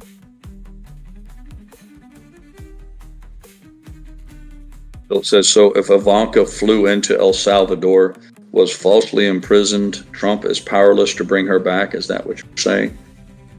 No. I never said he was powerless to bring her back. I said that it's not as simple as him just demanding it. But I would think you're making a false equivalency here. Ivanka isn't associated with MS-13s or gangs. There's an idea here that this guy, again, was, I don't know. Sandy says he wasn't. He was just a straight up good dude. Well, then there it is. My whole thing is that, again, for the fourth time tonight, you may be right on this, Tilt. Maybe there was a mistake made, and maybe eventually he'll be brought home. He was here legally. Yeah. Mrs. Pirate said she looked into it briefly, and real simply, he was here illegally. So now I don't know who to believe, Tilt, you or my wife, but you're saying he was a legal immigrant. You said that earlier, and I'm not calling your character into question here. Mrs. Pirate looked into it now, and she's saying that her research has shown is that he was here illegally. So again, there's an idea that, and she said it wasn't a 9-0 vote, it was 6-3. So she's taking the time. That was the original injunction, was 6-3. But the larger point is that this guy was an illegal alien, an illegal immigrant. And for that reason alone, even, I guess the argument would be, Tilt, is that there's no need to shout, man. He's typing in all caps now. I guess what I'm trying to share with you is, based on just this 5 minutes of quick looking right now, the guy was an illegal immigrant. He snuck into the country. He did not come here through the proper channels. Now, whether he was scooped up erroneously, like he was not, I'm with you on part of the TDA, he was not part of MS-13, but for whatever reason, he got scooped up in that net, and he got sent down there. He got deported back. So the idea is, well, just because he wasn't part of the gangs is not sufficient to say, well, let's bring him back. The reason, if what I'm discovering here right now is true, that he was an illegal, that he got deported for the wrong reason. We're back to some common sense now. it sounds to me like what I'm discovering here is that he got sent down there for the wrong reasons, which is wrong. It shouldn't have happened. But the argument is then, but it doesn't matter. He still shouldn't have been here to begin with. Unless I'm missing, the argument now is that if an illegal immigrant is deported, that somehow or another, if he's deported for the wrong reason, that he should be brought back. It's ludicrous on its face. So there we got. He's saying Tilt is declaring he was not illegal. He was here on a legal work visa. Illegal. I don't know where that's coming from, Tilt. Mrs. Pirate said she read it that he came here in 2019 as an illegal immigrant. Now, did he eventually get a visa and apply for one? Maybe, I don't. But again, you need to understand this. A visa is not immigration status. It's just a courtesy card. So you keep saying there's a fact and you're all that, and I get it. But a work visa, again, we're kind of shifting now from immigration status to work visa. So Says he was actually that he might be at risk of games in his home country. yeah. So the idea is that now we're talking about a different subject now. We shifted over to whether he was an illegal immigrant or whether or not he had a visa. But it's the same as when they find these people who they're deporting right now. There's a lot of anger over deporting people from work visas because they're protesting. And that's some more silly stuff. It defies logic, because when you apply for the visa, which is a guest pass, you're asking to be a guest in someone else's country. You're given questions, are you part of a terrorist organization?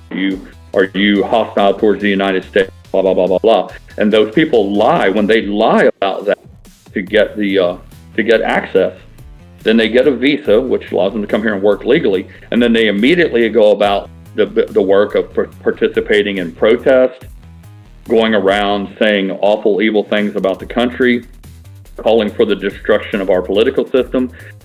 See, they voided the terms. They voided the terms of their guest pass. The whole idea of a visa means you're just a guest. And just like it's been said many times, if I invite you to come into my home and you start breaking dishes, I'm not the bad guy because I asked you to leave. So he says, SCOTUS ruled it. Sorry, nothing personal versus you or Mrs. Pirate, but I'm talking the SCOTUS ruling, who heard the actual facts over yours. I'm relitigating fact. Yeah, you may be right. Look. Yeah, the original one I think was a stay or something. I think it was 6-3, and then ultimately they ruled 9-0. So yeah, so there was a mistake made. Again, I think this will be the 5th time I've agreed with you, Till.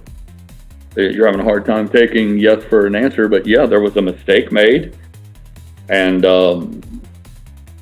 Supreme Court has even ruled on it, and that should be the end of it. Yeah. And if that's the case, then the guy should be brought back to the country. I lack enough. I'm trying to be as honest as I can here with you, Till, and say I lack enough knowledge about this particular case to speak with any authority about it. So I'm not going to do that which I accuse others of, and that is trying to debate or dig their heels on something and insist they're right when I don't have the information. But I will share with you. He said, no, you just took whatever Mrs. Pirate said to dispute me. My dispute with you, and what she was sharing, Till, was about his about his status as an illegal immigrant. And again, we're trying to, in order to engage in debate, we're trying to look for real-time information as it relates to this. See, just because you pop into a chat and start claiming things doesn't necessarily mean that I'm under an obligation to just nod my head and claim you. I'm trying to meet you in the middle and say, well, let me see what I think about it. And that's what I'm trying to do here. But yeah, and if you think that I'm not going to take my wife over some stranger on the internet, then I can't help you with that. But my point is, back to the conversation we were having, is Yeah, it would appear that based on what you've said, mistake made, and that the Supreme Court has ruled on it, and then perhaps the guy should be brought back to the United States. That's all fine and good. I think I would agree with you on that if everything is being presented as you say so. Now, if all of this is an effort to just try to point out somehow or another that no one should be deported until they have this, there's been this concept lately that everyone is afforded due process. And I think that's really where a lot of this is headed, that, okay, if it happened to this guy, then the way to fix this is we don't deport anybody until we do a lengthy investigation on each individual case. And I think that's where a lot of the folks on the taking this. And I would just argue that it's not required under the Alien Enemies Act. It's not required to give anyone due process. That due process is only afforded to our citizens. So again, it would appear like what's really in my humble opinion, there's a constant effort from the left or the Democrats to try to achieve a goal while hiding the goal at the same time. The goal obviously being is don't deport these people. And it's just my opinion. They let them sneak into the country and they don't want them sent away because it undoes all of their work. So I think what's at play here is to try to find any mechanism and to slow down Donald Trump and his efforts to remedy this. Tilt says, Pirate, do you believe in birthright citizenship? Oh, I'm so glad that you asked me that. No, I don't. I disagree with it. I think it has become an aberration. And I'll tell you why, Tilt. I don't think that the founding fathers, when they declared that anyone citizen, it was a failure of imagination because they never thought that people would sneak into the country to have a baby. So I tend to think of things in their spirit of which they were written. I don't think anyone who's being honest and being intellectually, genuine about it would argue that Samuel Adams, Benjamin Franklin, Thomas Jefferson, all of the drafters of the Constitution said, here's what we're going to do. We're going to make a law that says if you can sneak into the country while you're pregnant and give birth there, that baby gets to be a citizen. I mean, that's just illogical. I don't think anyone who can be honest and genuine in their debate would think that that's what the founding fathers intended. I believe that the law is written to say that if you're born here, you're a citizen, because they're operating from a basic foundation that both of the parents were indeed citizens at the time. Again, sometimes you just have to apply logic. Ask yourself, do you think the rule was written to specifically protect people from sneaking into our country and giving birth here? I mean, that's silly, and no adult would agree with that.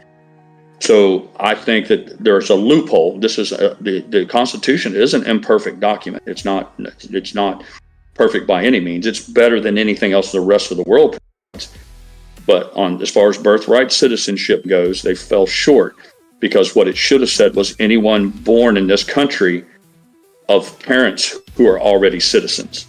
Because they failed to complete that sentence, it's allowed a loophole, and that loophole has been exploited. So there's my answer to you on that.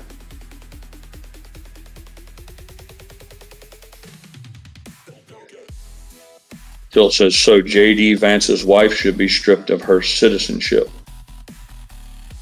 No, I mean, see, that's an illogical leap, man. You take one thing and then ascribe a whole nother set of motives to it. Until, what does one have to do with the other? You didn't ask me if that was the only way you could become a citizen. See, I have to argue your side and mine. If that's the question, what you should ask me is, should the only way you can be a citizen in the United States be through birthright and I'm not advocating for that. I never said that birthright citizenship is the only path to citizenship. You said that. You're when you say should J.D. Vance be stripped of her citizenship. My point is that, and now I will tell you this: if J.D. Vance's wife, if her parents snuck into the country, and then she was afforded citizenship that way, I would say, yeah, absolutely, yes. I would think that she should be stripped of her citizenship. I don't think that that's how she became a citizen. But if you're asking me, should his wife be stripped of her citizenship or if you're asking me how she should be afforded citizenship, it's real simple. If you're an American, like I traveled around the world in the military, if I decide to marry a girl from Italy, then she has an opportunity to become an American citizen. So again, I can't believe we're getting into these sense things, but if you want me to make clear my political standings, I'm willing to do that for you. My idea is I don't say your initial question was, do I believe in birthright citizenship? But you didn't ask me if I think that's the only way you can become a citizen.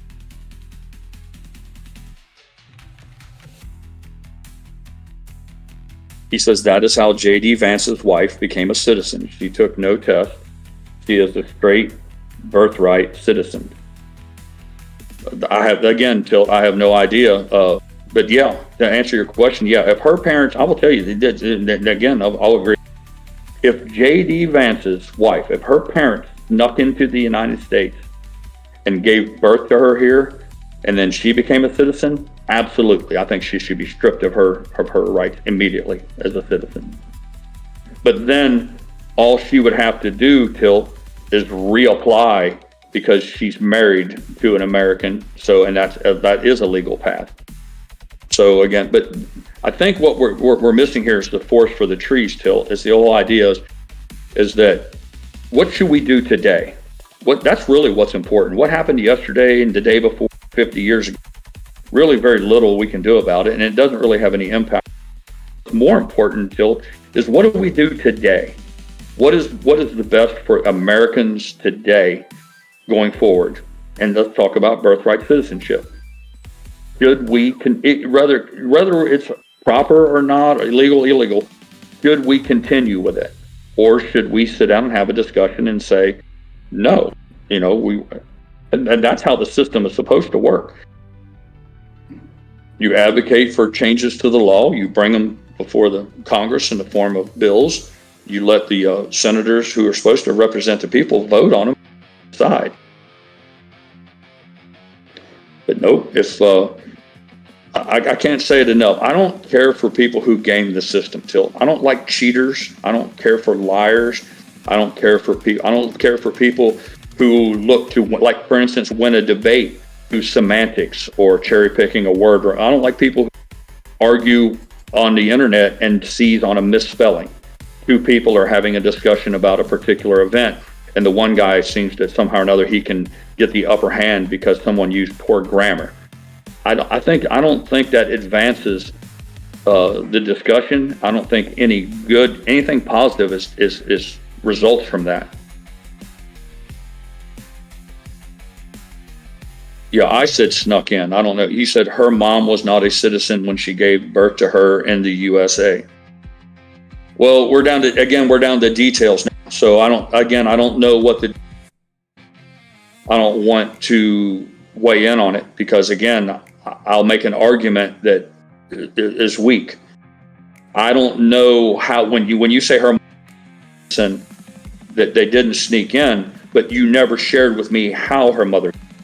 So see, again, before I could really engage and give you a thoughtful commentary on it, I'd have to look into all of the details. See, I don't want to be that guy, I don't want to be that guy that just makes decisions or claims to have an opinion on something where they know absolutely nothing about the topic. I'll leave that to the small-minded and the people who need attention. I'm not that guy. I have no idea of how J.D.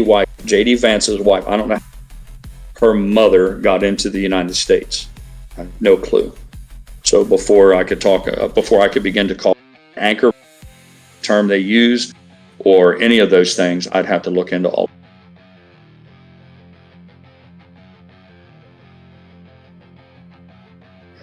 GrayLeaf has a thought that she's sharing No district court can compel the president to simply get him back. He is an El Salvadorian citizen. Yes, we can facilitate a return. Apparently, then put him in ICE detention. See, you're sharing some thoughts, GrayLeaf, that I had. I didn't know he was an El citizen. I don't know if he had dual citizenship, but if I take you at your word, and I have no reason, GrayLeaf has never shown herself to be a liar or to make things up. If I'm hearing you right, he was an El Salvadorian citizen who was here on a work visa.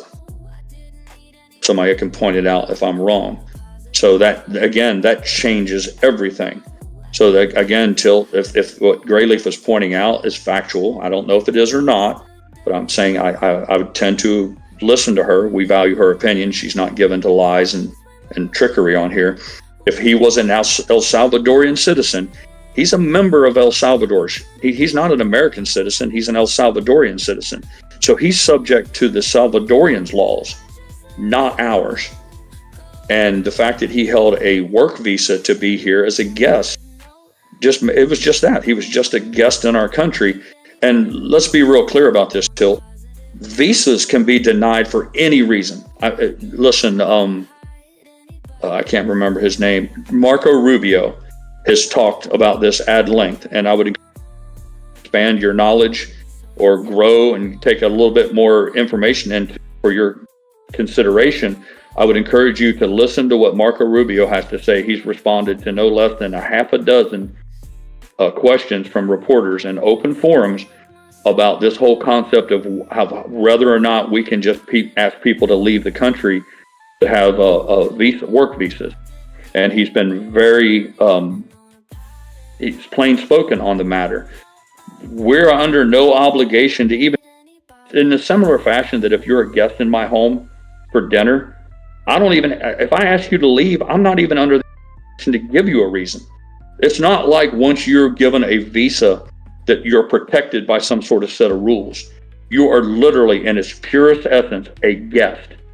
And you don't have to be a bad guy. You don't have to be a criminal. You don't have to even have bad breath or body odor. You can just simply be asked to leave because you're no longer welcome. And if the facts on this are as simple as that he was here under a visa, that he's a Salvadorian citizen, then that's the end of the story on that. So it says that is the whole argument. The Constitution does not specify in any way how the non-citizens were here.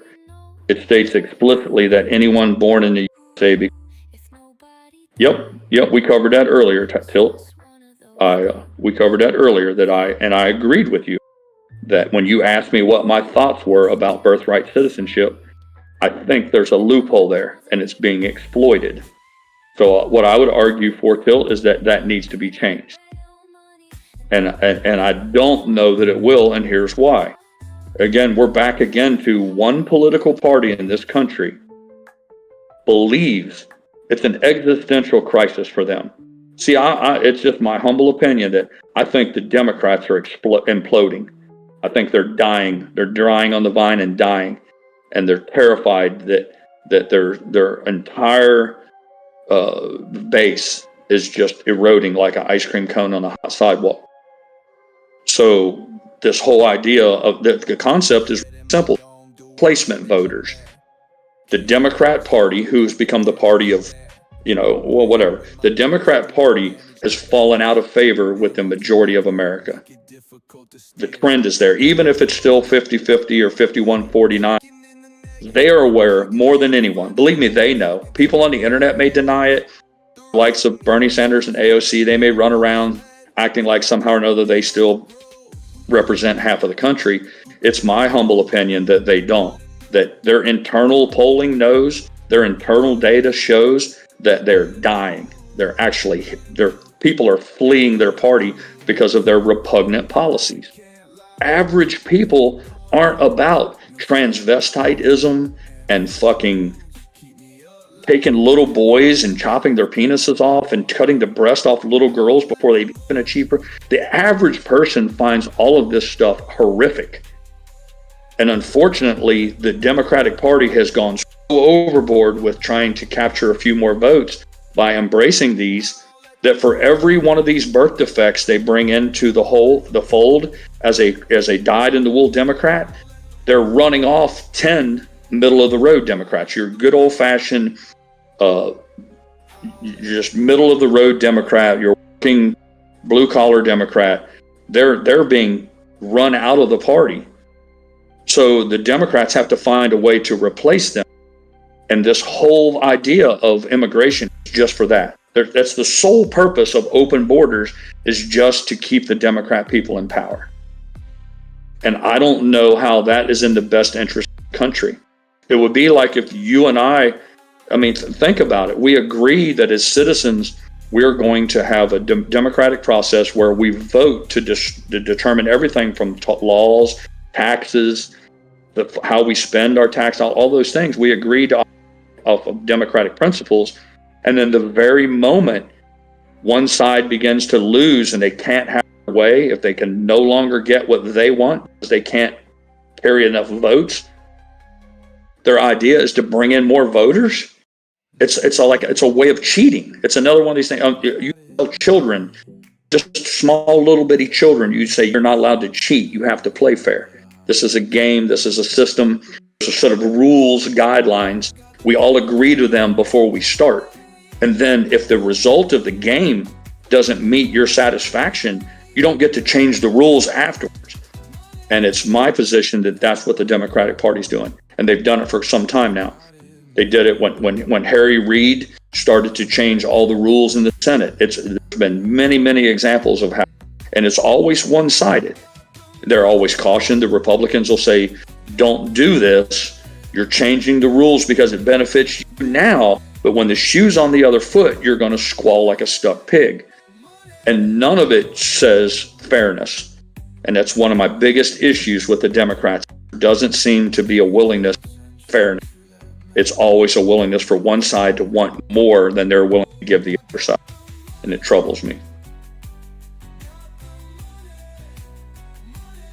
I got on a monologue there and I missed, so I'm going to have to go back and read a little bit of this to see if any of it's worthy of me weighing in on it.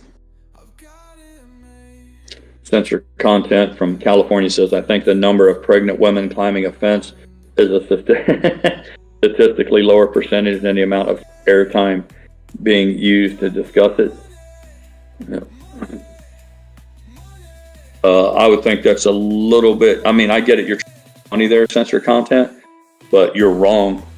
There's an entire industry set up towards anchor babies. An industry. They literally timed the birth of their baby to happen in the United States. It's expensive, but the wealthy people from other countries, China is among them, censor content. They literally have people who help them. The whole process is laid out. They stay in a hotel. Everything's afforded for them so that they can literally, the whole goal is to give birth in the United States. And it's always so they can have dual citizenship. See, that's another interesting thing. This whole need to have dual citizenship. How can you serve two masters? Either you're loyal to the Chinese Communist Party and Xi Jinping, or you're loyal to the United States. But again, they're exploiting a loophole because you can take a Chinese woman who's 9 months, 8.5 months pregnant. You can get her a tourist visa to come to the United States to check into a Holiday Inn. And then all she's got to do is hang around until they go into labor and induce labor, give birth right here in these wonderful neonatal care that's provided in the United States. And instantly that baby gets a Chinese birth certificate. But they never renounce they still get Chinese citizenship. So again, but here's the thing, and it's interesting. We never get a reach around from these countries. All these people who advocate for this, I would say to them, well, is this fair? Just tell me that we're being fair. Can I go to China and have Mrs. Pirate give birth there? Do they get to become a Chinese citizen? So see, it always benefits those who are invading our country. It's never approached from a point of, well, this is how the whole world should be. Wherever you're born, it's never that way. It's always in an effort to game the system to allow access to America. Tilt says he has an errand to run. He'll check back in another day for intelligent debate. Yep. Thanks for hanging out with us and sharing your thoughts. Oh, I missed one. He says, so if you want the 14th Amendment change, change it. Otherwise, as it says, every child born into, yep, that's it. I agree. That's as it's currently written.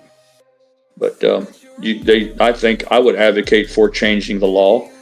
But as you were so quick to point out earlier, we have if nothing else, perhaps it should go to the Supreme Court and ask, what is the definition? What does it mean? Because there are nuance, when you said every child born into the jurisdiction of the United States is a full citizen. I would first argue that maybe should be asked, because that's what we've agreed. We covered that earlier, that we've agreed that once the Supreme Court weighs in on something, they're the final arbiters of what's right or wrong. But barring their intervention as far as explaining what the nuance may mean, then I would argue that there's a mechanism for that. I don't look forward to seeing that change because, again, the Democrats still have a substantial they have a lot of power in Washington, and no laws. You're not going to pass a single law, federal law, much less an amendment to the Constitution, without having large support from the Democrats. So again, they've found a loophole that they're going to exploit because it helps them. And it's just my hope that even if there is no ability going forward to stop that, they'll just have to be other things. There'll have to be other battles to be waged. For instance, if we can't make any headway on citizenship and closing that loophole, I would say, let's not focus on that. For me, and Tilt is gone. I wish I could have shared this with him before he left. For me, I would be like, if I could just be king for the day, I'll just start out with fair elections, honest, legal elections, and that means voter ID. That means because control in our country is affected through the ballot box. So as long as we're letting illegal immigrants into the country vote when our laws do not afford them that right. And the only way they're able to do that is because we refuse to have something make you prove that you're allowed to vote. I think that's self-harm. And we're back again to anyone who would argue against voter ID, you immediately would be suspect to me, because I would say you're not being genuine. You're not being honest in your argument. Because what you're really after is the fact that you can't win based on the people who are here right now. If you want a democratic process, and it's become obvious to you that the majority of the country doesn't want these things that you want. So your answer to that is, well, I'll just bring in voters. And that to me is it's like a cheat. You're cheating the system. And I don't think that any society benefits when their policies have to be enacted through deceitful measures. Yeah, Easter Beast, a loophole.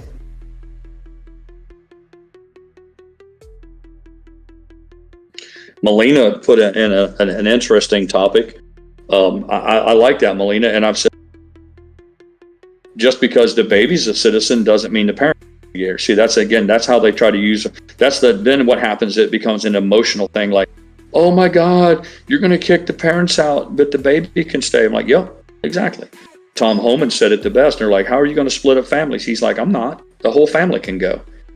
So again, it's like a lot of this stuff becomes, I don't want to say it's immoral, but there's this propensity for people who can't get what they want through the rules as they currently exist. It's kind of like a spoiled brat. Like, I want what I want, and I don't care what I got to do to get it. And we're like, well, we don't operate that way. As a country, we have decided that we will operate under principles of democracy where each person votes, and we agree for the most part that whatever the majority wants, that's what we'll do.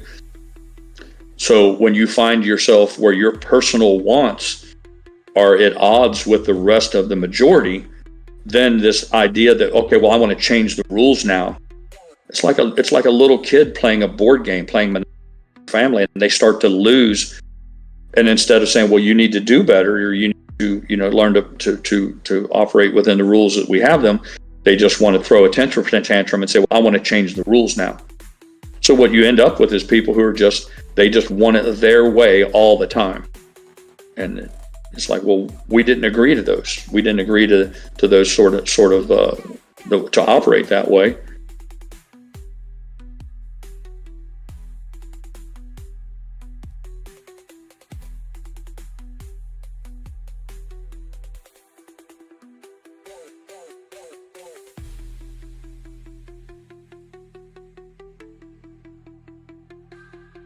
I can't speak for others, but I've always been at my heart, I'm just a simple country boy. I've always said, look, I grew up wanting to be a good. I didn't, from the earliest ages, I never said be some evil prick. I always said, yeah, I want to be a good guy. I want to be, like Superman or the sheriff or the hero in the movie, because I think that's natural. That most people say from their earliest ages, they say, I want to be a good person. I want to be a valued member, accepted into the social group, and people to appreciate me. And by extension, you say, I believe in the fundamentals of basic fairness. And it's kind of like this thing going on right now with the Chinese. The Chinese they're not interested in having fair trade. They only want what benefits them. It's almost like a sinful thing of greed and self-importance. There's no desire to do what's kind of fair for both sides. It's who can gain the advantage over the other by any means whatsoever. It's a way to dominate, subjugate, if you will. And that sort of thing troubles me.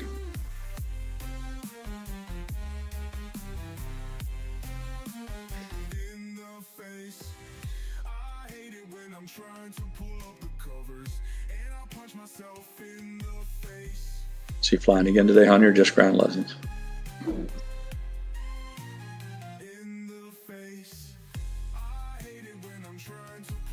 Somebody mentioned earlier, I think it was Easter Beast, or somebody said they're dragging emotion, or Dynamite said dragging thinking is not ideal. There's a lot of that, Dynamite. It's this whole concept of what feels good and what makes what makes you feel all warm and fuzzy inside. It's like, listen, if you're charged with the protection of a country or governing a country, if you're chosen to be a leader and you're afforded that great honor to go to Washington and speak for the rest of the country, you have to. It's important that person remains, loyal to some concepts of what's better for everyone, not just the individual.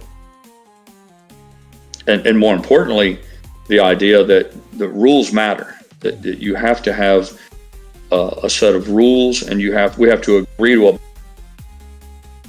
chaos. That's what troubles me when I see all these clips on the internet of people vandalizing restaurants and vandalizing stores and vandalizing cars and visiting violence on unsuspecting people in the week. I'm like, who wants to live in that?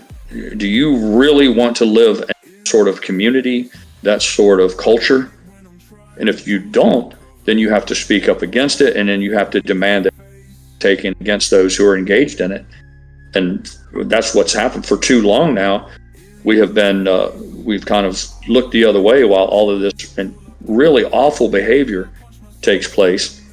And then everybody acts like, why does it keep happening? I'm like, are you kidding me? You really don't understand why you're getting more of this? Because no one's willing to put a stop to it.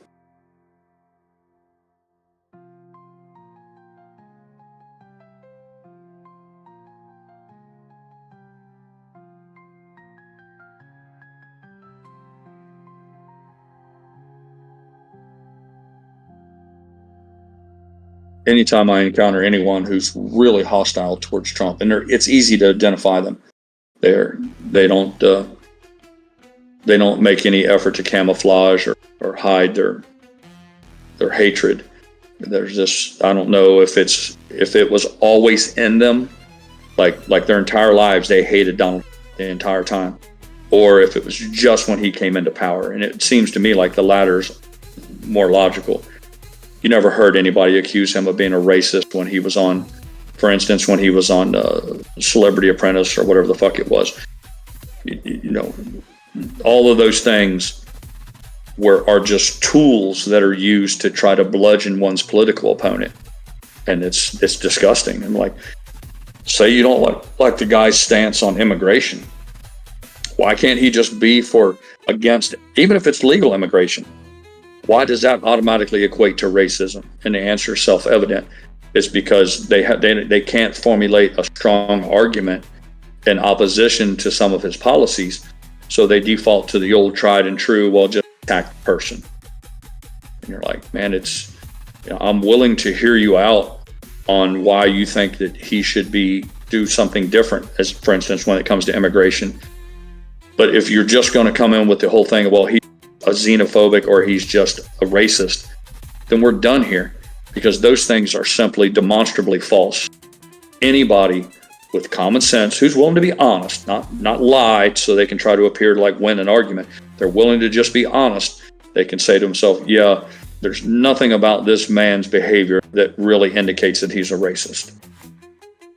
Then maybe you could get somewhere. Maybe you could find people who could find some common ground and find that there's room for improvement on some of his policies and things like that. But unfortunately, that's not where we're at right now.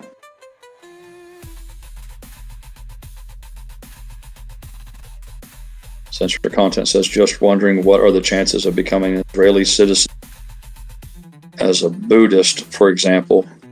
And if you were pregnant and had a child there, would it automatically be Jewish? Yep. I get it. That was the point I tried to make earlier, CC, censored content, was that the rules change. Every country on this planet has a different set. And none of them, not a single one, gives the advantage to the person coming in as an immigrant. And that's the way it should be. Every country out there retains the right to decide who comes in, how many come in, and under what circumstances. And somehow or another, because America has become this prize, if you will, and it is, the lifestyle and the opportunities afforded people in the United States are by far better than most across the rest of the world. So it's no mystery why people want to come here to me. I get that. But why there's this constant erosion, this need to try to make it ever increasingly easier just to stumble in. You'd think that it would be harder to come to the United States than anywhere else, for no other reason than because that's where everybody wants to go. I supported Trump on this one. He said we should listen. If you want to build a baseball, or do you go out and get the fucking dumbass who can't field a ground ball or who strikes out every time he comes up to the plate? So if you view the country and as your team, if you love your country and say we're all in this together, I want my country to be as strong and prosperous, because that will afford better opportunities to my children. It all comes down to what's best for the individual. So apply some logic to it and say, well, I have a wife I love and children. I want them to have the best opportunities possible. What can I do to ensure my country will be better tomorrow than it is today? And you let that dictate your policy making decisions. Unfortunately, there's others out there who that's not their goal.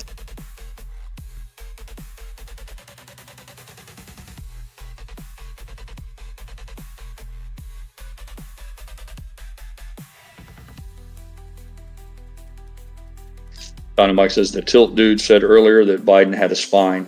After that, everything they say has moved to me. Yeah, that's the things that's what troubles me, Mike. I give a pass. Is what I do is I let a lot slide, and in order to appear like I'm trying to be open-minded. But when I hear somebody says like Mrs. Pirate has said, ask him what his thoughts were about Biden. And I don't care whether you're a Democrat. If you know everything that you know of the Biden family, everything that's been revealed about that family, everything from Burisma to his son, all of those things. And you think that the Biden represent someone that you can respect, that you can look up to, I question your ability to make decisions. Because at that point you say to yourself, these people they're not acting in good faith. They're not, we're talking about judging a character. And when you go back and look at Biden's character and you judge all of the things that he's done, if you take the totality of the evidence, everything that's been revealed, and I'm not about the insinuated or we haven't discovered yet, just what's generally accepted as factual information about him, Hunter, and his family, all of those things. You weigh all of that data and you come away thinking that he has a spine, as our other guest put it, or that he somehow or another represents something that you respect and want making decisions for you, I would question your sanity.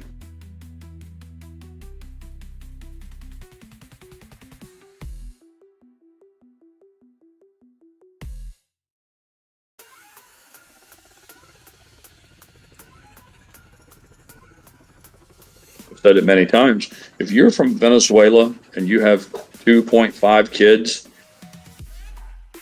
I can easily understand why you would move heaven and earth to try to make it to the United States. It's completely logical to me. In the same way that I can understand why most people would move heaven and earth to move into my house, my family home, because it's nicer than most. Not just a little bit, it's incredibly nicer than most. So it's not like a big mystery of the universe. I want to leave what they have and come move into my place. The United States is no different.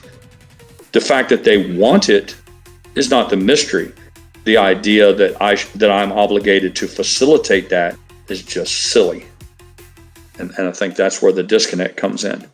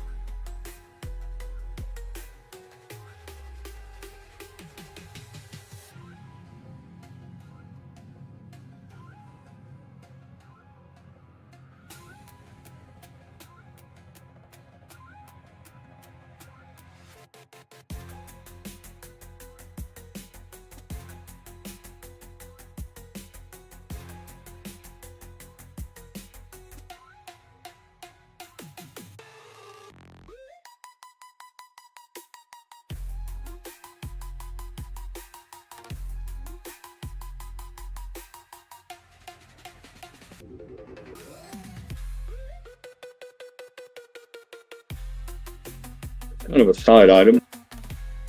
That's one of the things that I find so hard to understand. When you see people like Ilhan Omar and all the other people who wave the flags from other countries and all that sort of thing, I don't understand the effort to come here. What we're talking about here now, the topic at hand is immigration, whether it's illegal immigration or legal immigration, is if America is so bad, and that's the theme.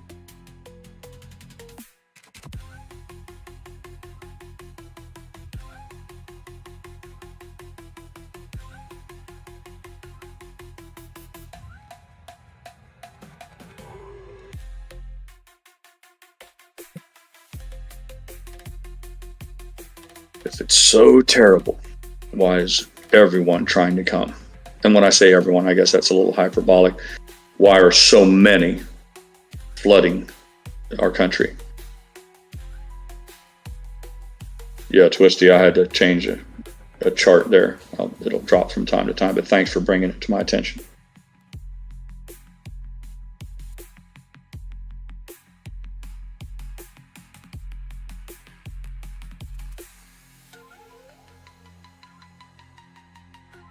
When I hear people like Tilt and the others, when they seize on the conversation that we had. I guess it lasted for over an hour about this one guy from Venezuela or whatever it was, El Salvador. That's telling in and of itself. It's like, I get it if there's some insult or injury that was visited upon one person. It happens every day. There's people who are arrested. There's men are, there's all sorts of ways where people act in bad faith, and good people end up falling victim to a government overreach. But I say to myself, what are we really talking about here? And I think if what they're honest about is, and I tried to share this thought with him, was that this really isn't about one person who was or was not an illegal immigrant. It's about the fact that they're pissed that these people are being kicked out of the country. I'm like, let's just be honest about it. If we're going to debate about it, if we're going to have a discussion about it, let's at least start from the foundation of truth about what you're really mad about here. You're really pissed at just one guy? What I should have done, and I lacked the intellectual horsepower to do it, I should have asked Tilt was that, well, you're good with all the rest of it. And I think that would have been revealing. What I'd like to do is ask people who have the same opinions that he has about this one particular guy. I want to say, okay, so this guy here was a mistake. This was a little hiccup here, or whatever, mistake.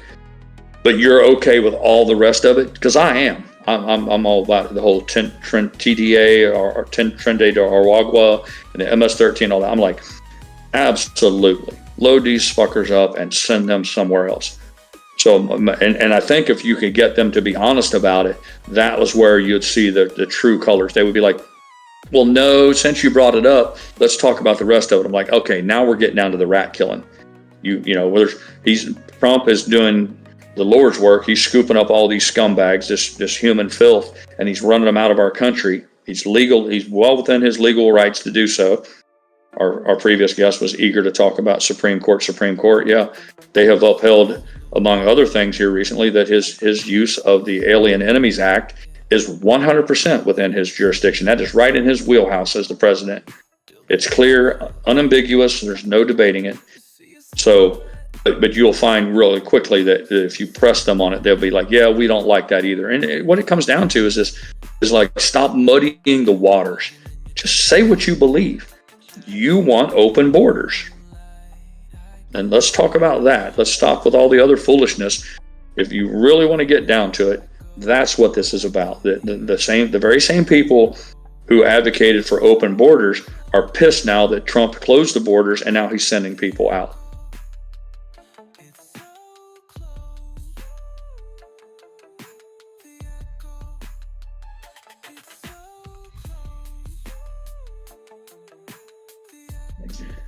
Terry says, El Salvador president just stated he will not be returning the illegal that was deported to his country. He is a citizen of El Salvador, and the United States judges, I'm going to assume she says, do not have any jurisdiction. That was interesting, Terry, because that was one of his things he tried to do. He tried to make a false equivalency by saying, okay, if Ivanka Trump traveled to El Salvador and was arrested, that Trump wouldn't endeavor to get her home. I'm like, of course he would. But the fallacy in that the foolishness, the childishness of that argument is real simple.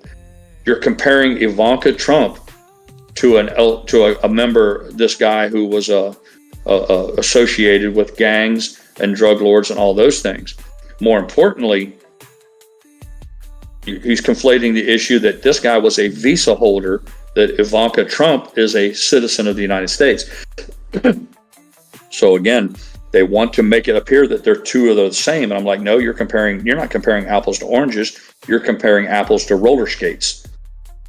And they do it all of the time. Like the idea is, it's kind of simplistic. And is that, oh, if it was one of Trump's people, you're telling me he couldn't get them to come home? Like, I see where you're going with this, but the idea is absolutely he would try to get them to come home. But I guess the simple fact of the matter is that Trump, maybe the truth of the matter is Trump could bring the guy home, but Trump, and this didn't occur to me at the moment, maybe Trump absolutely could. Listen, I don't mean to imply that the president of the United States can't put some influence on countries and strong arm. The question is, why would he? So I guess that's what it comes down to. And I would argue that for whatever reason, I guess in simplest terms, Trump is saying, yeah, maybe this guy got sent out, but he's not someone that we want here anyhow.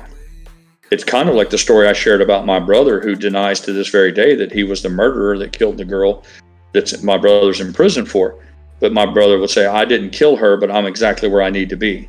The implication being my brother was implying that he's killed other people that he didn't get arrested for. So it's the same thing as like, if my brother is where he needs to be, even though the mechanism that put him in prison wasn't accurate. If you listen to my brother, he'd say, listen, I was convicted of a murder. I didn't commit the murder, but I'm where I'm supposed to be. And I think that that's kind of, Trump is saying, this guy got deported from our country. And yeah, the mechanism by which he was deported was, in this particular time, broke down. It was wrong. It was an error. But before you bring the guy back, you got to say, well, let's review his visa status. And they're like, yeah, well, he's not somebody we even wanted here to begin with. And we're back to the whole concept of, and I think Tilt didn't want to. He wasn't very eager to understand that there's a difference between being a visa holder and being an immigrant. I tried to encourage him. I think it fell on deaf ears to listen to Marco Rubio's statements on this. He's made it really clear for all of the simple-minded. I'm not saying that Tilt was simple-minded.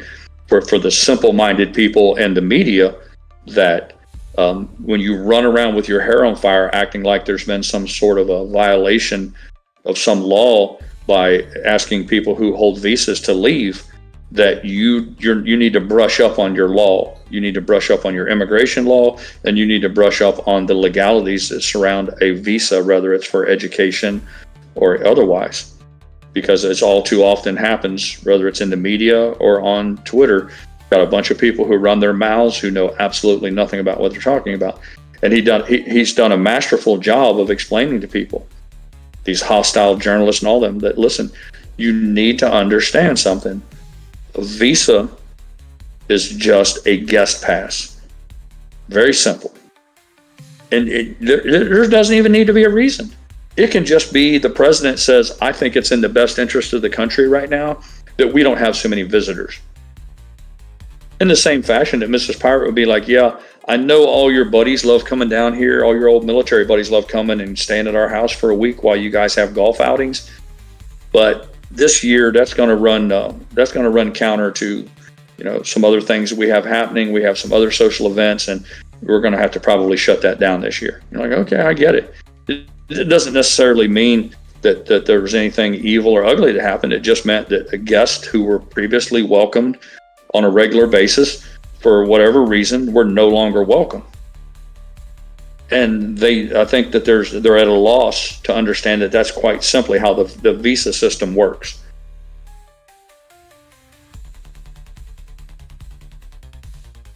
Terry says Marco Rubio, that visas are a privilege, not a right. Exactly. He spelled it all out for him. And it's like I said, regardless of what you feel about all the other things, whether anchor babies and birthright citizenship or immigration, illegal immigration, all of that, the visa topic has become front and center because it's another one of those things that have been exploited. Where people who don't necessarily have the best interest of the United States at heart use our system against us. See, you don't need to sneak spies into a country. It used to be a time where if you wanted to work as an intelligence agent, you wanted to work within the CIA or the Mossad for Israel, or if you wanted to work in the Russian KGB, all those things, you had to sneak in and out of countries just to be there. Well, that's the United States. It makes it easy.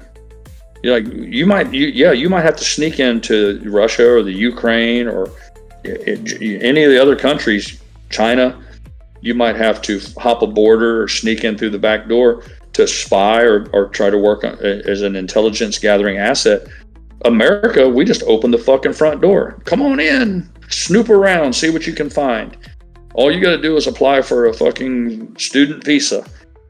Now you've got colleges coast to coast They're loaded. Take my word for it. They are loaded with Chinese nationals who are here for nothing other than to discover intelligence. And then they leave with an engineering degree. That's the fucking beautiful part. Not only are we give them all these wonderful educational opportunities, they'll leave literally as doctors, medical doctors, engineers, physicists, theoretical mathematicians, but their main goal to be here is to gather intelligence for China. And you give them credit for it, man. So that in the event that a war breaks out, like right now we have some political tensions with China. If a war were to break out, we find ourselves in World War III, whether it's through Putin and Ukraine, any of those things, it's almost a given that China will be our op. They're not gonna be on our team. So instantly, overnight, when the hot shooting starts, all of these people that are attending university in the United States under these visas, they're the people who are going to play a part in getting your sons and your brothers killed in battle. See, nobody likes to talk about all those uncomfortable truths. See, all these things have logical conclusions. And it's uncomfortable. People don't like talking about it. It's unpleasant, scary, but it doesn't mean that they don't exist. So when you have people like Marco Rubio and the current administration says, listen, we need to look a little bit closer at these visas, the visitors passes that we're giving people, because none of this ends well for us.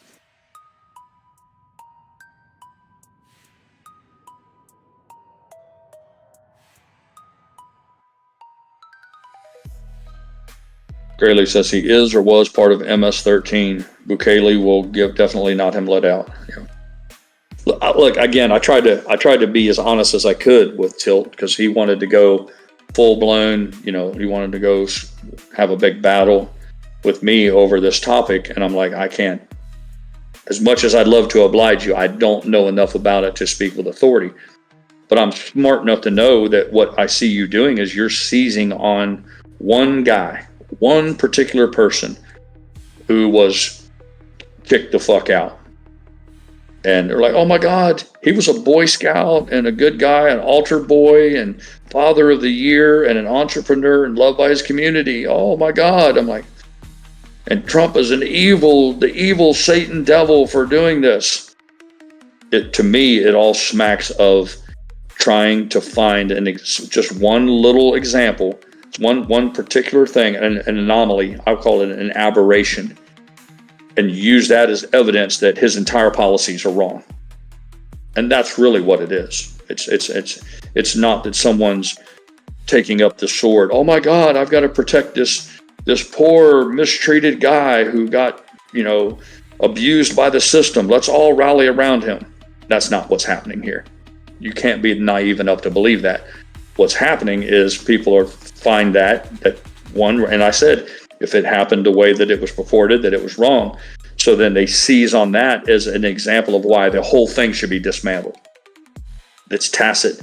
They're not coming right out and saying that. That's the implication. They're hoping that you will come to that on your own, that you'll say, oh my God, if this guy was victimized like this, then we need to stop all of this. We need to stop all these deportations until we can figure out what's going on.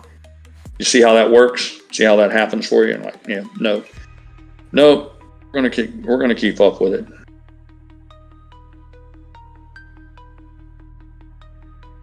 Peace Fish Cup said he was driving, wasn't able to participate. He was hoping I would ask what their definition of concept was for human decency. You might have missed that though. We touched on that. I'm like, what's your definition of decency? And again, it's like, that was Mrs. Pirate's point, was that in the end, you're holding up Joe Biden as an example of someone who's decency. And again, that's subjective. Anytime these people use these phrases that are, they're so vague now, they encompass so many, the subtleties to it can't be dealt with. You can massage the whole idea either way. So I try to stay away from them. You'll notice when I ask, if you hate Trump so much, if you really, and you do, let's be clear, you find so much fault in him, you think he is absolutely the worst thing we could have as far as making our country a better place, who then? Who do you put forward? And when you get somebody that says, I like Chris Christie, you're like, ooh, I hardly know where to begin with that. You know, and I don't even know a lot about Chris Christie other than the two things that came to light when he did try to throw his hat in the ring for the presidency. He was involved in some huge fucking scandal about a bridge. I can't remember the details, but it was pretty nasty, and it was shitting all over people who had to use the bridge to get back and forth to work. I think they wanted to institute some sort of a ridiculous toll or something. But the details of that elude me at this moment. But I specifically remember him sitting on a beach with his family in chairs, and there's not another person in sight. It was because the bridges were the beaches were shut down. It was the same time when you would see like some lone guy with a surfboard out, and they'd send 6 fucking stormtroopers down to drag the guy out of the water and arrest him. You're like, is this my country? What? This isn't the America I grew up in. But while all that was happening, and it was done under the auspices of the greater good, like there's this fucking zombie apocalypse disease is out there, and the surfer guy is going to fucking infect, he's going to be Typhoid Mary, he's going to kill millions because he refuses to stay in his home. And while all that's playing out, even if you believed all that, and they were selling that shit, yeah, Chris Christie loaded up his family and said, hey guys, let's all go to the beach. And they're like, Dad, I thought the beaches were closed. Yeah, but I'm the governor. The rules don't apply to me. And that's your idea of someone who thinks they have their decency. I mean, I don't know. I don't have a chance to. I need to ask Grok what the definition of decency is. But that really happened. That happened in real time, real life. And so when I ask somebody point blank, I understand you hate Trump, and you might be right, dude. I think you're starting to convince me. Maybe Trump is a complete fucking idiot. Okay. Who should we get? Who do we want? Let's put somebody else up. And I go, JD Vance? What about JD Vance? And fuck, man, here they come. They go after him harder than they do Trump. And you say to yourself, man, if you know anything about how JD Vance lived his life, you're really telling me that you wouldn't be proud of him if he was your son? If that was your brother? Or if your daughter was going to marry a guy like JD Vance? What are you going to say? Like, no, honey, I wouldn't marry him. He's a piece of shit. These people, like I said, they don't argue in good faith. And I don't know if it's because they lie to themselves. I don't believe that. I think that's what's really nasty. When you talk about decency, I think a lot of these people, they know the fucking truth. I'm like, you know deep down in your fucking heart that JD Vance is a better man than 99% of the people you've ever encountered in your life. You know this. You know this to be true. It may piss you off. It may make you angry, jealous, mad. But if you're left alone in the dark of night to stare up at your ceiling from your bed and reflect upon it, you know that they believe that that's true. So what it tells you is that their ideology is, it doesn't matter if Jesus H. Christ came down from heaven above and ran for office. If he ran as a Republican or conservative, they would attack him venomously. And that I have a problem with that. I've said many times, I'd like to think that I have enough integrity that if a Democrat came forward and it was the best guy for the job, that I could put partisan rules aside. The first one I said, and I'll go ahead and break my arm, pat myself on the back. I told Mrs. Pirate what's her name, Sandy, from Hawaii? The girl with the skunk stripe on her hair. She's part of the administration now, but she was a Democrat. She was part of the Democrat Party in Hawaii, and I didn't necessarily agree with a lot of her thoughts on gun ownership and all that, but I thought to myself, she was an honorable member of the military, and I thought to myself, yes, thank you, Dynamite, Tulsi Gabbard. I thought to myself, I told Mrs. Pirate years ago, I said, I'd vote for that bitch for president. You want to have the first female president? That's your girl right there. And I said, and I'm a lifelong Republican. And goddamn, they hated her. When she spoke out against the Clintons, the Clinton crime dynasty family, when she spoke out against them, how that what Hillary Clinton was doing was not just wrong, that it was criminal, that was it for her. The Democrats turned on her. And I watched it happen in real time, and I thought to myself, this is why, for the meantime, nothing's going to change. Yep.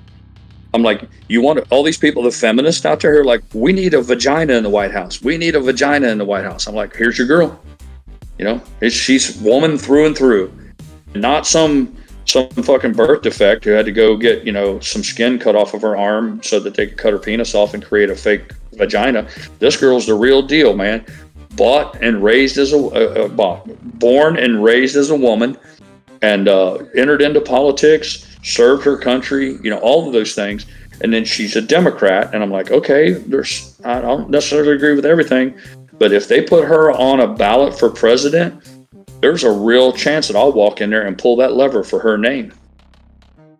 And instead of embracing that, they just fucking destroyed her. They went after her, scorched earth. And then finally she had to say to herself, she crossed the aisle. She's kind of, I guess she declares herself an independent. I don't know, Republican. I haven't kept up with it. But it's a perfect example of how, I'd like to think that I'm not alone, that others out there would say, yeah, I would vote for Tulsi Gabbard for president.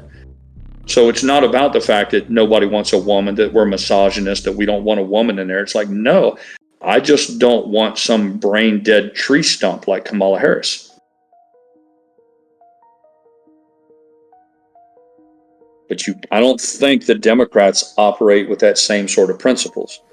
Like I was willing to at that time to cross the lines and vote for Tulsi Gabbard.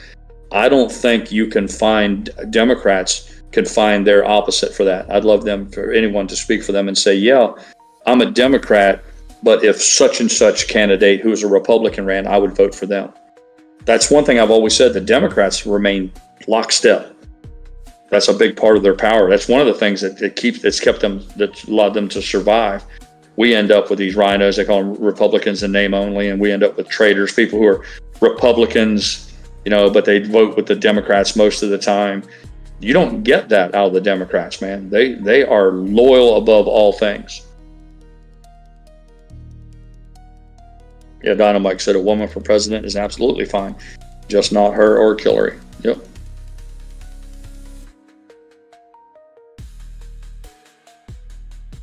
Twisty Swifty bringing some breaking news. Magnitude 6 earthquake strikes San Diego Country Estates and California region. Unusual whales 25 minutes ago, looking to confirm.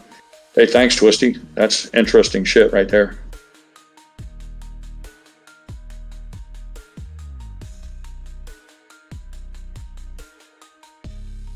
Dynamite says it took her about 3 or 4 minutes to destroy Kamala Harris in the debate. That was the thing, Dynamite, and that was another thing you bring up, an interesting topic, was the whole debate thing. This idea that they need them to have teleprompters and people whispering in their ear, giving them their answers. You want to have scripted questions where they can have a team of lawyers decide what the answer is. Who in their right mind thought that that's the best way to show people whether you deserve their vote? I'm like, they never give Trump credit. The guy stands on the rope line. He'll stand for hours, ask questions. He has been more transparent than all the rest of the presidents in history combined. With his impromptu press conferences, he never clears the room. All the rest of them, they have these really tightly controlled. You pick a particular journalist they already know what the question's going to be. They've already decided that the carefully worded answer will be. And then when it's done, they're like, okay, that's all, we're done. Last question. Everybody leave the room. I need everybody to leave the room. And Trump doesn't do that. He sits right there and lets them ask anything they want. Counterpoint, sometimes affording them far more leeway than I would. Sometimes these guys end up almost actually debating him. They're not asking questions. They try to argue with him. And I'm thinking to myself, I don't see any other candidates doing that. And again, it's like, I don't understand this unbridled hate towards Trump when, to me, he clearly shows himself to be different than all the rest. And this whole idea is that Trump sucks. I want more of what we used to have. And again, So if I would encourage you to follow my example. If you find yourself fortunate enough to get into a reasonable debate with someone where they're not acting out of emotion or just screaming, hollering filthy names and things like that, ask them just say, listen, I get it. You don't like Trump, and then just tell the little white lie like I do from time to time. Say, I'm with you, man. I think Trump's fucked up. He's the wrong guy. Who should it be? And that's when you'll learn a whole bunch. You'll learn so much because it's easy to say Trump's the wrong guy. I'm like, that's easy. You're making yourself relevant by declaring that somehow or another, he's actually harmful to the country. We get it. Who do you want? And that's where the stuttering begins.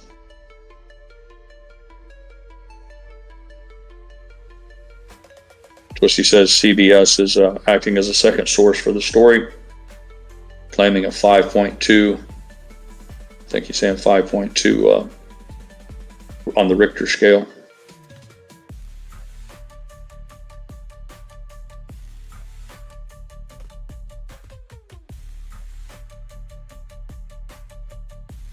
Go back to Tulsi Gabbard going up against Kamala Harris. See, there's a thing where that was why they had the need to hide Biden in the basement.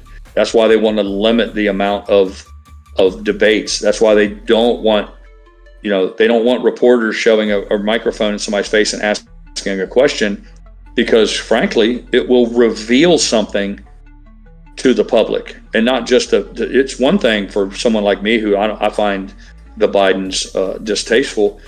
They don't care about that. What they don't want is someone perhaps who's in the middle, someone who under any other circumstances supports Biden. What they can scarcely afford is for that person to be watching the TV screen and for Biden or Kamala Harris or someone like that to reveal what they really think. It's reminiscent of when you saw Obama lean across the stage and talk to the ambassador from Russia. He says, tell Vladimir, I have an election to win. Once the election's over with, I'll have some more flexibility. God damn, you don't have to be a fucking genius to understand what he said right there. What he said was, I lie to people to get elected. And I'll do the opposite, but I need to continue this theater in order to get elected. And that's what this is all about. So when you have these people they're so eager to come into power, they're willing to deceive. I've often said the Democratic Party is basically a bunch of magicians. Everything is about deceiving voters to stay in power. So the reason they can't engage in protracted long, lengthy interviews, or they can't have many debates, is because inevitably the truth reveals itself. So, and they can't afford that. And you say to yourself, well, how's that fair? And we're back in. I'm like, it's not. It's not. If they let someone like Tulsi Gabbard go up against Kamala Harris for a lengthy period of time, even the most stalwart Democrat would be like, yeah, Tulsi Gabbard's way smarter, way more informed, and more importantly, shows leadership skills that would make her a better leader. It doesn't work for them.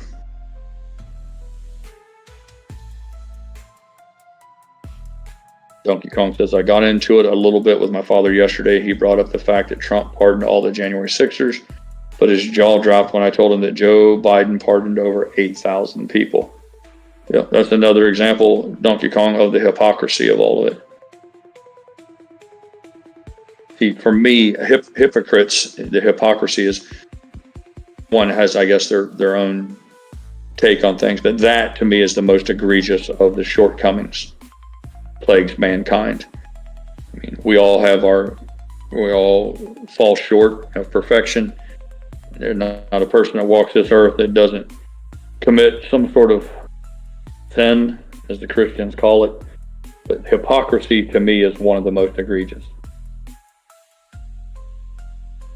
because it runs counter to the whole thing. Or again, regardless of your religious inclinations or your political affiliations, from the time you're a young child, it's drilled into you that fairness, that a polite society we're not animals. You know, we've evolved. We'd like to think we've evolved to where we're going to operate in a world that's, for the most part, non-chaotic. And then we have to have a set of rules that we can operate under so that we can all feel reasonably confident that we're safe most of the time. It's about safety. And because of that, there's no room for hypocrisy. You can't have one set of rules for one group and a completely another for the rest. After a while, that system will break down, and then you're left with a chaotic environment where, you know, you have might makes right, the brutality or violence.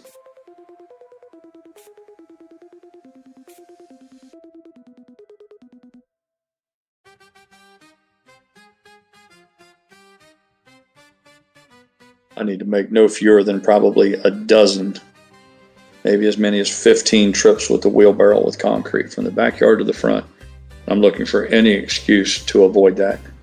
So I thank all of you for providing me with that much needed coupon excuse.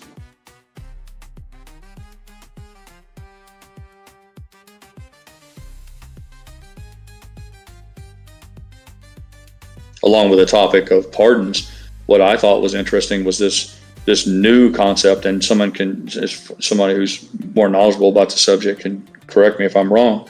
This new concept that you can give a pardon and it's just all encompassing, like the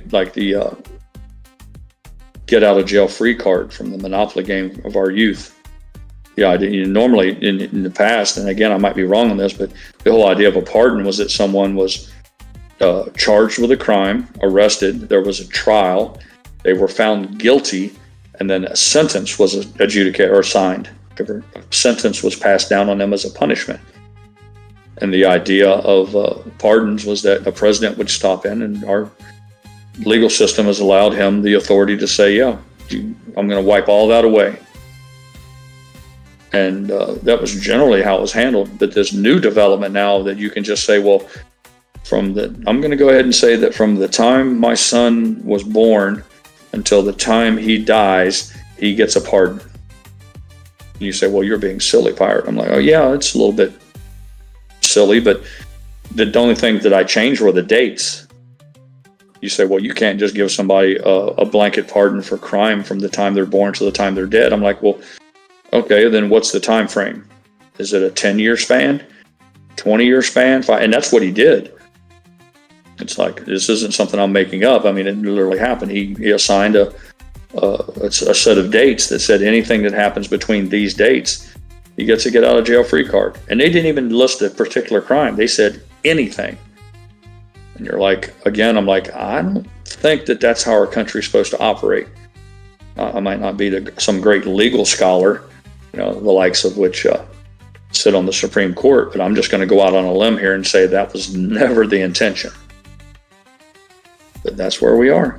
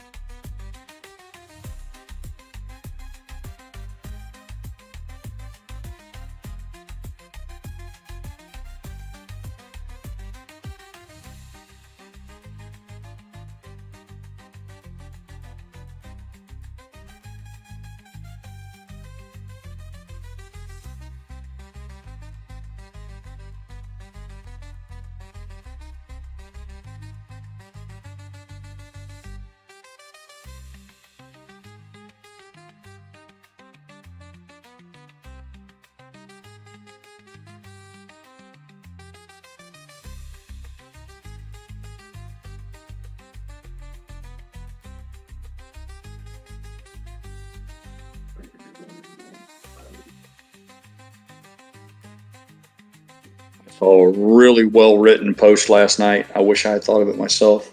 And I can't give the guy credit, but I'll just say right now, it's not my own work. But his attitude was, anyone who's running around right now screaming from the top of their lungs that Trump isn't winning or his policies aren't effective you're not arguing in good faith. The man's only been in office for 6 months. If that, I mean, whatever it is, 4 months. 4 months, how can you expect to see these sweeping changes? These things have been in place. These policies that are so destructive to the average American, these policies have been in place for generations, both through the Bush administration, Republicans and Democrats. So it's a little bit naive to think that Trump would get elected and then immediately within the first 3, 4, 5 months that everything would just be coming up roses and fucking unicorn farts. It doesn't make sense. It takes time to turn an aircraft carrier around. Okay, thank you. Let's see you, JJ. How you doing today, Captain? Hey, Pirate. I'm on the job right now, but I got my headphones on. Right on. Doing the quick turns. Went to Huntsville and back to Atlanta, and now I'm in Myrtle Beach, about to go back. Nice. The quick up-downs, as they say.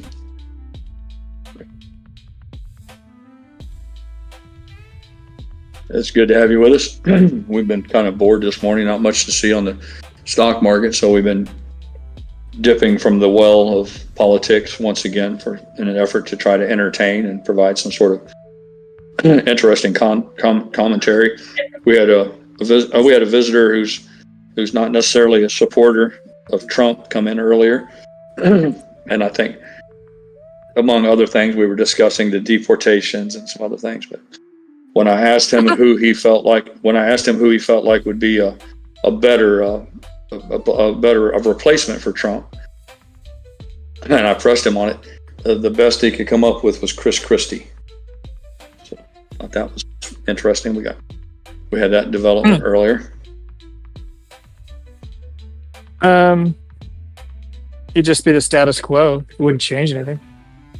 That was my point. My argument was very simple, was that we've had generation upon generation of cradle to the grave politicians.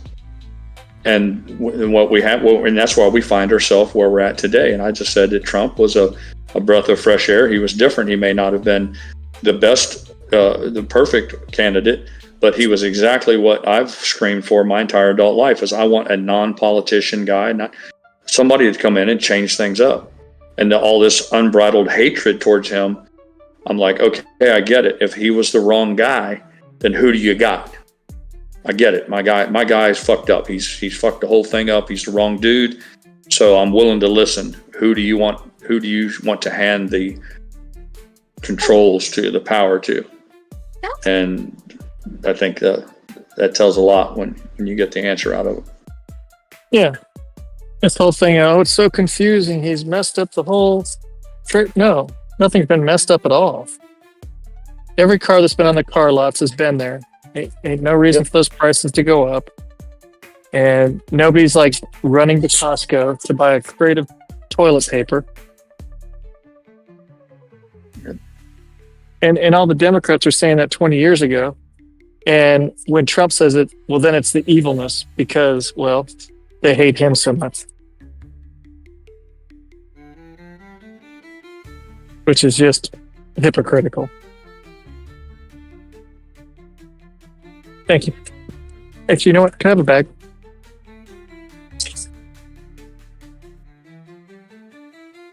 No plastic.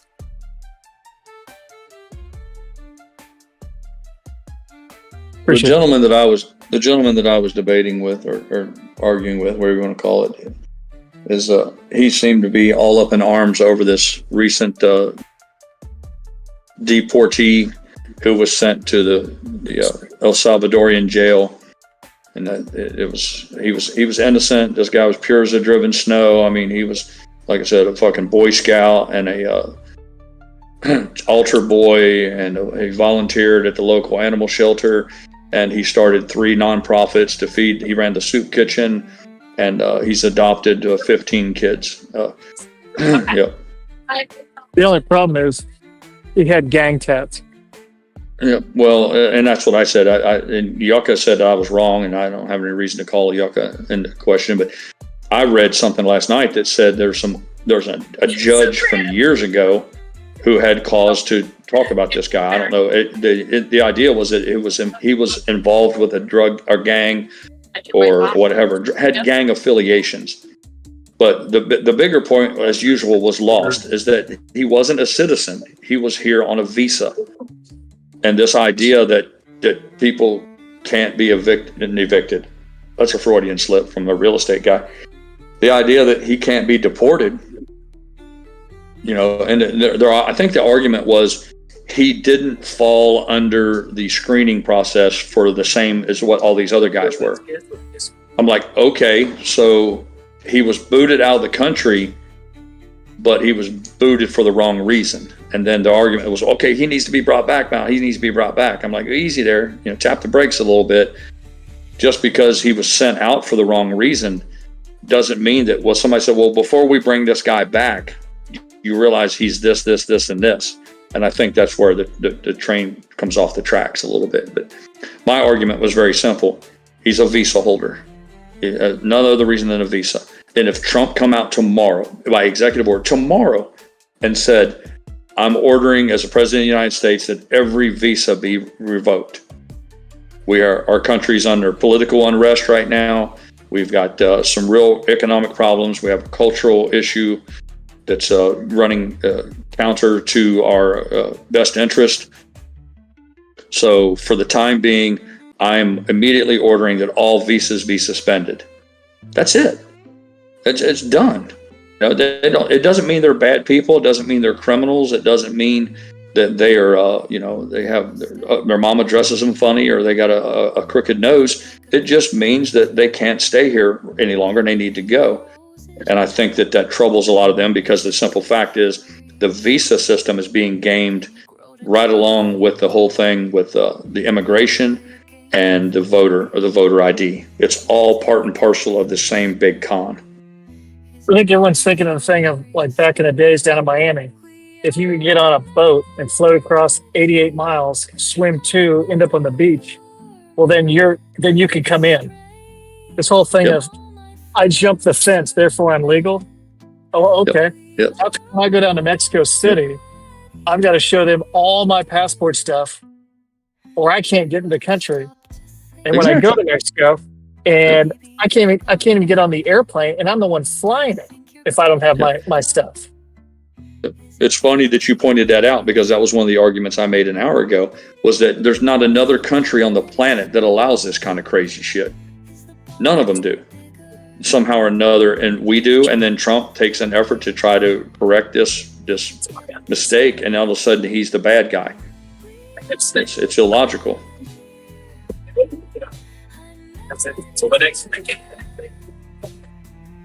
Yeah, I don't get where, hey, I made it across the finish line, therefore you have to take me. Oh, okay, welcome to Europe.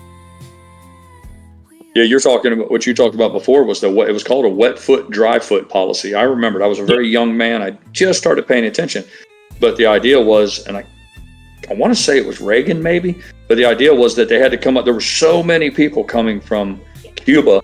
You had the Cuban boat crisis and all that. And they were coming across, like you said, 80 miles of open water in little more than a fucking fishing boat. And the idea was that they would run up on the beach. Yeah, he's a pilot. Great. Thank you. The idea was that if the Coast Guard could catch them beforehand, they would pull up and with a rubber Zodiac or a big cigarette boat or even a Coast Guard cutter, and they would intervene and they would interrupt them and they say, you need to turn around and go back. So they would turn them around and send them right back to Cuba. But if they could run that boat up on the beach and everybody just jumped out, if they were in the water, I think if they were in the water, they still could be returned. But if they made it up on the beach, and hence the name wet foot, dry foot, if once they made it up on that beach, the policy was, all right, leave them alone. Yep. And they didn't even give them citizenship. It wasn't like they were afforded citizenship or whatever. They were just allowed to join the community, largely in Miami, Florida, and South Florida. And that's why you have such a huge Cuban presence down there to this day. But yeah, that was part of that. And that was even some weak dick, limp dick shit.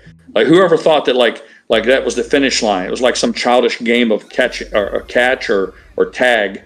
Like if you're in the water, we can still send you home, but if you can make it up on the sand dunes, then you're free to go on about your way. I'm like, think about how crazy that was. But, yep. Yeah, feet dry, you get to stay. Yeah, it's just idiotic. And then, well, what do you mean? They're just saying these people have got, they're getting Social Security money. Yeah, but that's okay too. Well, it's such a big government, it should just be able to give the stuff away. And that's the problem. We've been giving shit away for freaking at least 50 years than I can think of. Well, that was my question, Captain Hayden. I said, why? One thing out of both, they talk out both sides of their mouths. America sucks. America's shitty. America's awful. The worst place in the world. Then why are you trying so fucking hard to come here? And then, and then again, we all know why. Everyone knows why. Come on, don't. It's because of the free shit. And not just free shit. It's because this is the best place in the fucking world to live for the average guy. There's no getting around it, man. It's so much. It's so far superior to the rest of the rest of the planet that it's completely logical. But I said it before, Captain Hayden. Just because my fucking house is nicer than somebody else's doesn't mean that they get to just show up with their bags and say, I'm moving in. Like, what do you mean? They're like, yeah, I'm moving in. Your shit's really nice. It's nicer than mine. I'm like, yeah, your place was pretty nice. I seen where you came from. Or, yeah, I get it. Your place was a shithole and mine's all that in a bag of chips. But so where does that equate to you just moving in? And it's the same shit, just our country instead of my house.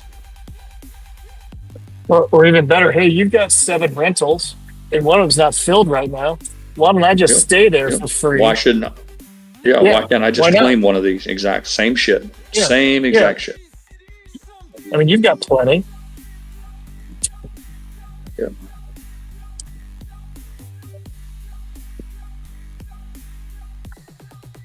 All right. The guy I'm flying with right now, Eric, is having to do everything that I'm supposed to do because I'm talking to you.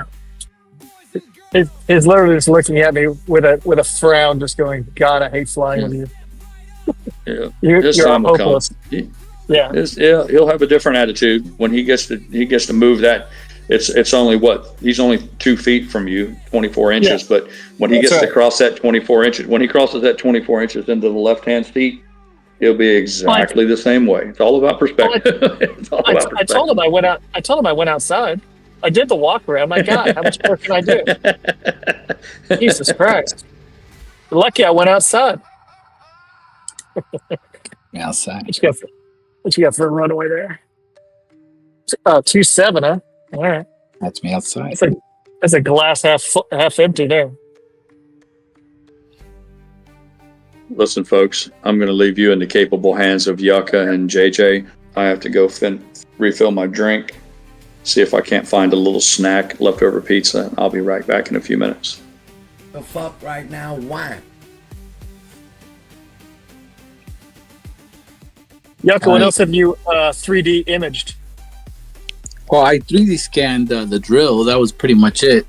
I didn't, like I was mentioning earlier, I was supposed to calibrate that scanner and I didn't do that. So it didn't come out that great. So I have to rescan that. And I did scan my daughter. I did scan her. I'm gonna see how that turns out. Have you tried? I think I saw one person where they made a crescent wrench.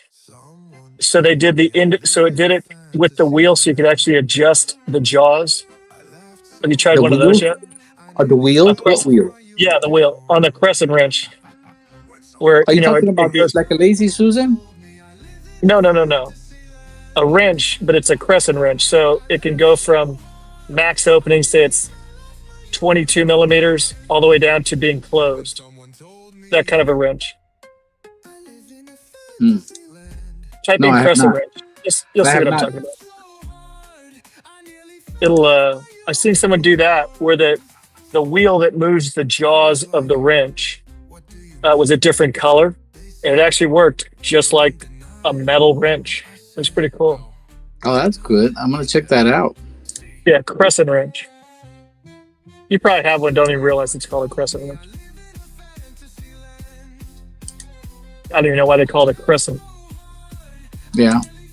The guy's name is probably John Crescent. Could be. I think it's because it looks like half a moon. I was going to go with, does it really look like a moon? I guess. Not It's got really, an but end. Yeah, Right. not really. Try just, you know. Hey, Pro Julie, I was thinking about you, about my watch. It's still sitting in the box. I haven't gotten your layover yet. Pervert. do you want to just mail it to me and then we'll order the? I can get with you on the price of the band and everything, and we can order it. No, because I don't know what kind of band I want yet. Oh, well, we don't. Okay. I tell you what I really Well, we need to don't- do is get to Vegas, where all those watch shops are at, and take a picture Yes. and go, "This is the band I want. Can you get it?"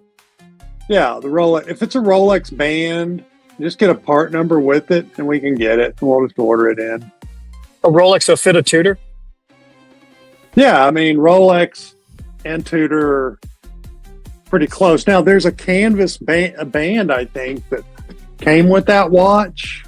No, originally. it's all metal. Just Yeah. metal on the one I've got. Okay. Well, in some packages you could get the band, the nylon band with the metal band, like it came as a backup band. Yeah. No, this one was straight up just the metal.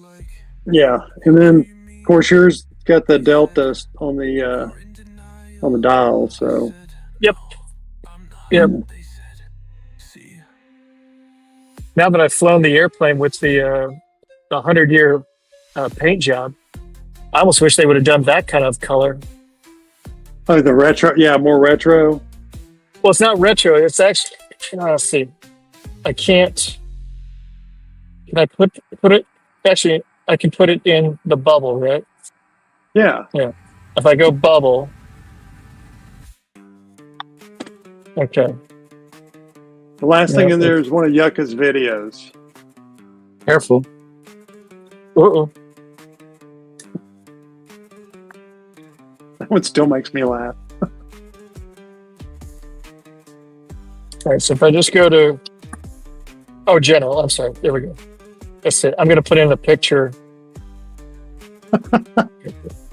Let's see.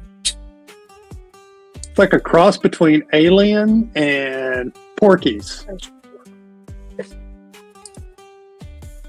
see if I found this airplane. JJ's being all serious.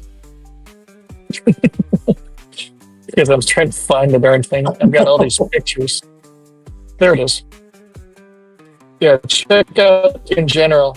This is a 100-year paint job. It's on 2 of the airplanes. It should be there now.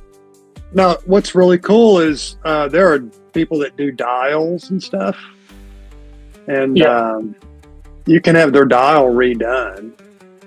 You can have it done any way you want. Yeah. I can repaint it with any scheme you want. Well, look, they put that Delta thing on that Rolex dial. It's probably just a little, wet it. And remember the old models? You make the little decal wet, and you pick it up with tweezers and lay it on there. Yeah, see that paint job there? That's I'm not seeing it.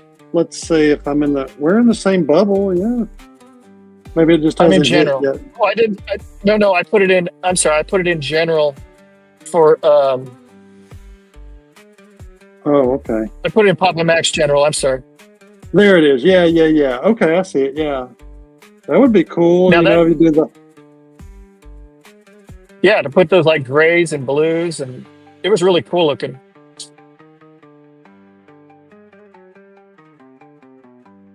Is that aqua color down inside the motor? Is that the way the motor comes, or did they paint it specifically that way in the turbine there? Yeah, I didn't even notice. Hold on. Like that's the thing that catches my attention, not the entire paint job, but. See, I always look at the wrap, how it wraps around the fuselage. Mm-hmm. Most part, Back to the tail. our airplanes don't do that. Delta's much more kind of buttoned up. They don't want to stand out. They want to be neutral business because most of our flying is, a lot of business travelers. And that paint job to me is a little, I don't want to say aggressive, but more than we usually do. I was actually surprised the first time I saw it. I was like, wow, somebody went all out on that guy. Yeah, I found this stupid thing. I think that blue is the same blue we always use. Yeah, the dark blue. Yeah, and I wouldn't say it's aqua. I don't know what they called that blue.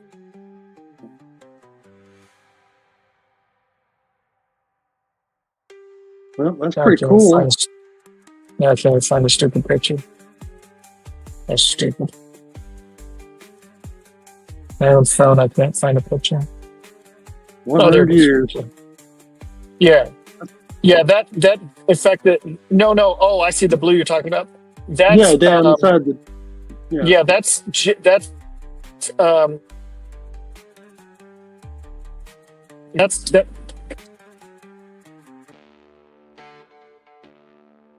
Am I still on? You cut out there. Yeah, Can you say over after you finish every transmission now? I keep getting the what do you call it? The crank collars. No, that blue is part of that. That's a Neo engine, new engine option, and that's that material is there. It's actually a rub, and they want to see as the blades extend. They call it creep, which I don't think it should with the carbon blades, because those are a different material. But you see that there's marks that develop in there, and and it's so that the blades don't rub. It's a softer material, so the blades. I got you. No, it cuts the friction down, but yet they can see if there's a problem. Maybe it's out of balance, or one's a little loose or long. Or... Yeah, we have there's measurement equipment on the airplane for back. I can see it in the cockpit about vibration, but that's unique. All turbines have a rub, and that rub just happens to be that color. Okay, that's cool. I guess there's some layering to it, so they can see how far. Each layer may be a millimeter or something. Oh, it doesn't even go that.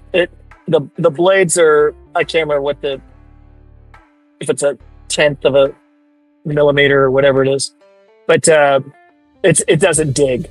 It should never. It would never do that. If it did that, it'd be way out of balance. Okay. Well, I got to go to work. I'll talk to you guys when I get back to Atlanta. All right. Have a good flight. Keep it tight. Stay out of the bottles.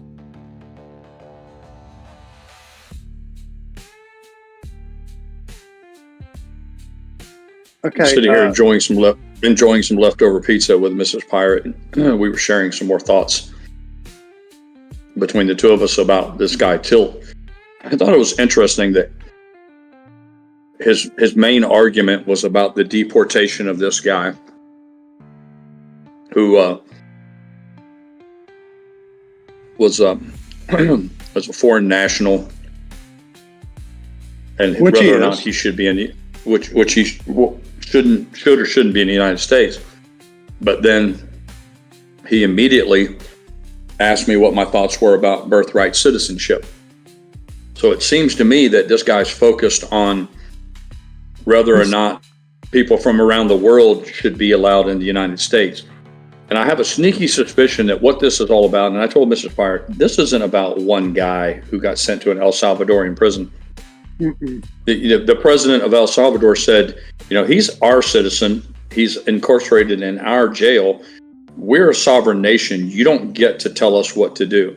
But setting that aside, what I thought it makes more sense to me is, I think what's happening here is this is an example of how there's some sort of a dark force that wants this entire world to be one big globe. They do. I don't think there's a lot of evil things happening that are trying to destroy nations from having a sovereign status.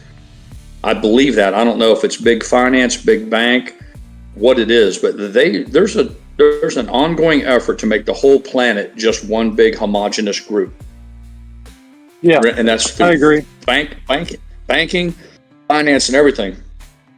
The way you do that, you go to countries who are normally, have they've had a long-standing cultural makeup, and then you have to destroy that. And the way you destroy it is to flood that zone with all sorts of new people from other places around the world. So you can't control the whole world if the whole world is made up of pockets. They would view them pockets of resistance. And I would call them just sovereign nations, where the German people are Germanic and the Italians are Italian and the Americans are Americans. What you have, in order for them to have the entire world fall under one control, is they need to destroy that. And I think that's what we're seeing, both in terms of this giant push to allow immigration for, illegal or legal. All of that seems to be, it's all interconnected. Yeah.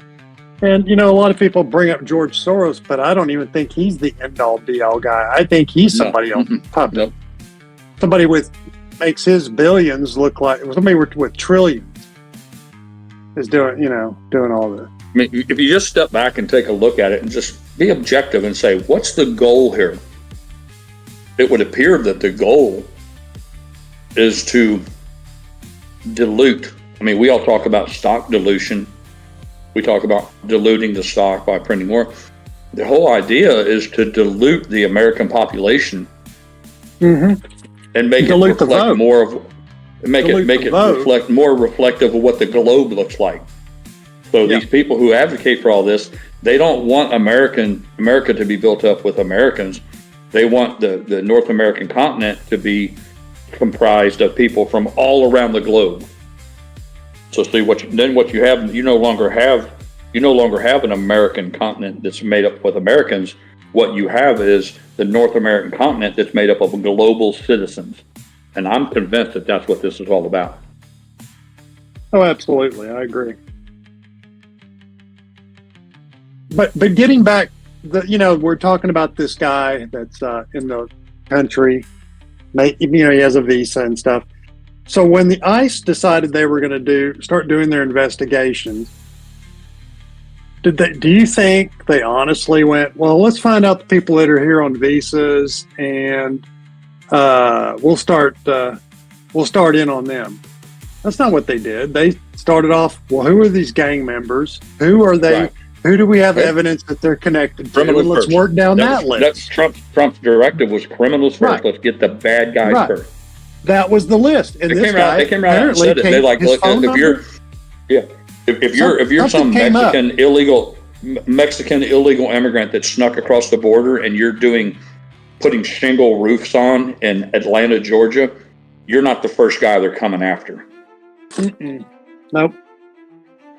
He was connected somehow through a phone number or through somebody saw him with somebody, communicating with somebody, or he actually was doing things that somebody was documenting, and the way that that White House press secretary, the way she addressed it with, well, we'll see what evidence comes out when we get to that point. So they already have a card file on him. They're just waiting for him to get back, and the press and these judges to have their giant celebration. I don't even think they can get him back here, honestly, because he's not a U.S. citizen, and we don't have jurisdiction over him. Neither does a judge. Judge doesn't have jurisdiction over somebody in Guatemala or Costa Rica or Ireland, for that matter. They don't have that jurisdiction. But they think they do. So let's say by some miracle he comes back. Well, that's when they're going to pull, here's the file. Now we're sending him down to Guantanamo Bay, and the American people get to pay $10,000 a month to watch him. Whereas I'm convinced that I'm convinced the end game on this is real simple. What they're looking for is a reason to stop deportations. Oh, absolutely. Real simple. Yeah. Real simple. Look, I'm like, look, come on, let's just be honest. Don't lie here. What you're mad about is the fact that people are being deported. So stop it with the whole this one guy he was a Boy Scout. I'm like, stop it with all that. That's not what you're mad about. You're mad that they're loading these people up by the hundreds, these bad people, and sending them out of here as they should. And you're looking for a reason to slow that down. So you're going to seize on one, even if this whole thing, if this guy was as righteous as pure as driven snow, and he just was a mistake in this whole thing. What are you advocating for now? That because of that serves as a reason, an example of why all the deportation should stop, and that's what they're getting after. They're like, everyone needs to have due process, and they're like, no, because the whole idea is real simple. That if you give them all due process, for instance, the system is so overwhelmed, it would take 50 years to get rid of them.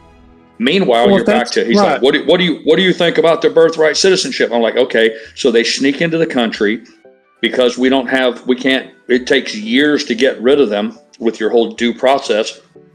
Meanwhile, he knocks up some girl or knocks up his girlfriend and they have a baby in the country. Then your argument shifts to, well, he was an illegal immigrant, but they have a baby now. I'm like, oh, I see how this works. So they sneak in, you remove any mechanism to get rid of them swiftly. That allows them to become entrenched in the community, to find jobs and homes, have children, their kids grow up speaking English. Then you play the victim card of, oh, they've been here for 20 years. How can you kick somebody out that's been 20 years? It's by design in an effort to reward the criminal behavior in the first place.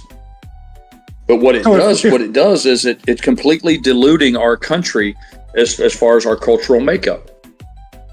Well, using their argument, if one mistake made is the way that you go and fix the system, then why haven't we fixed the voting system yet? There's mistakes made all over the place. Yeah. But see, it's not. You're right. It's not about the process. It's about the result of the process. Mm-hmm. And you ask yourself honestly, what do you think the end game is? And it's my theory is that the end game is to flood the United States with more people from around the world that will allow them to effectively take control. It's the same thing with the Muslims. When the Muslims talk about, if you look, not all Muslims, but when you talk about the Islam and how what their plan is, they have a plan. It's been spelled out for generations about how they want to rule the world. It's real simple. They say we move into an area, we have children, and then we take over. So their objectives are clear. The idea is to turn the United States into a global community and no longer be just the United States made up of United States citizens. The land and all of its resources will fall under the control of the entire planet, because they will inject enough people here that just mathematically, eventually they'll through our own system of democracy with voting and all, the United States, as you previously know it, will no longer exist. Well, I think what we've had for the last 20 to 40 years has been an illusion of what we thought we had. Yep. Honestly, it's nothing is as you know it, and the sooner we get back to square one, the better off we're all going to be.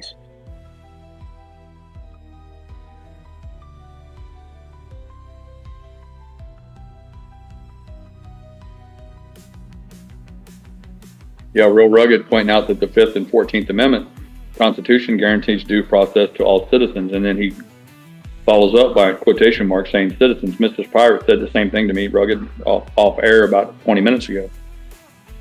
Just constant misinformation from the media to this whole idea that these people are having their rights are violated. They skip right over the fact that they have no rights. It's really basic. You can't sneak into the United States and claim that you have rights that are being violated because you're not afforded the protection. The Constitution and all the rights that is clearly it's spelled out in no uncertain terms that it's for citizens.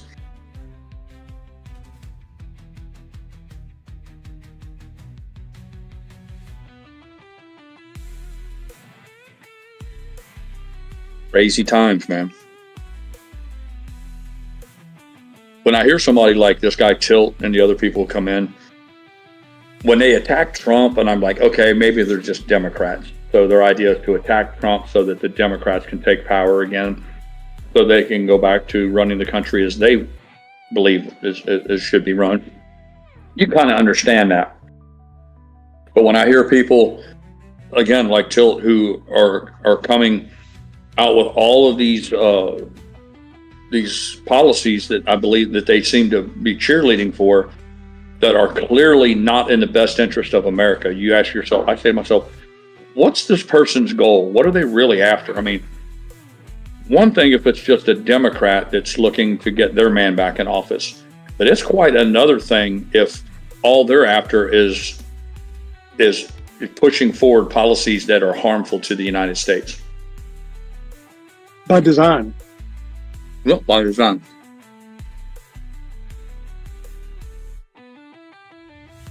I guess they took such a big pill. It's going to take them a while to get that out of their system and figure out what reality really is. I have to excuse myself. I'll be back in a few minutes.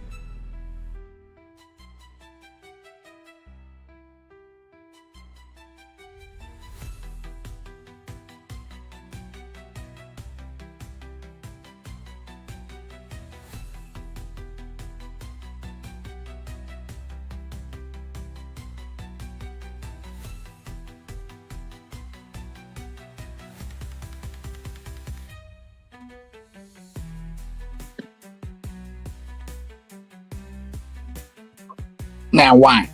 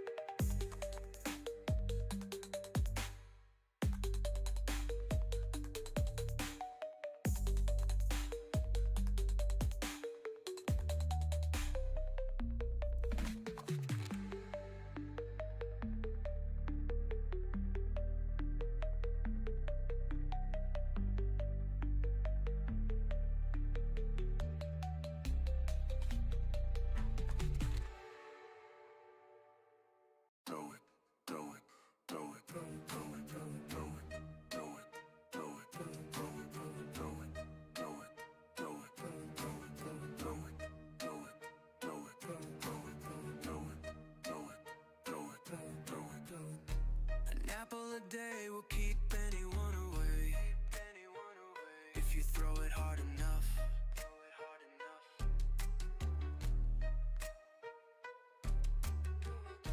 An apple a day will keep anyone away if you throw it hard enough.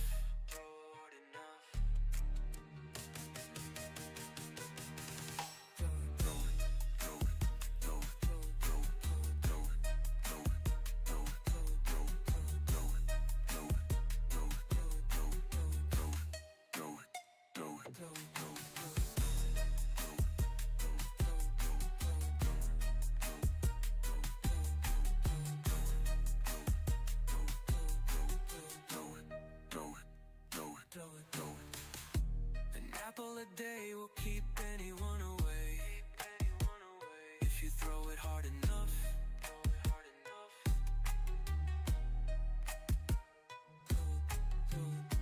An apple a day will keep anyone away if you throw it hard enough.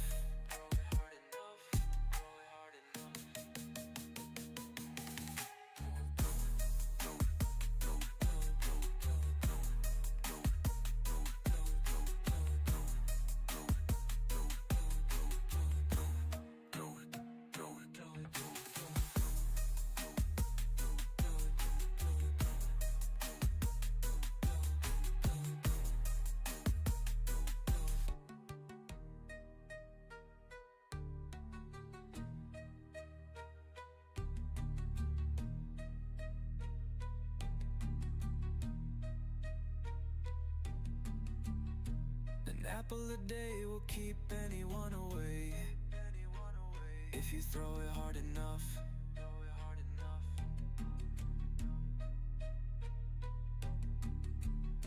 An apple a day will keep anyone away if you throw it hard enough.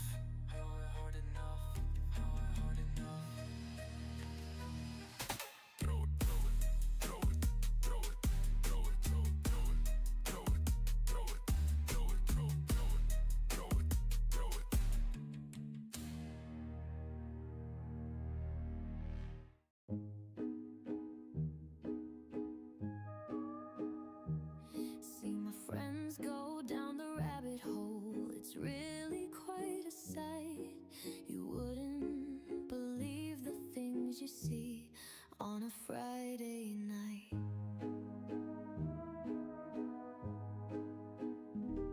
Little Susie's had a tough week. She's wound so tight that after just a little drink, she's gone out of sight. We go down, down, down, down, down, down the rabbit hole.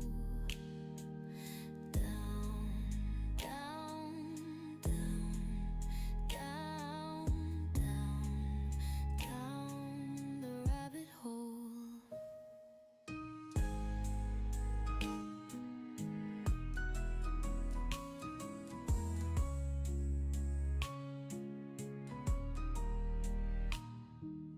Johnny's gotten paranoid. I swear he isn't wrong.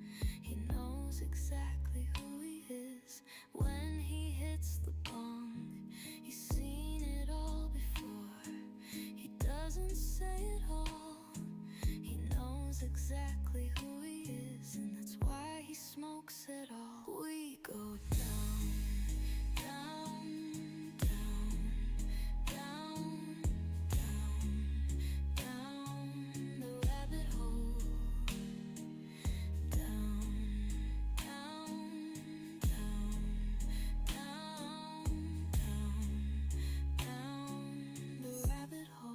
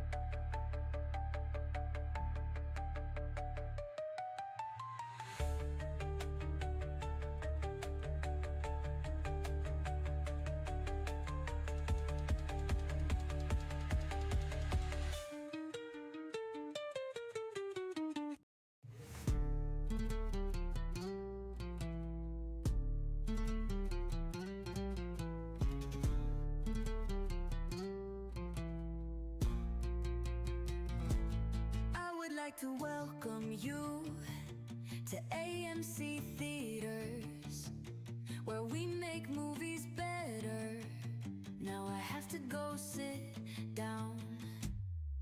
Somehow heartbreak feels good in a place like this.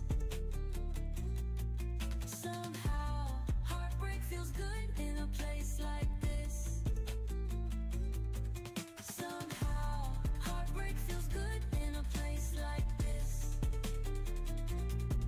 Somehow heartbreak feels good in a place like this. Perfectly popcorn, cinema sweets. Perfectly popcorn, cinema sweets. Perfectly popcorn, cinema sweets. Perfectly popcorn, cinema sweets. We make movies better. We make movies better. We make movies better. We make movies better. Somehow heartbreak feels good in a place like this. Somehow heartbreak feels good in a place like this. Somehow heartbreak feels good in a place like this. Somehow heartbreak feels good in a place like this. Somehow heartbreak feels good in a place like this.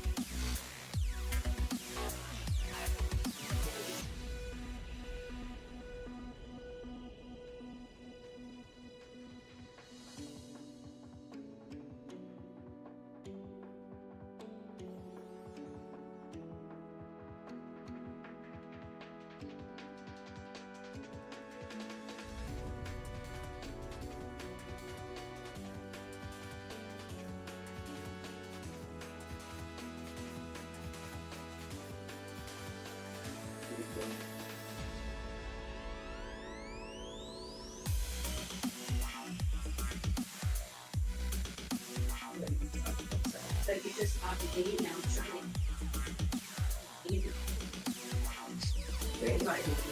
Well, that's what I'm saying. The commercial and the. You guys. See,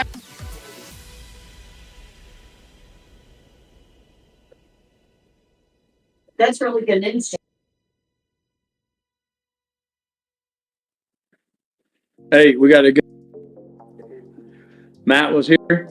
Me and Mom had a meeting with him. We're not doing the fucking changes to the pool, Jesse.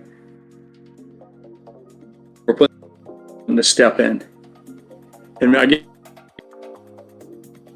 credit. He said if we can go with a full-size paver instead of the tripping hazard. Jesse, I just didn't want a little step like this, no stubber. But our concern, Jesse, look here, was putting those big full-size pavers in out here that water would end up in the house. But now that the sand is gone and those old tiles are gone, we laid a full-size paver in there, and it's only a 1/4 inch taller than it. It's going to be a step off the concrete, and then everything else stays the same, Jeff. There's no more adding concrete and changing.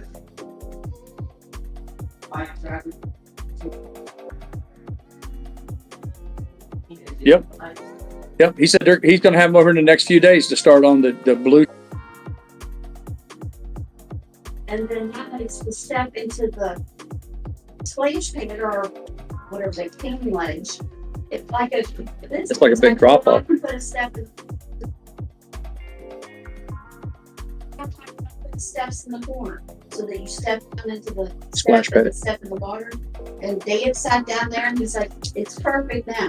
And then he puts it, it's like 2 inches. It's like everything was 2 Everything gonna raise up 2 inches, also they can avoid having this step and that was my fault because I said no, I'm vetoing this step, and I started thinking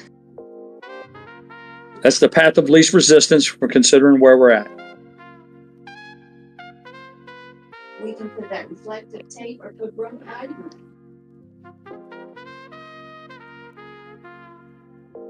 I get some of that big yellow and black hash tape and we can look like a fucking forklift on the runway. No, it's gonna look fine with the tile.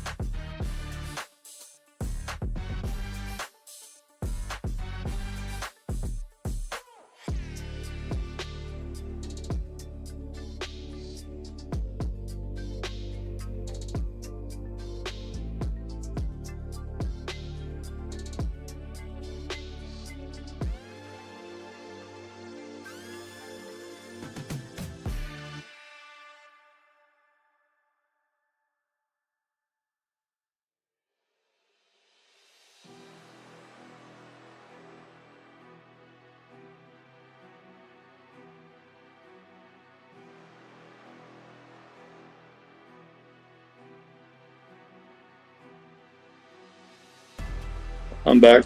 I'm back, ladies and gentlemen. I apologize for leaving you guys so abruptly, but the foreman for the swimming pool project just showed up unannounced, and we've been waiting a week for him. So we had a long meeting. I'm fortunate that I made it back just with the closing bell.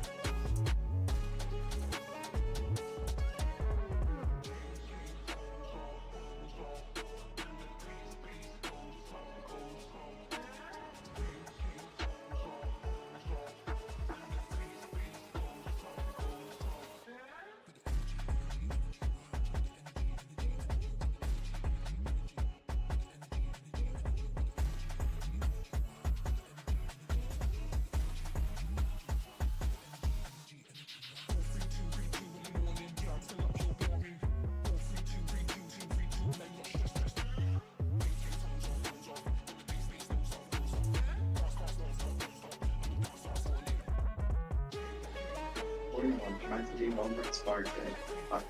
Well, now you wonder why I get so frustrated.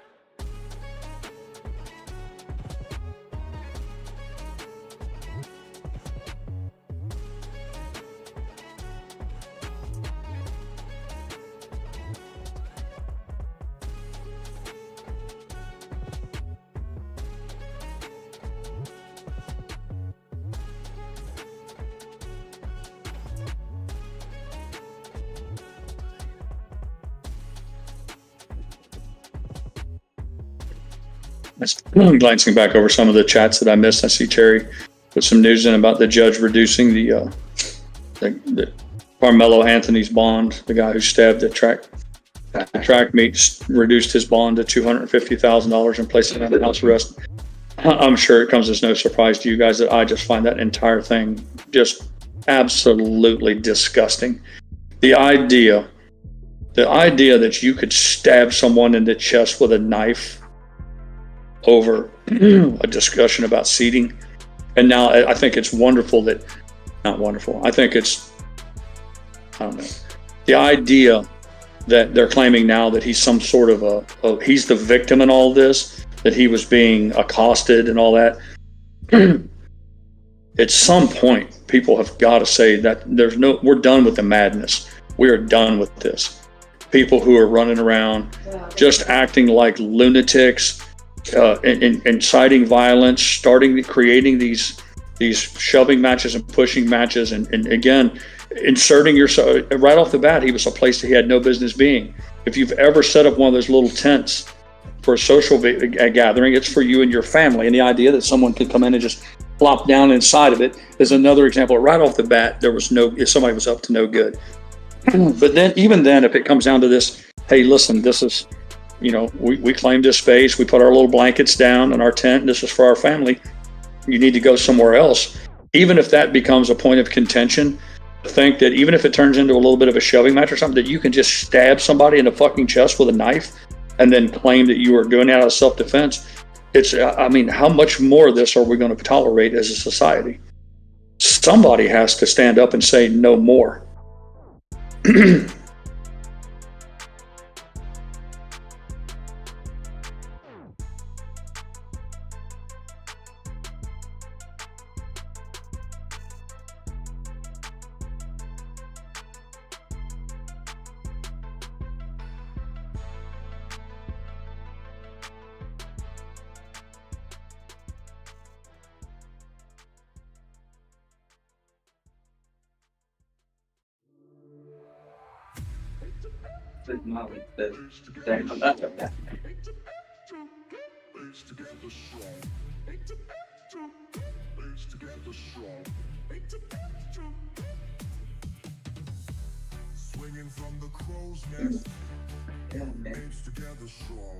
Petro says, was on school property, why did he even have a knife? Exactly, Petro. At some point, man, somebody has to throw the bullshit flag and say, enough. Stop with your ridiculousness. You don't go to a track meet with a weapon. You're looking for problems. This whole idea that, I got to carry a weapon to defend myself, like you're going to a track meet that is a hostile environment. Then I'm like, okay, well, that begs the question is, what is it about a high school track or sporting event that people think that now that that's become a combat zone, that you need to go in heavily armed? That tells you a whole bunch right there. But again, everything I've read about this has been pretty cut and dry. There's video footage, there's all sorts of eyewitness accounts and all this stuff, and it's pretty obvious what was going on here. And again, it's this whole idea that there's elements among us who are able to act with impunity through their use of violence and just all sorts of things.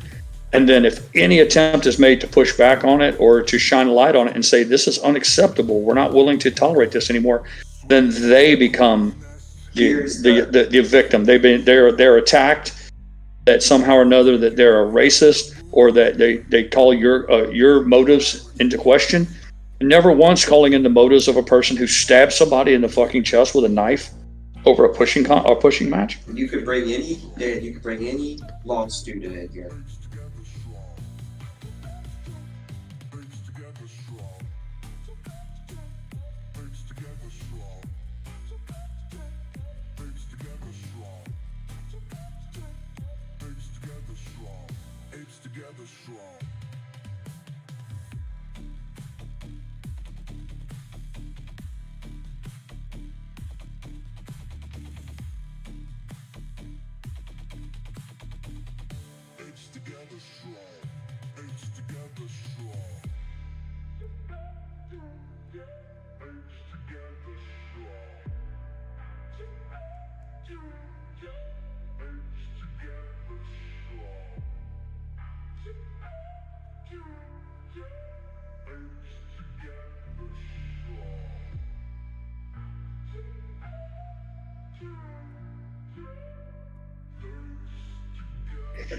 I don't know.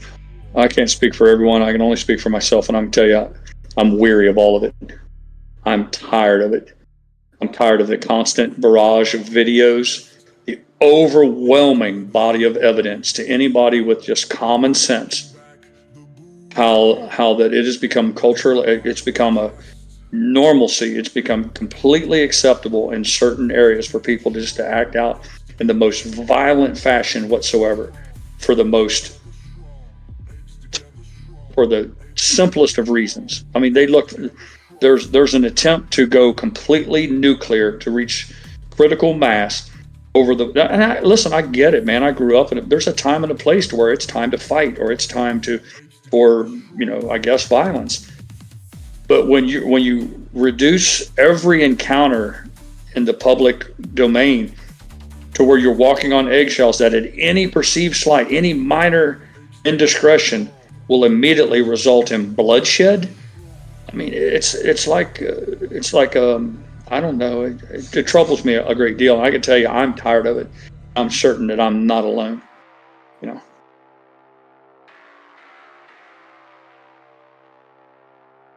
All of the justifications, the excuses, the reasons, and it's all meant to give an excuse, exactly, to provide an excuse to somehow or another say that this is acceptable behavior.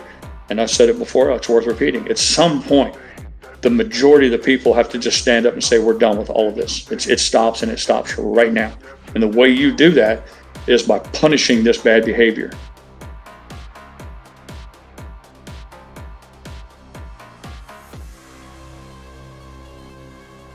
And now I'm not convicted too. It's like I see it by, but I like to fly in today or my second day.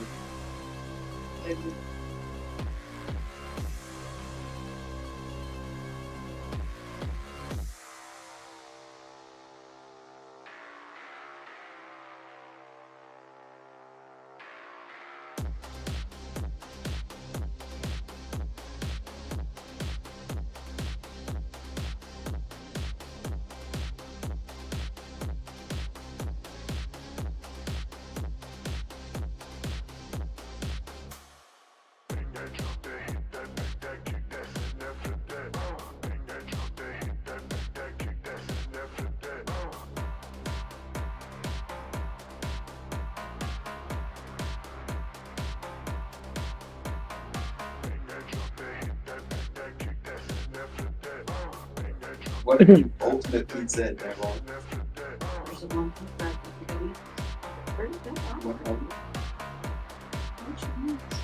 I got into rather heated discussions with somebody on X, and obviously, surprise, surprise, I was hit right off the bat with the old "you're a racist" and all this thing, and I'm like, at some point in time, you have to make allowances for simple pattern recognition or the obvious facts. Just take race completely out of it. Take skin color, your DNA, just take all that out of there and just solely focus on the facts. And it shows a really clear picture. And until that's the first step is acknowledging the reality on the ground. Otherwise, you're never going to have any sort of effective, meaningful change. You're never going to solve the problem. If you refuse to even admit a problem exists, how can you reasonably expect that something will ever change? I'm just, and it doesn't affect my life. I've managed to claw myself up out of the fucking sewers and find myself living a lifestyle that it's normally pretty peaceful, and and that's how it goes a long ways towards why I stay away from the general public. But when I see it, and I see that my country my countrymen are being subjected to it, it troubles me a great deal.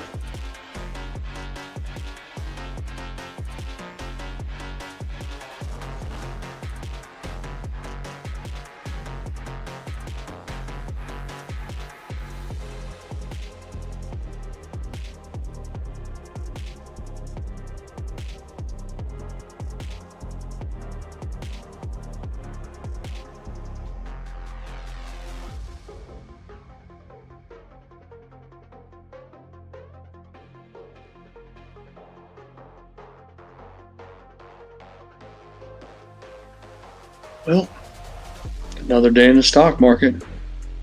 Another manic Monday. AMC a little over 1% in the red. GME a little over 1% in the green. Relatively unchanged. If you step back and look at the big picture.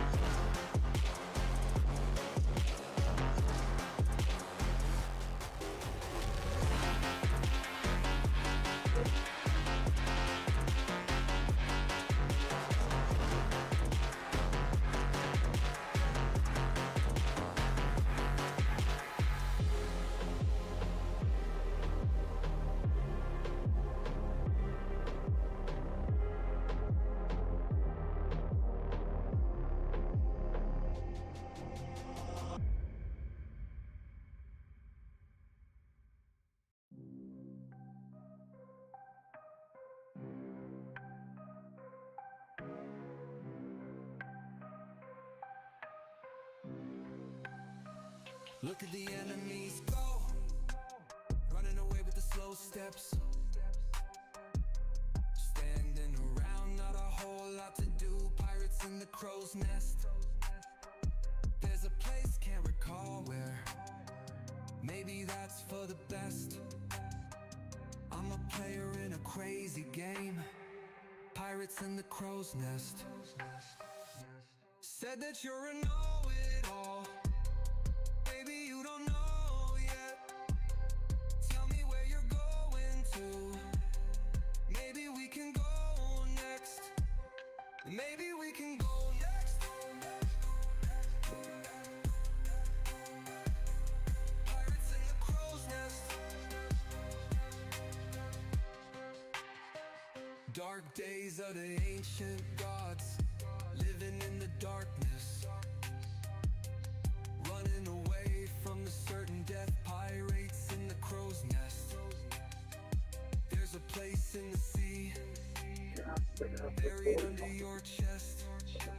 There I see a piece of you and me, pirates in the crow's nest. Said that you're a know-it-all, baby, you don't know yet. Tell me where you're going to, maybe we can go next. Maybe we can go next. Pirates in the crow's nest.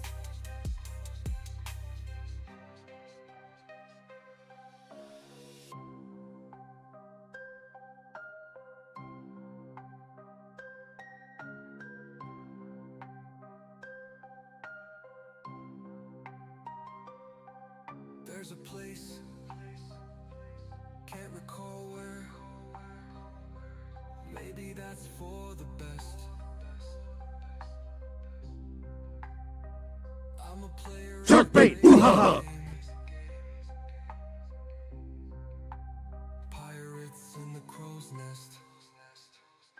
Said that you're a know-it-all, baby, you don't know yet. Tell me where you're going to, maybe we can go next. Maybe we can go next.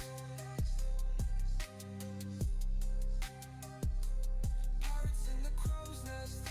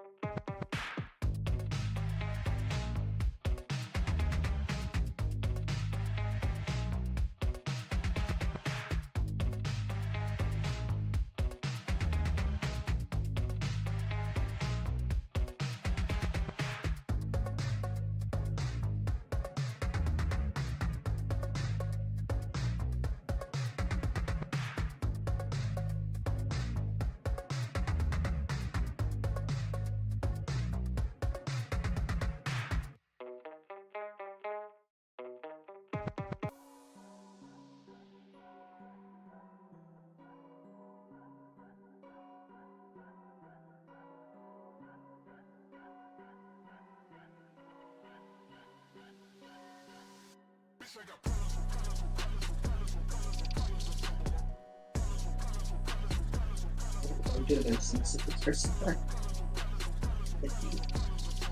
So I was supposed to be sparking, but that doesn't matter. Start over. Just completely.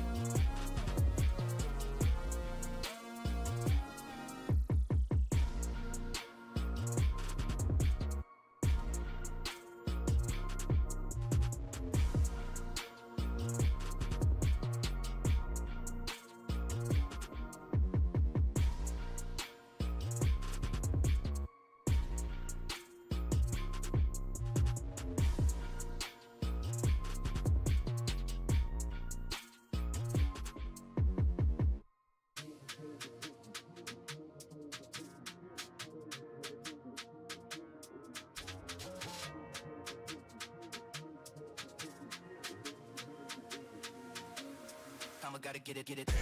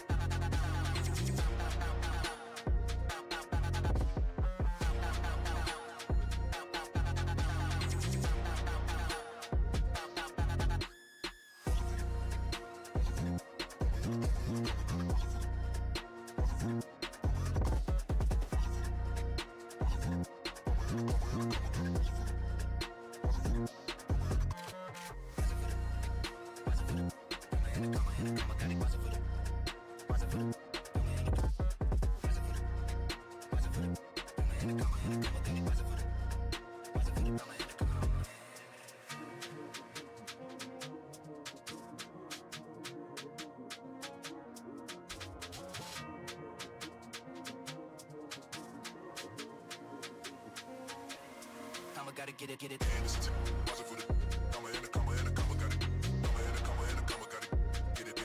I'ma gotta get it, get it. I'ma gotta get it, get it.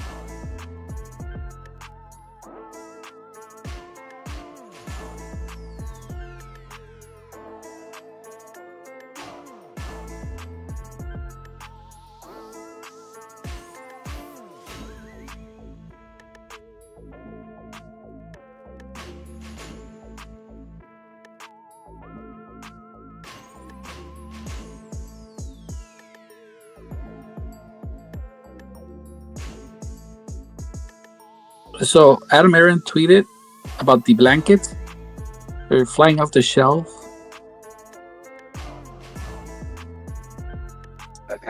All I've had is a runny nose, congestion. Yeah, I read that. He put a little thank you note out to anybody who's given him feedback. Said he got the idea from Twitter or X, and that they had the merchandising people start selling blankets in the theater, and he said they're selling them. So good for them. Sounds like people are being perverted. What, are you gonna take a blanket inside the movie theater? What are you doing under the blanket? You know, get a little jerky jerk, man, a little beef jerky action. Yeah, and then they're leaving the blankets behind. Nobody wants to touch them. Bunch of pervs. No, it's a good idea, but that's I'm like, damn it! Every time I want to say something.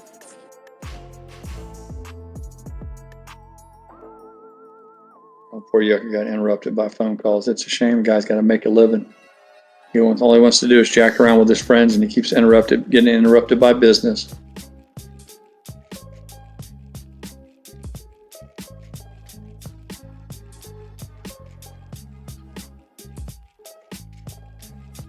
I need y'all getting here to make me laugh, man. I've been in a pissy mood all day. I'm tired of hearing about these motherfucking, all the Trump haters and the fucking hating on the deportations and all the American haters. I can't stomach them. It just gets to be a little too much after a while.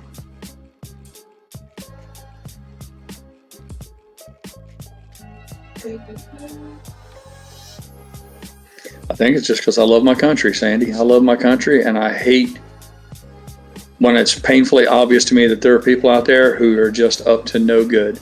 They're not operating out of a sense of patriotism, honey, or love of country, or even a sense of honor to make it a better place. It's just nasty work. Yep. Yep. And I think good men have to endeavor to try to shine a light on it and make it better. They have an old saying, says all it takes for evil to prevail is for good men to do nothing.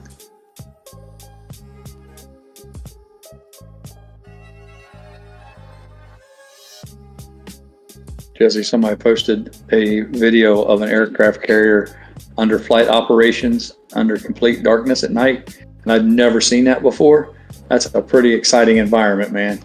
The flight deck of an aircraft carrier at 3 o'clock in the morning while they're launching and recovering is pretty wild shit, man. And they had it like a time lapse where you could see everybody moving around, all the air bosses and stuff, and the crews. It was pretty cool, man.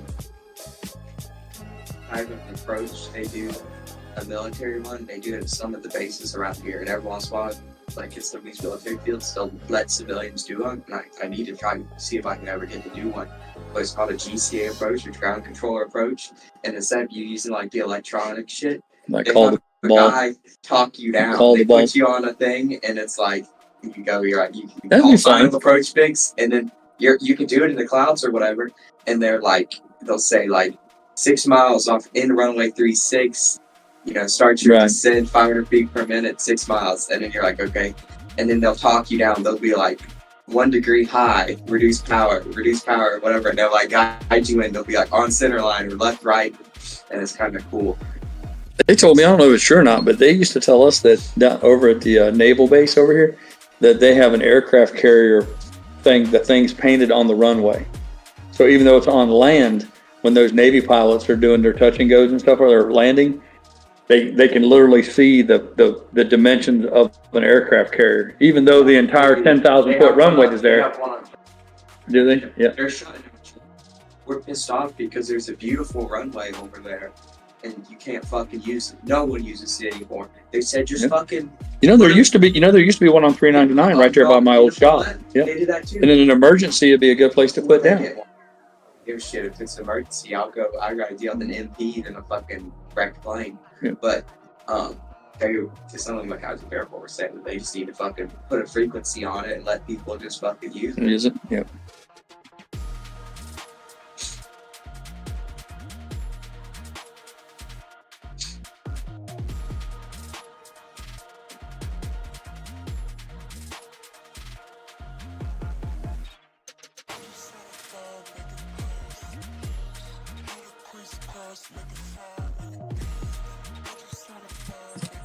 Do you know who Betsy Ross is? Anybody? It's a historical figure given credit for sewing the first American flag, I believe. Yeah. What about her? No, just people. A lot of people don't know. She was involved in that with what's the guy's Hopkins? He's Hopkins. The guy Hopkins. Francis Hopkins, Frank Hopkins, or whatever.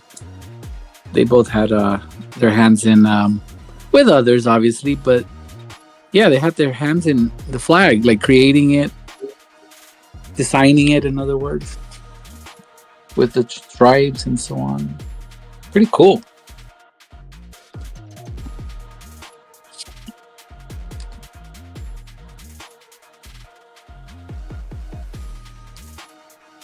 So you ask anybody that comes from another country, do they know who Betsy is? They're not gonna tell you. They need to know these things. Man, are you kidding me, Yako? We got people who are born and raised right here who don't know. The education system has become a joke. The education system has become a fucking joke. We pump out high school graduates who can't name the Pacific and the Atlantic Ocean. I mean, I'm not talking about. I mean, we have raised an entire generation of idiots. You know what I say? And the funniest thing is they're the ones who go on Twitter and TikTok and X and all that, and they want to be the loudest voice in the room. Like somehow or another, their opinion carries some kind of weight. These people are dumb as a fucking bag of hammers, but they want to scream at the top of their lungs that they have an opinion, and it should be a valid one. It defies fucking common sense. Yeah, I'd say if you ask people that were born here and they don't know who that, send them to El Salvador. Fuck it.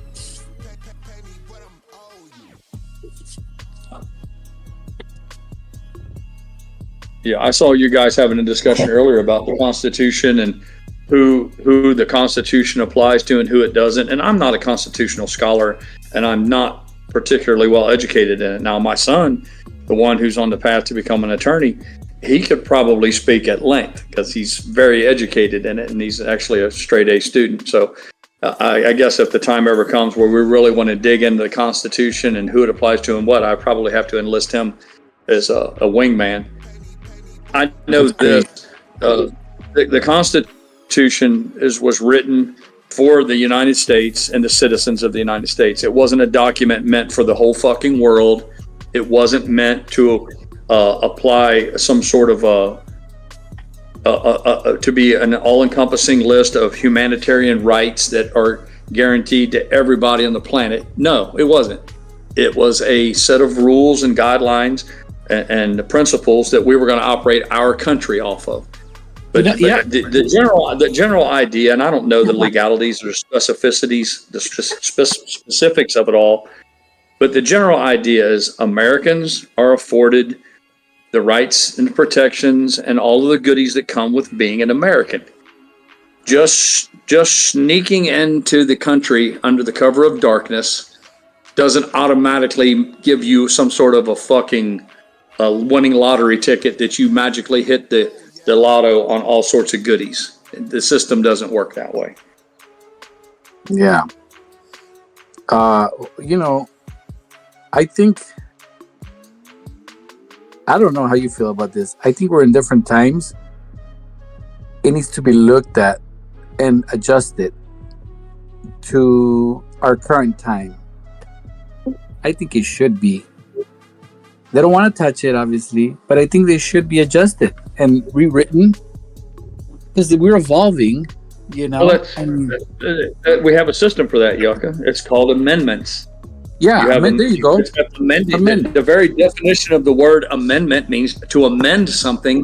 Means to change it, or to alter it, or more traditionally, to add something to it. Yeah. So the founding fathers were smart right off the bat. They have amendments, and unfortunately, the way it's set up is that it requires the vast majority of the people, and that means the Democrats and Republicans alike, they have to all agree before any permanent changes are made. And unfortunately, in our country, we have created such an animosity between the two parties.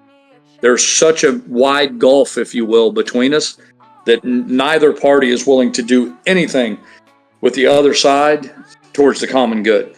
Yeah. It's each side is retreated towards its corners, and now we are in a battle for who will control the country, as opposed to saying let's all roll it. Let's govern the country together. Let's come together. Let's discuss reasonable compromises.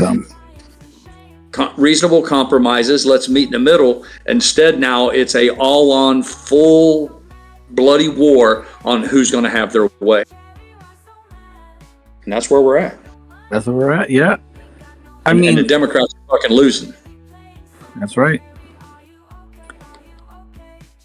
I mean, if we're gonna amend it, might as well amend the Bible too, because it was written many years ago. Well, let's not go. It's only Monday. Damn it. Let's not talk about that. You can pop in here and. Well, they have amended the Bible. I mean, it's been changed. You think the Bible as you read it? Well, first of all, what Bible are you talking about? See, again, when you say the Bible, I'm like, fuck, man. There's like a dozen different iterations. You want the King James version? You want which fucking Bible are you talking about? And then if you go back to that, you go, which language was it written in? And then when you translate something from like Aramaic or in any of the ancient languages, and you translate, like that's a common thing where they talk about with Islam and the Muslims. When you translate even the Quran into English, there are some things where the translation actually changes in subtle ways what it means. It's been pointed out by people smarter than me that's one of the things that they do when they want to try to pretend like Islam is a religion of peace. That when they translate everything over, they kind of bend the translation a little bit to try to hide some of the more obvious problems that it presents. So again, it's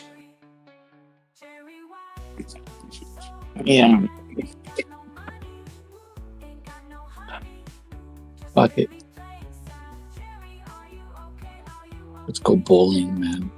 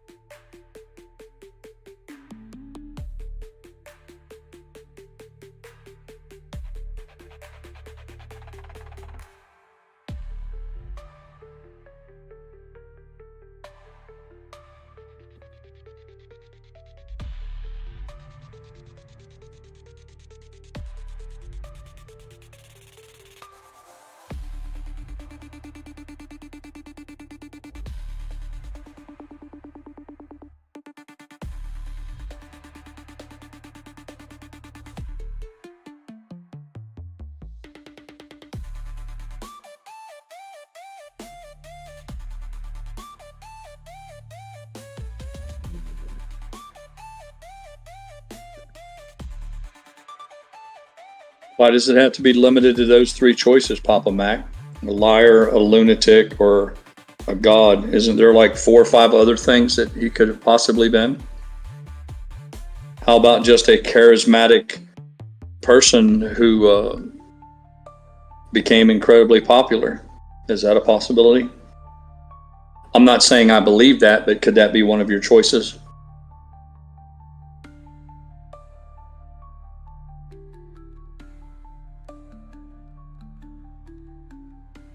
No, it's not possible.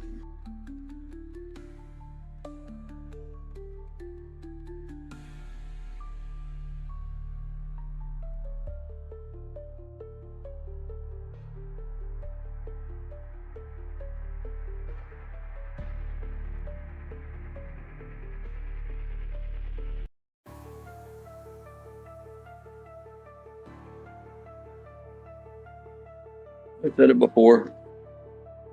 I have absolutely no idea, but I have my default on it, at least where I'm currently at my life, is that the concept of death is terrifying to anybody who has in their right mind, as it should be.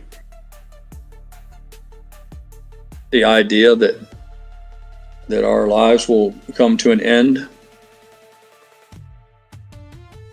some later than others, some sooner, but in the end it does come to an end, and there's no spawning back in like a video game or hitting the old replay button or rewind, and it isn't like after you're gone for 10 years you come back or what have you. The idea is that no one's completely certain what happens. Everyone has their beliefs and their faith, as it's called, but the simple fact that there's no way to know, not empirically, there's no evidence, you can't find any scientific way to prove that there's life after death. I mean, the very statement in and of itself is illogical. So for me, I've just come to believe that it's a way for people to deal with a terrifying and uncomfortable concept. That this is all there is, this is all you get. And instead of coming to terms with that it's become a sort of a coping mechanism, a way for people to say, well, no, it's after I die, there's more to it than that. And I guess maybe there's a certain value to that. If a person's personality requires that's something that they find beneficial, then I don't know that it's a bad thing.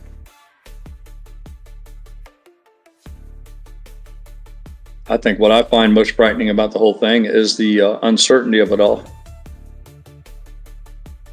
I've always tried to be honest with myself, even if I was less than honest with others, especially as a child. My proclivity for lying.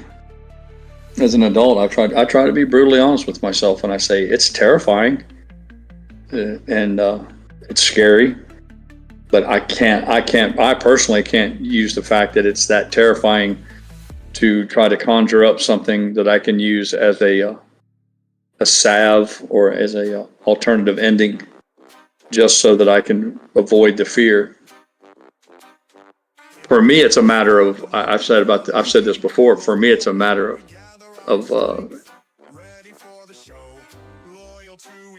I could profess to you and others that I believe this, that, or the other thing, but deep down in my heart, I would know that I don't believe it. So if I don't believe it, then it's just a lie for me to profess to others that I do. That's what I said. So if someone can find what's been commonly referred to as, grace through faith and all of that, I commend them for it. And I don't mean that as a slur or slight or in any way to imply that it means that some sort of shortcoming on that individual. I don't. I just mean whatever it is that allows a person to quote unquote believe, I don't have that ability. So I will be, if that's the case, then I will be one of those who are cast into the lake of fire, as they say. And the big contest, yet another big contest of life. It's another system of winners and losers. All the winners go to the happy place in the sky, the heaven, and the losers will all burn in the lake of fire and be condemned to eternal damnation for all of infinity. Yeah. Because for that to happen, for that to all be true, there's going to have to be some. I don't know what the ratio is. I don't know what the ratio will be from winners to losers and this whole concept of heaven and hell.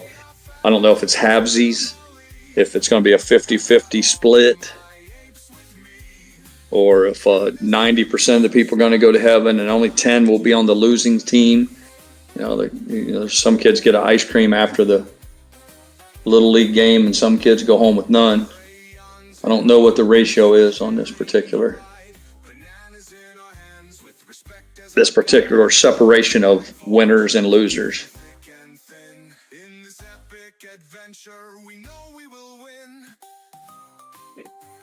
Papa Mac says, Jesus claimed to be God.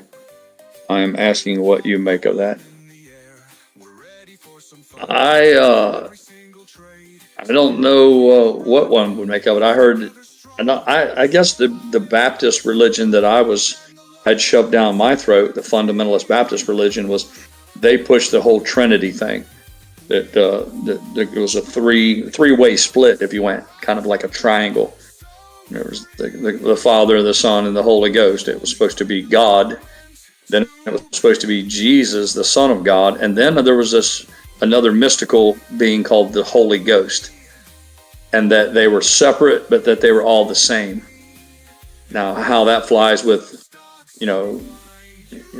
other religions or other theologies, I don't know. But that was kind of what was, at least in that tiny little church that I was imprisoned in, that's what their take on it was.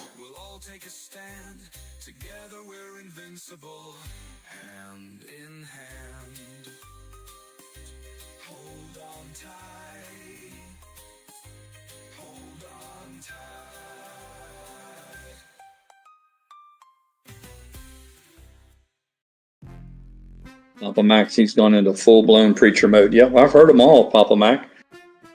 I can't recite chapter and verse any longer. I used to be able to quote biblical verses and tell you the book of the Bible it was out of and the chapter and the verse itself, but that stuff's long ago it's disappeared now. I mean, other than a few of the very, very basic ones, the very first that you're taught in Bible school and all that, John 3:16 and what have you. But the whole when you say wide is the road that leads to destruction and narrow is, I've heard all of them.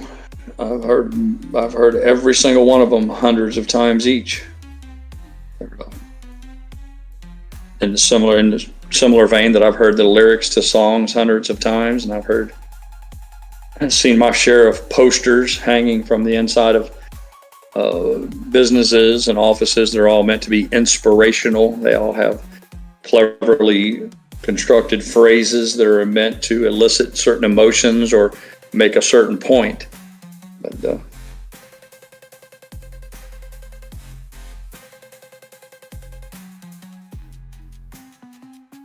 Donna Buck says, imagine if you met someone on the street and they told you they were God, what would your reaction be?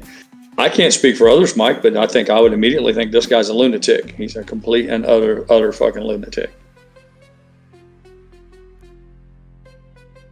I mean, there's actually some, I guess they're very specific mental ailments. You've heard people talk about the God complex and things like that, but I believe there's some very real and specific terms that describe people who espouse such things.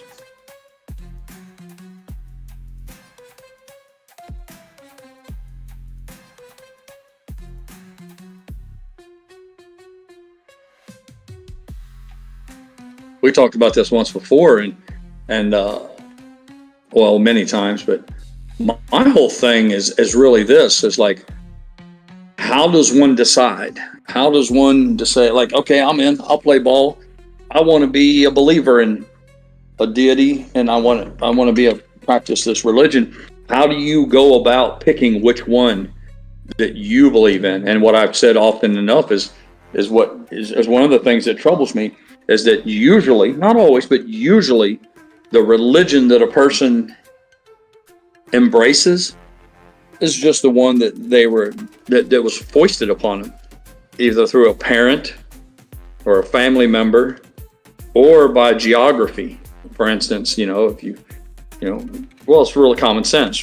Whatever area you live in, if there's a bunch of Buddhist monks, there's a pretty good chance that you're going to grow up to be a Buddhist. I'm sure there's probably some exceptions everywhere. Maybe it has something to do with people traveling or what have you. But that's another one of those mysteries that I find a hard time kind of squaring that circle of like, there's all of these different religions and all of them have different points of view, and everyone wants to think that their religion is the right one. We have the secret recipe. Everybody else is wrong. And you go, well, how do I go about testing all of these to decide which one has the winning hand?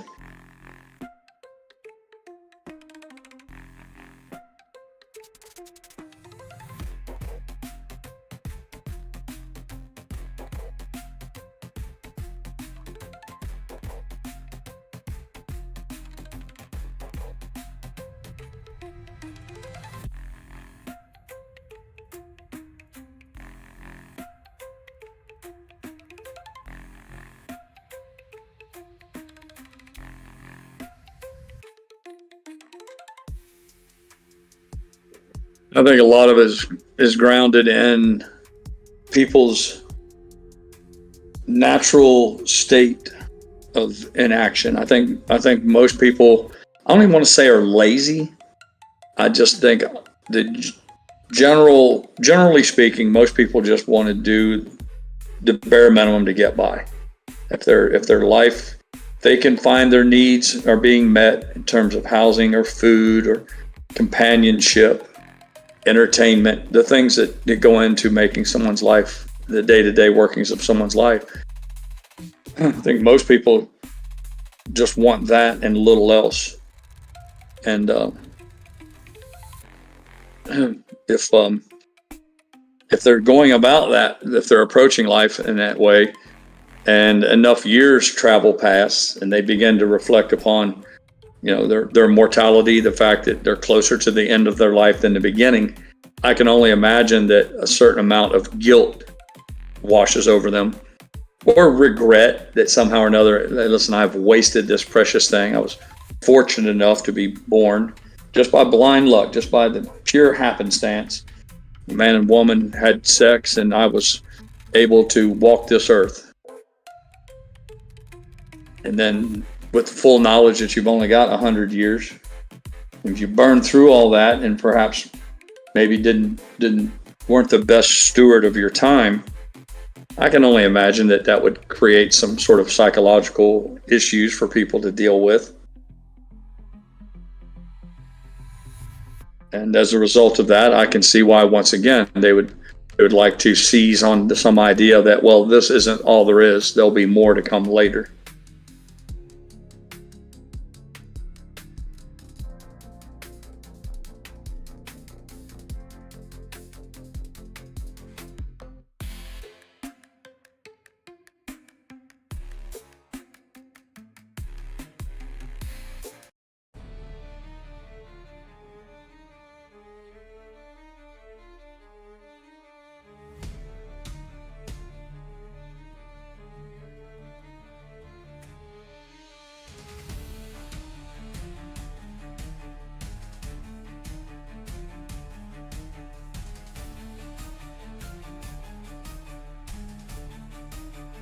For whatever reason, I don't enjoy the arguments as much as I used to.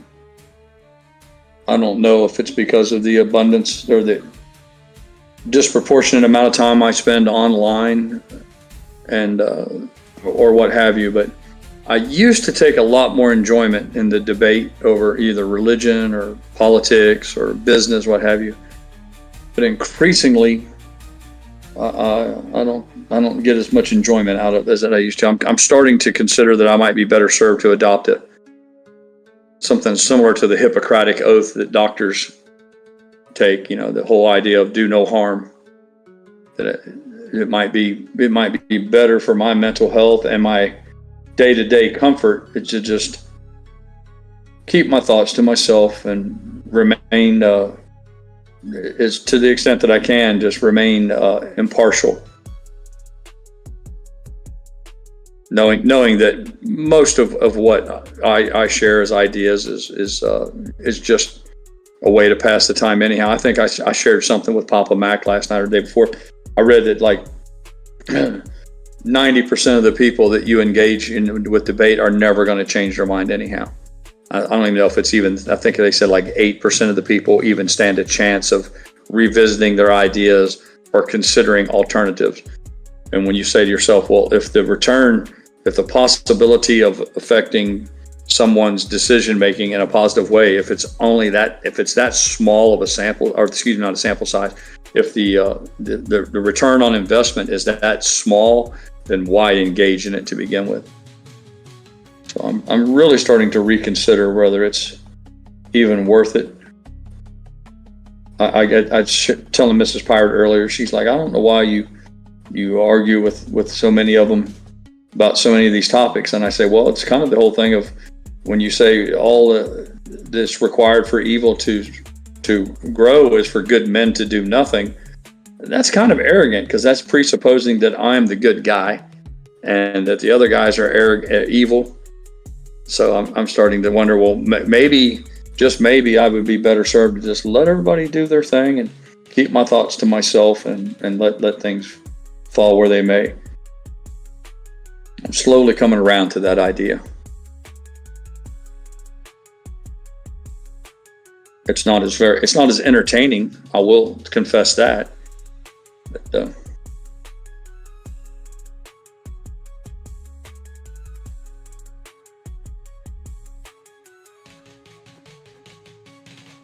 Max said Rugged's trying to talk stock when we're trying to save the world. Yeah, man, he's trying to help somebody make a buck. Rugged's he's like, look, people, I'm trying to help somebody here make a trade. I've kind of given up on that as well, Rugged. I'm like, look, the idea that we make any big difference here, I think might have been a little bit foolhardy. Same way when talking about business or politics. In the end, most adults already have their minds made up, whether it's Democrats or Republicans, conservatives or liberals. And in the end, I don't know that any amount of debate or arguing will ever make anybody change their mind.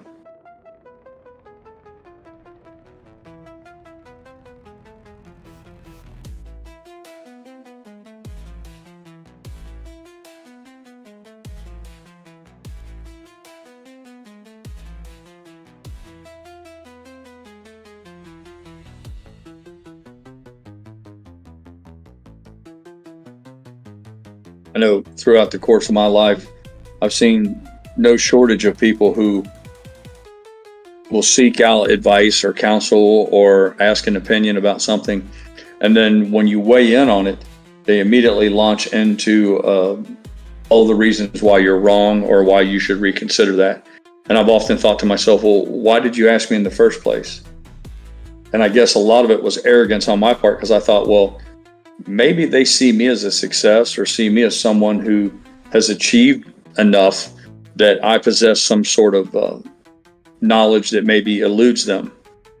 But that was arrogant of me. I've come to learn that that's not the case. More often than not, most people just want some attention and to feel some sort of a momentary loneliness or a need to be entertained, if you will.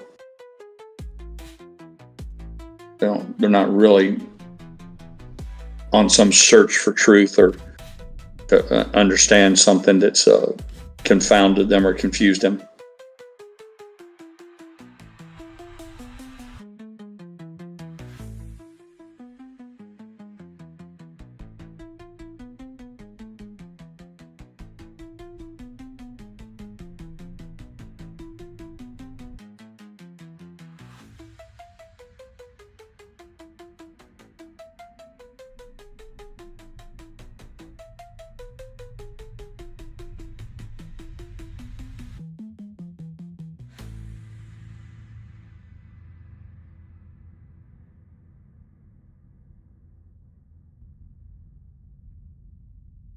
Uncle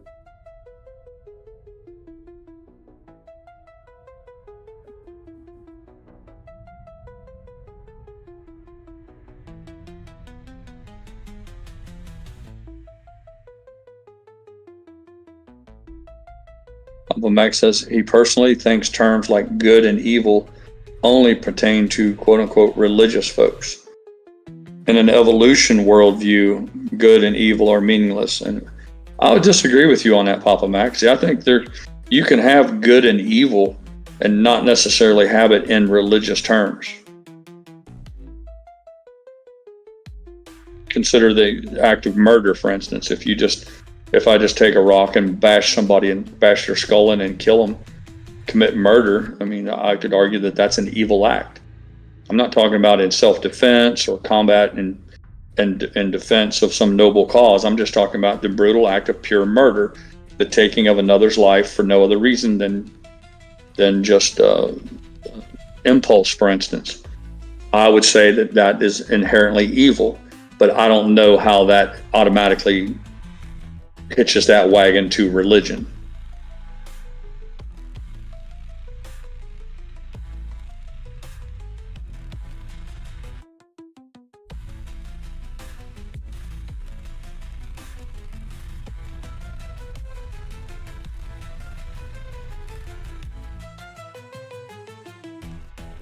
I guess it's like most things, it's complicated because you can take the idea of how morality, what represents living a good life or an evil life, and then you can find that, a lot of the religions of the world, they include all of those things and more in their instructions on how to behave. But I would think that just because there's an overlap in those doesn't necessarily mean that you can't have one without it being religious in nature.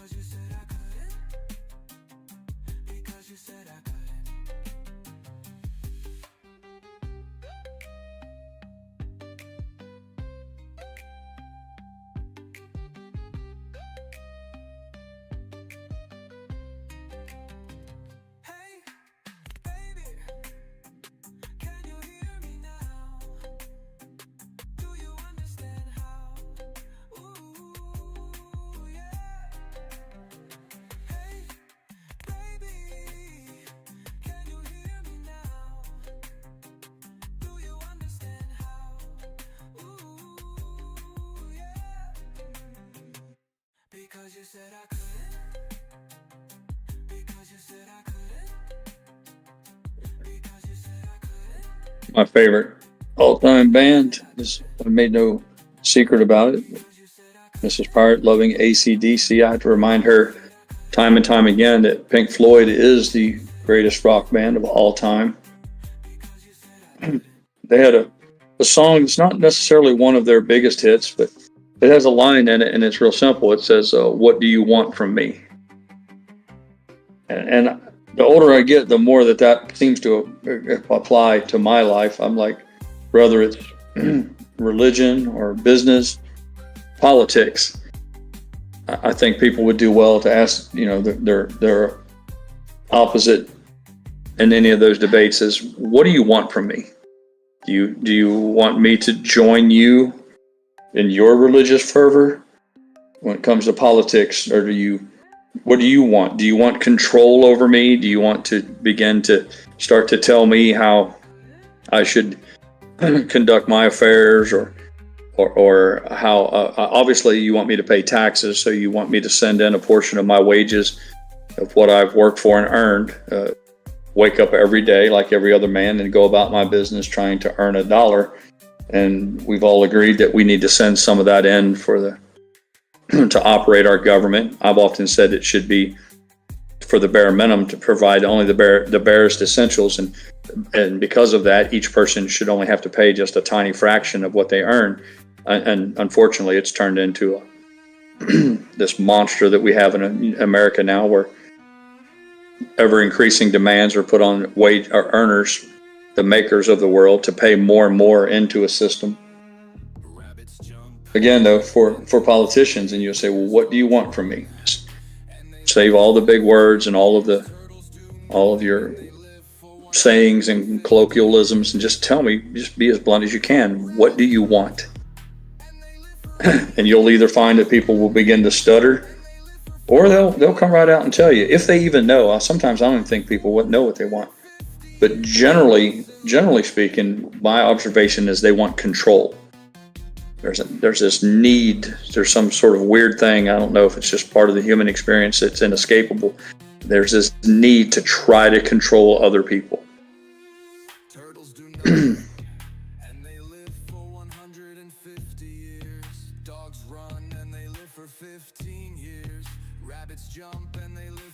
Consider, for instance, conversations we had earlier. It's when it comes to border patrol. It's what the argument is it's about something as simple as, should you allow people to immigrate to the United States or not? And more specifically, should they have to follow rules? Should there just be, is there any structure to it? Should there be a limit to the amount of people? How many people per year? How should they go about it? Or is it just like some would have you believe, that it's a human right? Everybody on the planet should be able to go wherever they want. And there are people who believe that. So once again, I guess when you say, what do you want from me? I guess what they want then is your support. They have their ideas on how things should be run, and they want you to support them in that. But I do enjoy that song, What Do You Want From Me?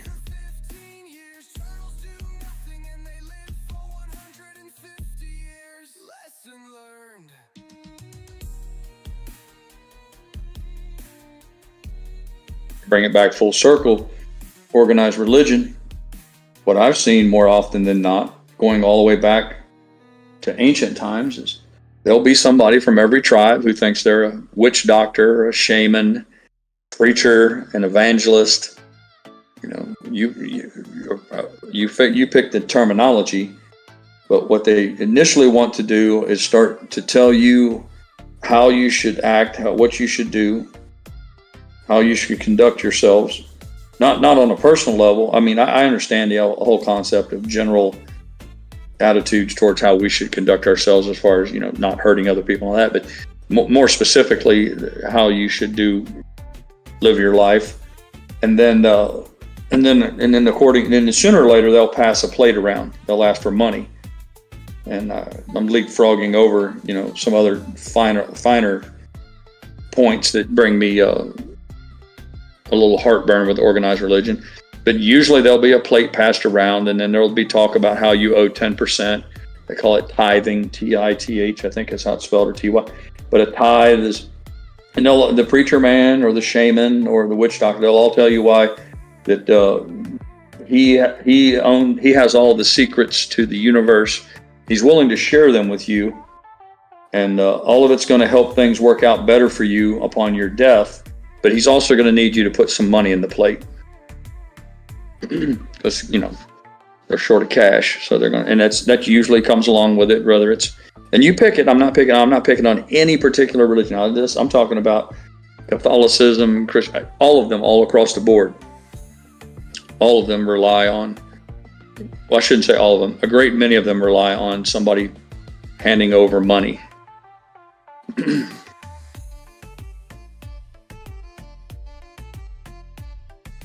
So then it becomes it's a career path. Then they'll have other names for it. Obviously, they'll have different ways of describing what they do. But in a sense, it's Now it's a career path, a job. It's a way for them to provide an income. And then many times it'll come with housing, you know, transportation, and then of course a salary. And then of course it goes up from there. So that's just another one of the many reasons where I have so many conflicting emotions when it comes to the whole idea of organized religion.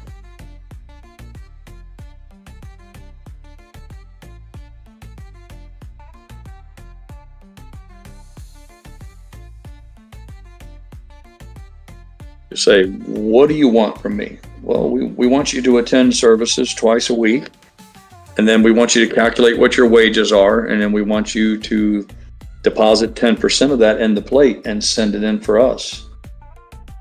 I'm like, okay, I understand.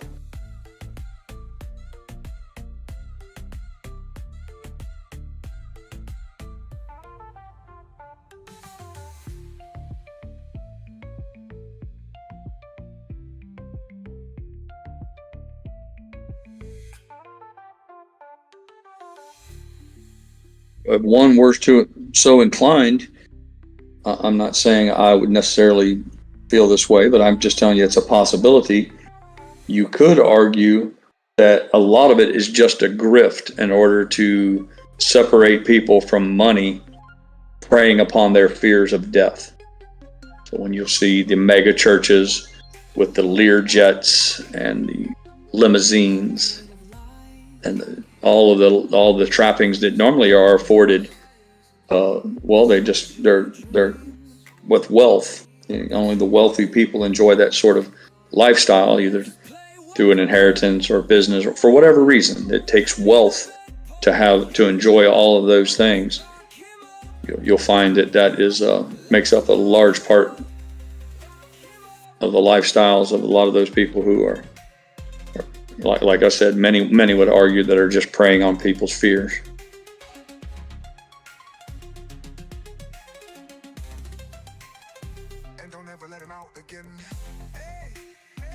Speaking of Lear jets, I know we talk a lot about aviation on here, at least I do, and some of the other people who have an interest in it. Man, if you get a chance, do a search on the internet and look at all of the jets that showed up for the Masters. Augusta, Georgia, all the golf fans, that's kind of Mecca. It's the holy land for golf aficionados and people who love to whack the little white one. Become a big event, as you can imagine, right up there with the Indianapolis 500 and the Super Bowl. It's the very pinnacle of that particular sporting family. And I was amazed at the number of private jets that were. I think the one I read, you showed a photograph and somebody drove down the runway, but they shut down one of the active runways because they didn't have enough ramp space just to park these guys. And I'm not talking about 10 or 12 nice Gulfstream G6s here. I'm talking about dozens and dozens of these incredibly expensive private jets. And you'd say to yourself, man alive, who would have thought there's that many people who possess that kind of wealth?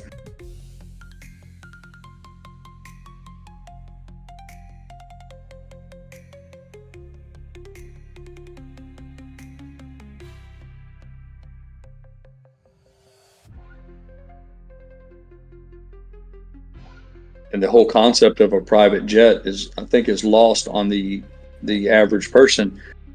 They're well aware that, you can spend the millions of dollars to buy it, but that's just the tip of the iceberg. To have a crew, hire a pilot, and many times it's two, a pilot and a co-pilot, and then or even if they have, a lot of them have what they call flight attendants or what have you. Then and that's only a small portion of it. The maintenance aspect of that, those machines require an incredible amount of maintenance to keep them safe and airworthy. And the idea that someone can have that sort of discretionary cash that can meet those needs, It's nothing short of amazing.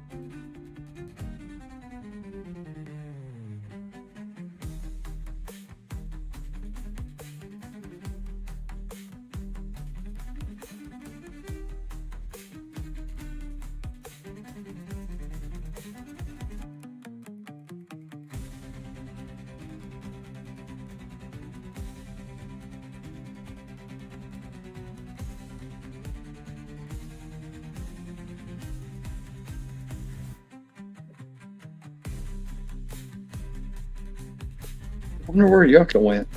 He's been busy here lately.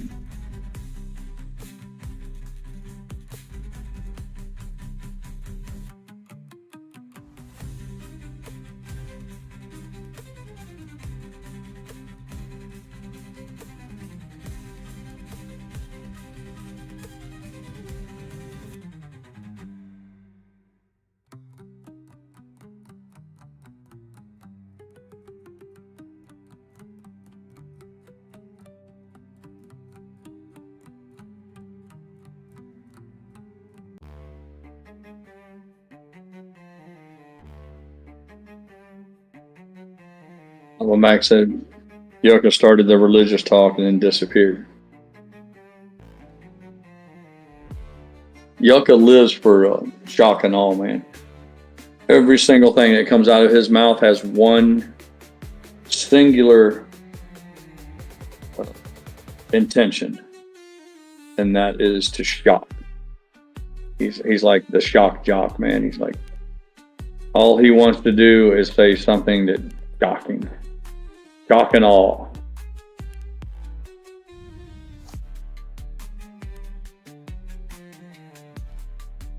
But I have to admit, he makes me laugh and smile every day, and there's a value to that.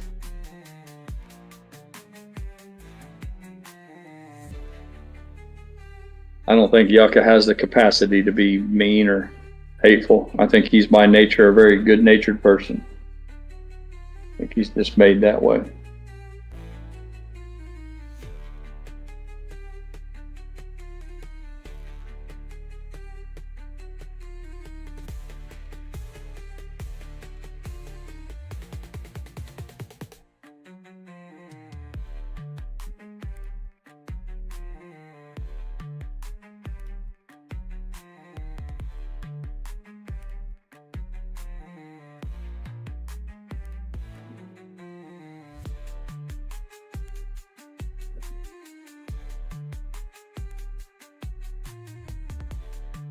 Did get some good news last night. My wife, she didn't elaborate, but it was concerning my son, my oldest. And many of you know I'm not exactly thrilled with his current romantic interest. And Mrs. Pirate's exact phrase was one that she plagiarized for me. It was, she thinks there's trouble in paradise. And I would be lying if I didn't tell you that that brings a great deal of pleasure to me. No, that doesn't necessarily sound at first blush like it would be, you know, nice. Like, why would Pirate say that? It's his own son. You need to think about it for just a little bit.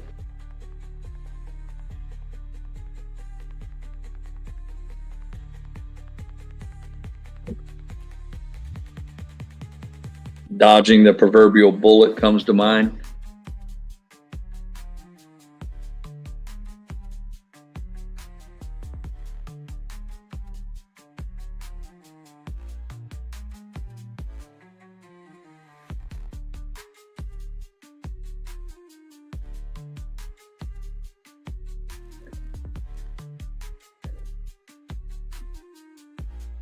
I did ask her, I said, what makes you think that's in the offing? And she didn't elaborate. She just briefly said, both of my boys are incredibly close to their mother. Their mother is their best friend, and I'm very proud of that. But she said he's not sharing anything. Normally he shares all sorts of details about what the good, the bad, and the ugly. She said for several days now he hasn't said anything, and that's usually an indication that something's up.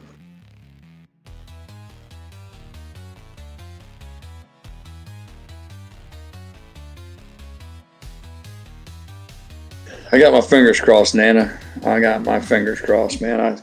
I said, I went on record, I said I'd rather my son live the next 50 years a bachelor than spend 5 more minutes with her. But it's not my call to make.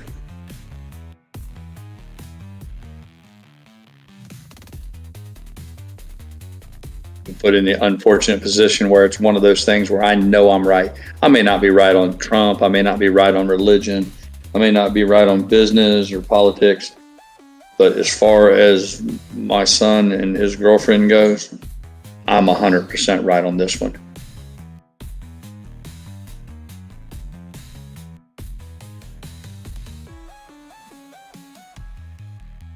I've even gone so far as to say that if it came down to it, I would almost be willing to sacrifice part of my relationship with my son if I could intervene in that.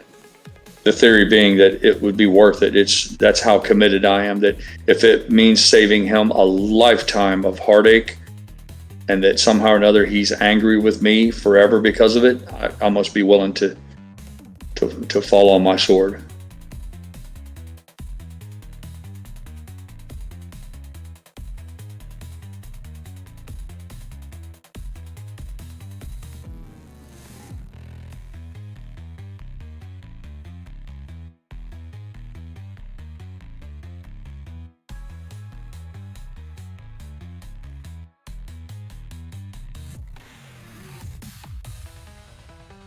That's what I'm hopeful of, Nana, and that's why I have refrained from acting on my impulses.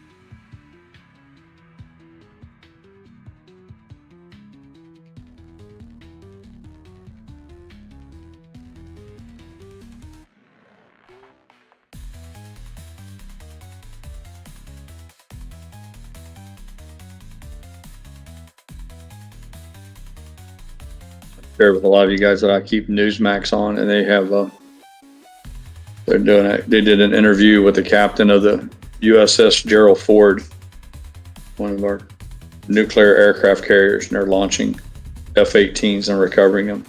And I'm telling you, man, what a magnificent display of American engineering, air superiority, all naval magnificence, all wrapped into one big, beautiful package. I'm telling you, it's something to see.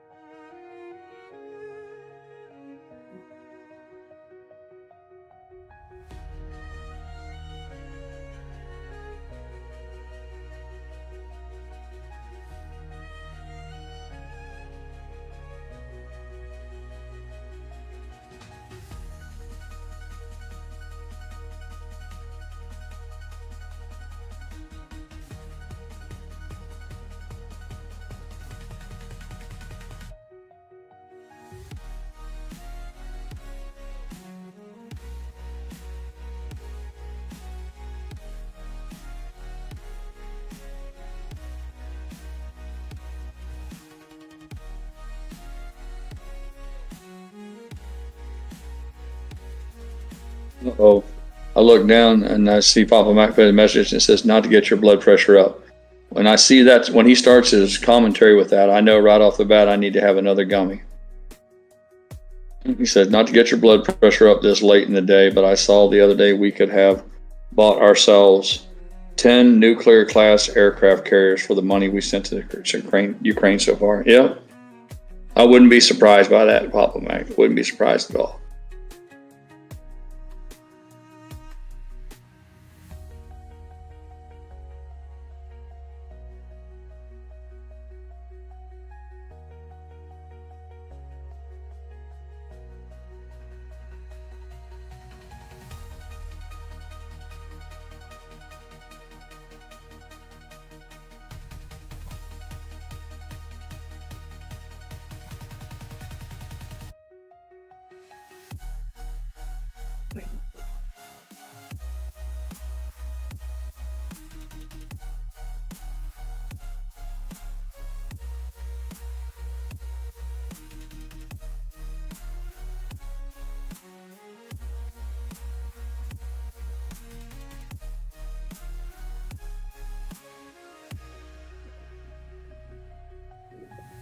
The doctor says, and a full black wardrobe.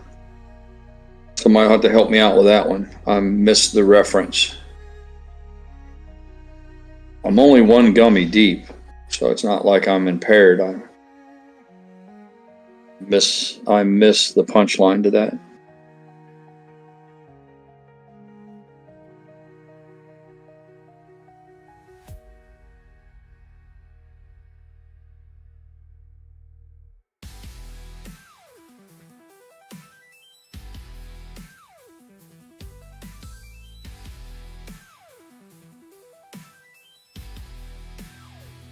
Says their leader.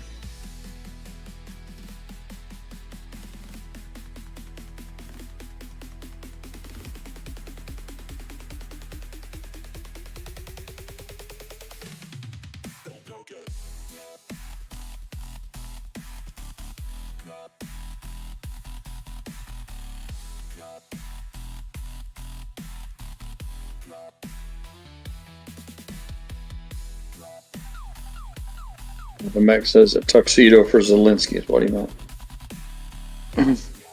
Yeah. With the amount of money that was sent over there, you think that maybe they could. I've seen that argued both ways, though. El Gato, I mean, there's people who are like, he's at war. He's the leader of his country. He's, trying to show that he's not dressed up in formal attire. And I've seen all kinds of shit about what Winston Churchill wore and what Pete Hegseth or somebody else went to go visit some places, and they quickly pointed out that he didn't wear a suit. So I don't know necessarily that if I. Yeah, but when he's coming to the White House. Mr. Pirate says when he comes to the White House, he's obligated to show some respect. And my whole point is, look, I think there's enough shit to be really pissed off about than whether or not the guy wears a fucking suit. I'm like, That's kind of that shit. I'm like, look, we have real things to discuss. We only have 24 hours in a day. I don't give a fuck what he wore to the White House. I think it's a little dumb. I think it shows a lack of decision making. I mean, it'd be like going to a court. It'd be like going to a courtroom if you're going to say, for instance, you're going to go in to see a judge discuss maybe child support or who gets custody of your children or a lawsuit or a criminal thing. You know, you don't show up to a fucking courtroom with sweatpants on and a fucking hoodie. Anybody with a brain in their head knows, you kind of fix yourself up a little bit and you go in. Because what it does is it commands respect. So it's kind of the same way with Fetterneck showing up. Fetterman shows up to Congress or the Senate and he's wearing, fucking a pair of cut off sweatpants and a hoodie. It's disrespectful. It shows a lack of seriousness or a lack of respect for the particular thing that you're engaged in. But like I said, it's of all of the shit. I mean, I'm like, okay, whatever. It's just another example. He's just not real fucking smart.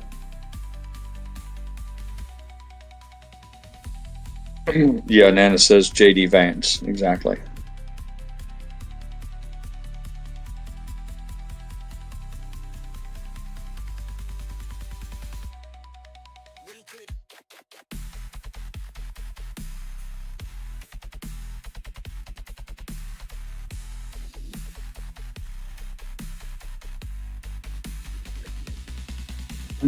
A lot of people in this day and age, they want to thumb their nose at tradition. And this whole idea of a suit and a tie or putting on some kind of decent clothes. That's just another example of that.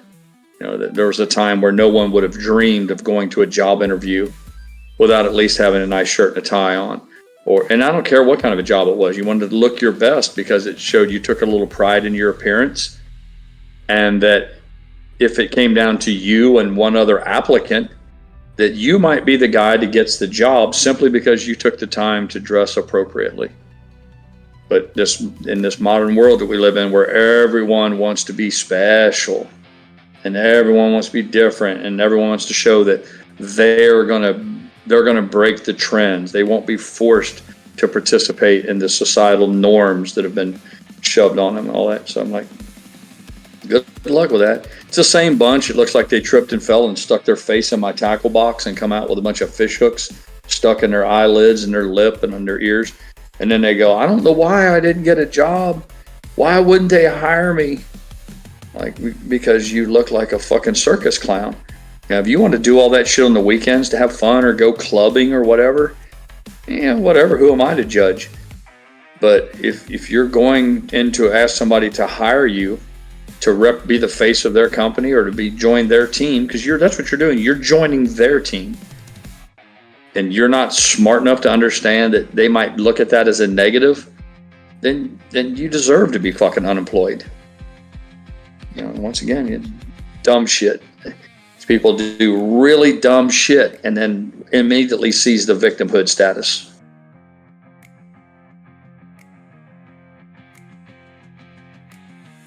Well, Mr. Claypool has rejoined the chat. He says lotto leaders, I guess he meant lots of leaders come to the White House. They're not wearing a suit. Some of them are wearing dresses. Look at India. They don't wear a suit when they come over. Yeah, I don't know. I don't know that it's necessarily specific to a suit, Mr. Claypool. The idea is that it's something that's more akin to a formal attire. So, for instance, if the Prime Minister of India shows up and he's not wearing a Brooks Brothers suit, he's still wearing what they consider formal attire. So again, Claypool, I think you're hung up on the details of it, looking for some inconsistency to point out, and you're missing the spirit of the conversation. The spirit of the conversation is that it demands some level of, what would you say, proprietary or niceties, if you will. Again, the idea that it doesn't necessarily mean they have to have a three-piece double-breasted suit or like I said, a custom-made. It's more along the lines of showing up with something that's a little bit more appropriate for the surroundings.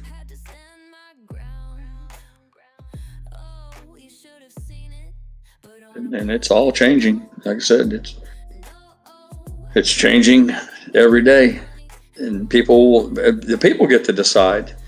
The people at large get to decide what is acceptable, what is not. Is it formal attire appropriate, or is it just wear whatever the fuck you want, flip flops and work pants and an old fucking Budweiser t-shirt? The idea is that the people get to decide. Or if it's a job interview, the employer decides. They may not even declare as much. In fact, in this world where everybody's looking to be a victim or looking to sue, I would argue that most people who are interviewing HR, human resources, I don't even think they would bring it to someone's attention.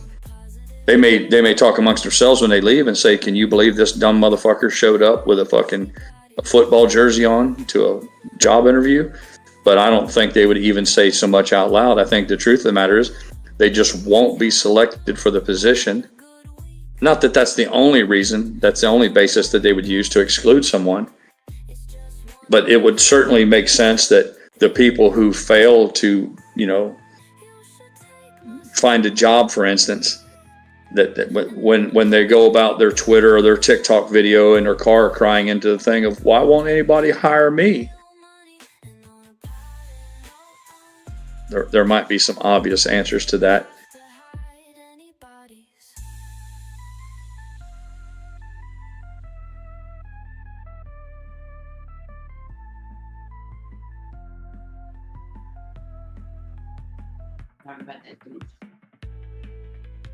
Yeah, Bukele.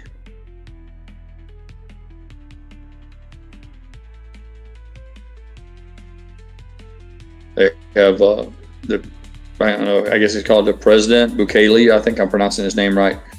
From El Salvador, and Trump had him earlier in the White House asking him questions about locking up all those prisoners, and he said, we've changed our country by locking up thousands of criminals.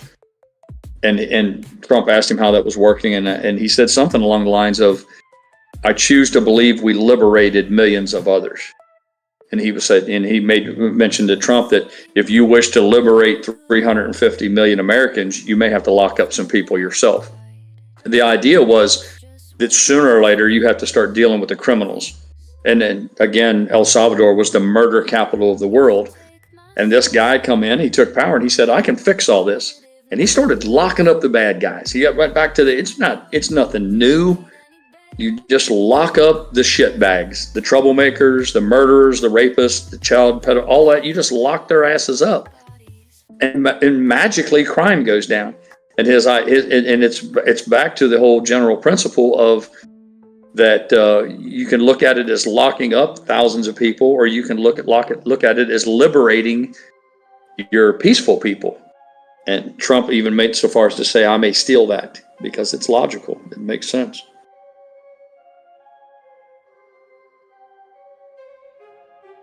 Dread in my dome, doing damage in there. Came out of the smoke, got the panic in there. Playing with my notes. Gato says, "I do think it's obsolete for the police detectives to be wearing dress suits when working. Still required to wear at least a jacket and a tie when leaving the office." From the Dallas Police Department. Yeah, listen, there's a dress code, or at least an implied dress code, for all occasions. It's not just politics or courtroom setting or law enforcement, or business, if you will. There's.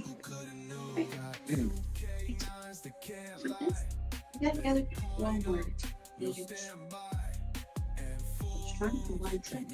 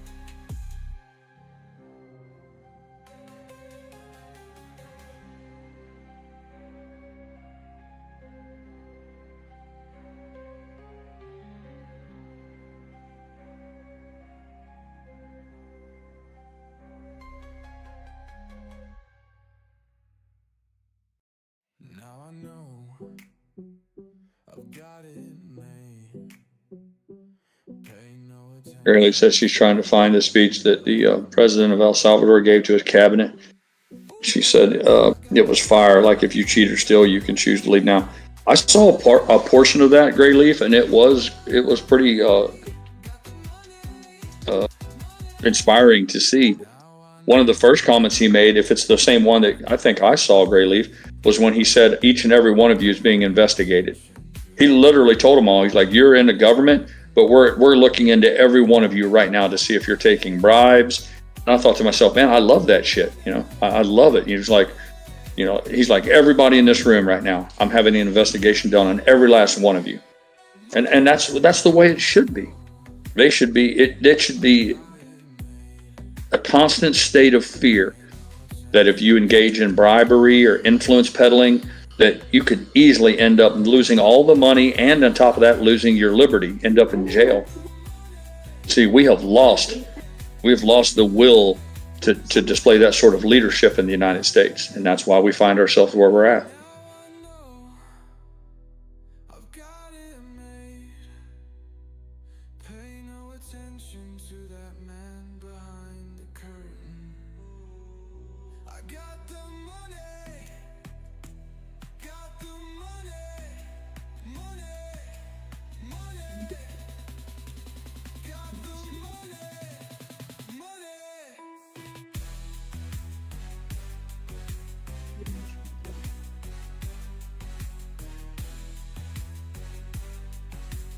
Hell yeah. Good to see you this afternoon.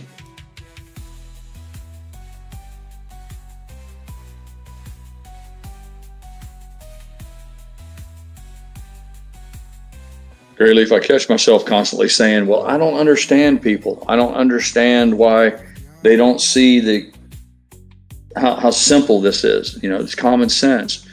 You punish bad behavior. You make a very strict policy about violence or hurting other people or stealing and burning buildings, all these things. And then you enforce those so that it sends a signal to others that if you engage in this, we will catch you and we will punish you for it. And that acts as a deterrent. And then I catch myself, I say, but wait a minute, Ronnie, you know why. The reason they don't is because they seek power. I've said it 100 times. These people, the people who continue to make excuses for those who engage in those sort of activities, all they want is to stay in power. They want to continue to get rich off of the taxpayers. To do that, they have to remain in office. And they need those votes, those people who keep those jobs filled at the ballot box. They need them to show up and vote. So even though all of these things, I've often said these things fly, they're completely antithetical to what these people really believe, what they really want, what they think is good for society.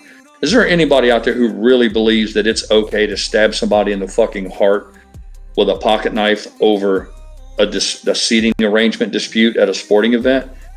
I don't think anybody in their right mind would ever, in a private setting, say, yeah, I'm all for that. Then you get into all this shit of, well, they were just defending themselves. I'm like, well, to defend yourself, you felt like you used deadly force because what you thought, and then they have to make the case that, yeah, he thought he was the one who was going to be a victim of deadly force. So until you address all of that and put an end to it, you'll just get more of it. But these people, they don't want to punish somebody who engages in those kind of activities because they know that they could possibly lose them their seat, whether it's in Congress or the House of Representatives or the mayor of some shithole city. If they speak out in even the slightest way to get out of line with the old, it's us against them, then they have to go find a real job.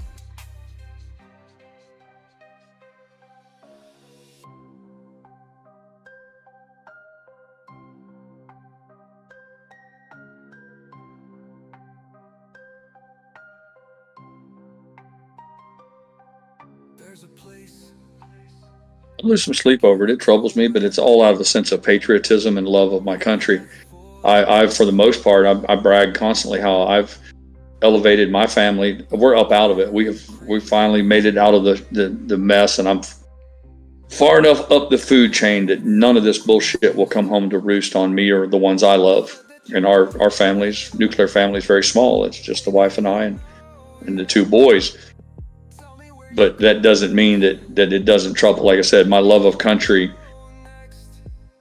creates an anxiety over all of this because I know what I see happening. And even though it doesn't impact me, and it's not going to impact me on a personal level, it still brings me a great deal of heartache.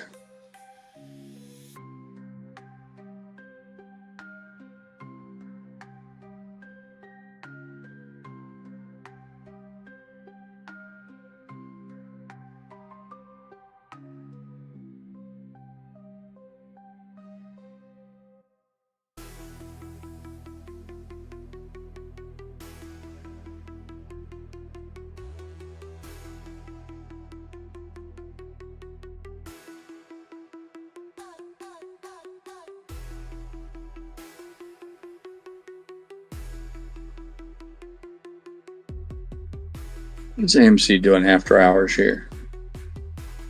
Nothing. 2.875.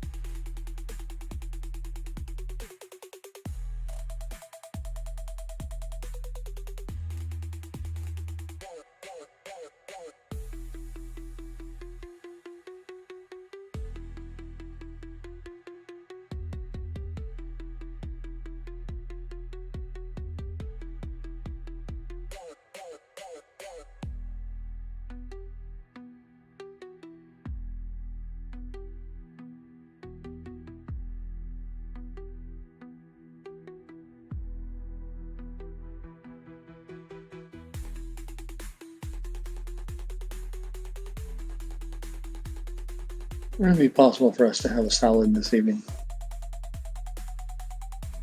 Oh, I like that very much.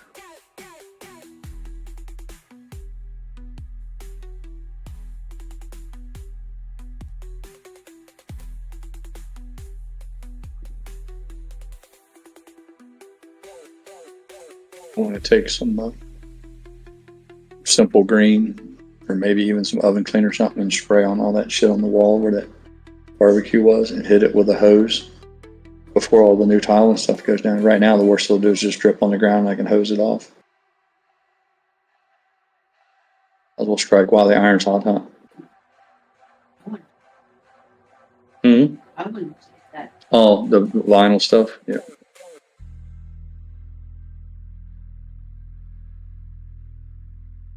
The nice thing about it is it just sucks because we don't have the time now. But that scaffolding that we have will roll around so easy on that concrete because there's no joints in it. You know, once the cobblestone goes on, it won't roll as easy. But I think the time frame is too tight on that now.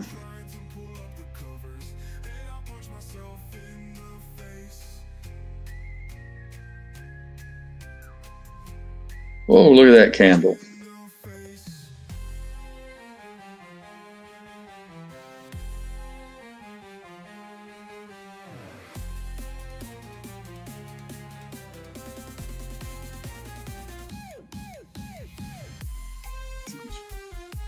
Sausages. Stuffed Italian sausage. Okay. So she's gonna make us a salad, pasta, and red sauce.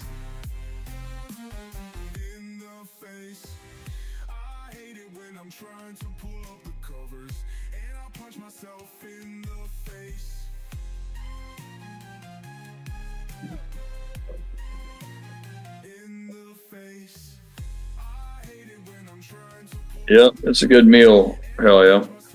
She takes the Italian sausage and slices them long ways, and then takes she buys those mozzarella cheese sticks. Opens one individual cheese stick up and shoves it inside that sausage, and then puts it in a baking dish. It goes in the oven with spaghetti sauce over top of it and all that. And she'll boil up some pasta to go with it. And nobody will go hungry.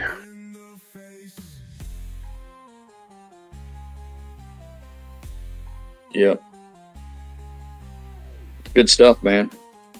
You serve it up, you get you a big, she does all sorts of different things. We change it up from any time to time, whether it's penne pasta or angel hair, whatever, but you put your little bed of pasta down and then get you a set of tongs and ladle a couple of those sausages. I can eat 2 or 3 easily, but I'm a big eater, on top of the pasta, and then you ladle over some of that red sauce over across the top of it. And then if you really want to get down, you can double down on your cheese with some Parmesan. And of course, there's always, inevitably, there'll be some Italian bread or garlic bread or French bread or a baguette or something along those lines with butter. And of course, a salad.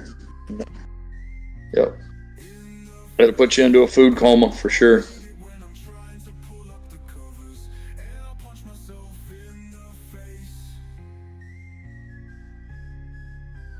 Yeah, right.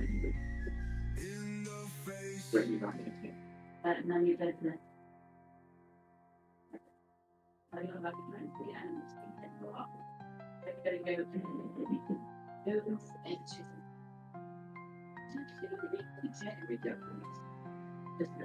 He likes to run the roads. It gives him some entertainment, Mom.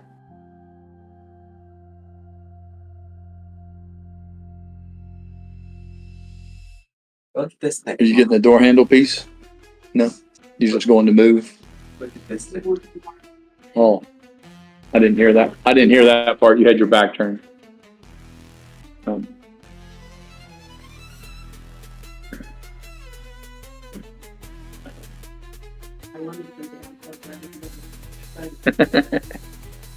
Yeah, no rush.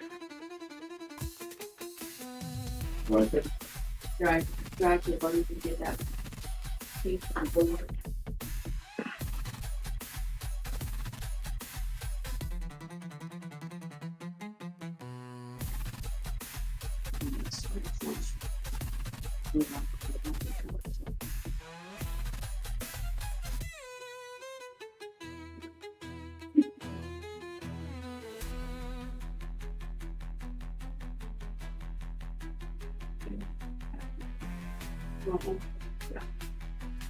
What am I doing? Do we stop the car? I'm gonna go on fire up stuff.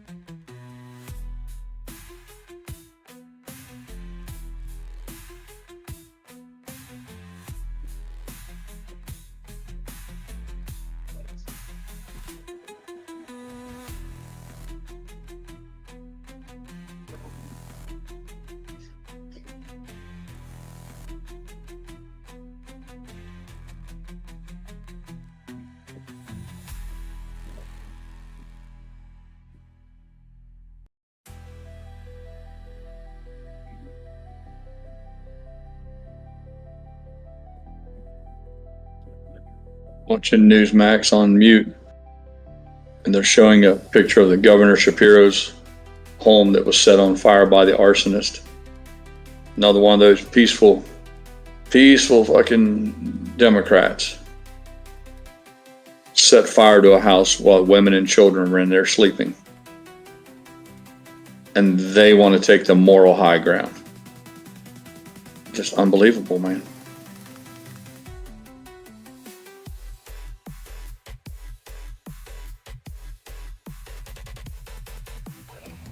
See, I would try him for attempted murder and I would execute him. Period. Full stop. And I would televise the entire thing.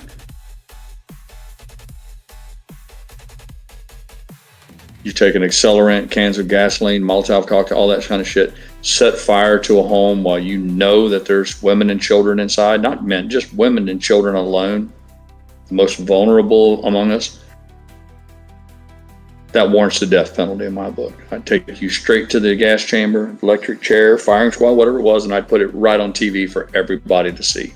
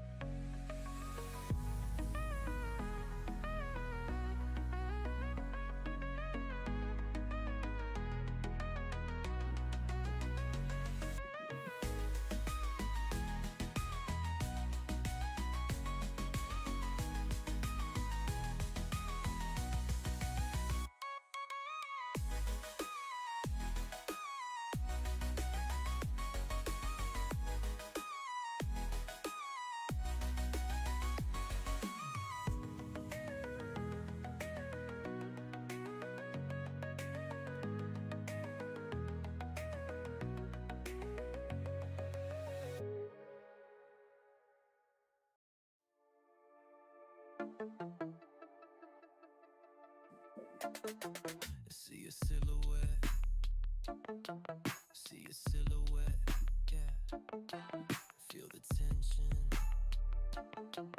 building in your chest. See a silhouette. See a silhouette. Yeah. Feel the tension building in your chest. Building in your chest. In the moonlight, I can see the shadow. Everywhere I go, I can hear the echo. It's so close, the echo. It's so close, the echo. It's so close, the echo. It's so close, the echo. It's so close. Something wicked, something wicked, oh, something wicked. This way comes. In the moonlight, I can see the shadow. Everywhere I go, I can hear the echo. It's so close, the echo. It's so close, the echo. It's so close, the echo. It's so close, the echo. It's so close. Something wicked, something wicked, oh, something wicked. This way comes.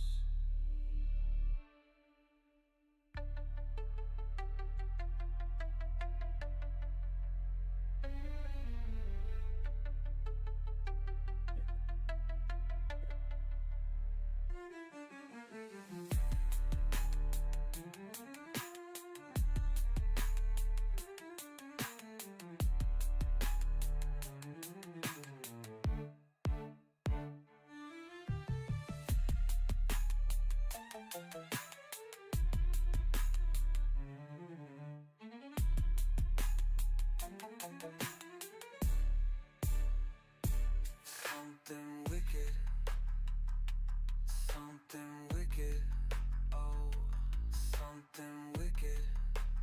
This way comes.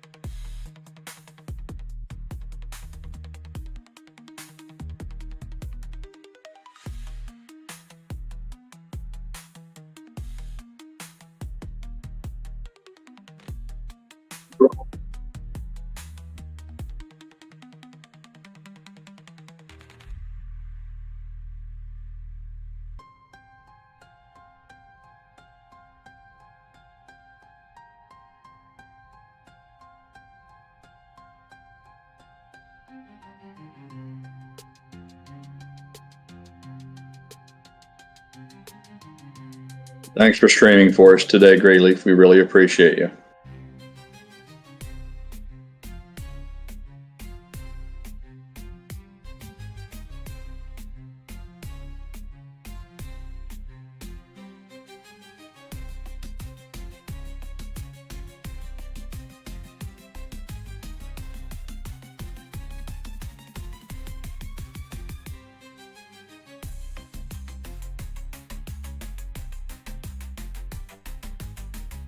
Guess I could put my hazmat suit on, my gas mask, and all that stuff so I can go over to the cesspool that is Twitter, X.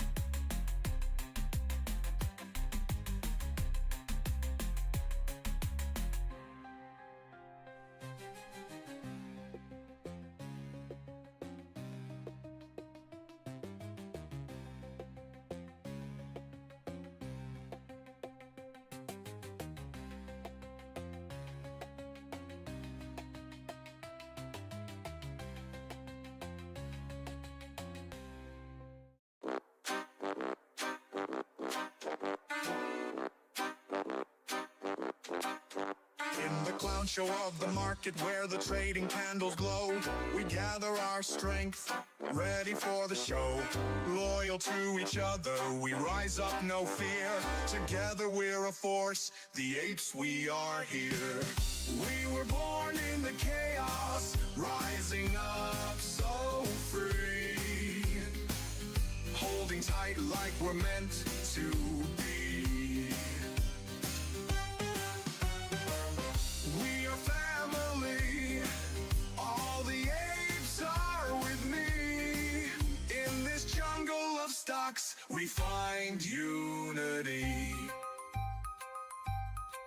Ken Griffin lied, but we won't back down. In this wild roller coaster, we're taking his crown. Have you heard about Melvin Capital? Their report card was not passable. KC every day. Papa Mac, Preacher, Pirate, GrayLeaf, we're here to slay. Adam Aaron rides with us, with wisdom so bright. Cash is king in this ape revolution, we're ready to fight. We were born in the chaos, rising up so free. Holding tight like we're meant to be. We are family. I got all my apes with me. In this circus of stocks, we find unity.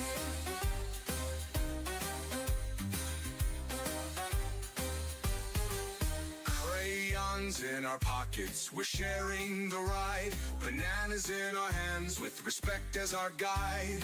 Caring for each other through thick and thin. In this epic adventure, we know we will win.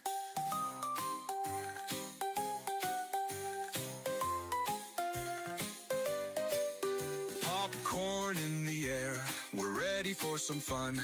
With every single trade, together we will run. The apes together strong, we'll soar high above. Through the highs and the lows, it's AMC we love. We